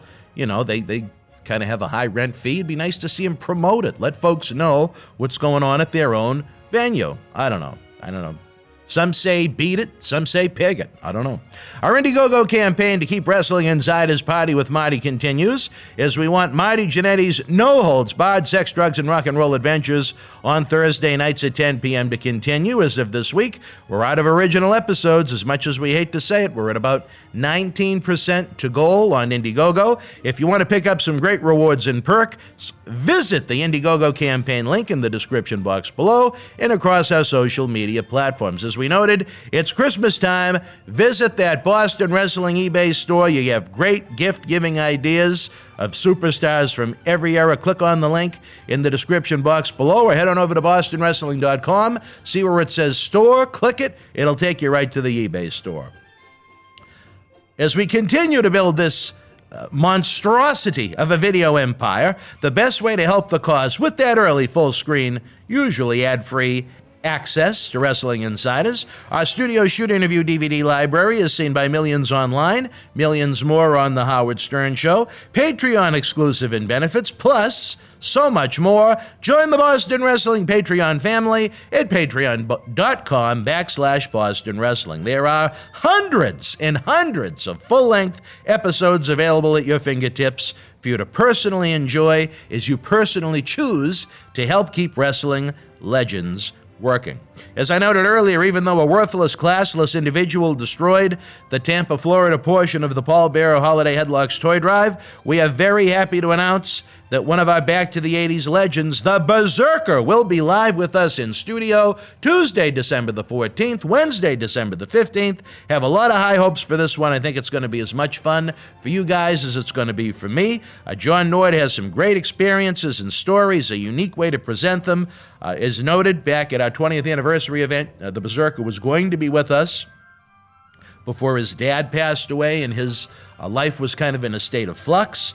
He's stepping up to the plate to try and help the toy drive and produce some great Wrestling Insiders episodes at the same time. We hope you will be able to join us. Raffle tickets for the Paul Bearer Holiday Headlocks Toy Drive Cyber Mega Raffle will be going on sale this week on bostonwrestling.com. And wait until you see the jackpot. One lucky winner will get everything in the jackpot. We're even opening up to fans overseas for those that have asked. We just need you to cover the shipping costs if you're out of the Boston area. For as little as a $5 raffle ticket, you could win thousands in prizes while helping update Santa Claus's GPS to find every kid's home this year, all in honor of my mentor, my friend, a second father-like figure, the late, great Paul Bearer, who started this effort with John Cena and myself in 2012. It is unfortunately that time of night again, folks. With John Cena Sr., when we taped this week, I thought of the possibility of doing a live Christmas night special from here at the studio, and John Cena Sr. thought I was insane. He said no one would want to watch that. No one would want to spend Christmas with you. I couldn't believe it. Nonetheless, we sincerely appreciate you joining us no matter where you are or how you do so. Don't forget that we will be back live tomorrow night around 7:45 p.m. Eastern Standard Time for our NXT War Games Super Chat Watch-Along. Hope you can join us. Might have a few prizes on the horizon. It is that time of year again. Be well, stay healthy, Merry Christmas, good night from Boston. Thank you for joining us. Please give the video a big thumbs up, leave us a comment, and subscribe to the channel to enjoy more great content. Don't forget, you can help keep wrestling legends working. Check out our eBay store and join the Boston Wrestling family at patreon.com/Boston Wrestling so we can produce more in-depth shoot interviews.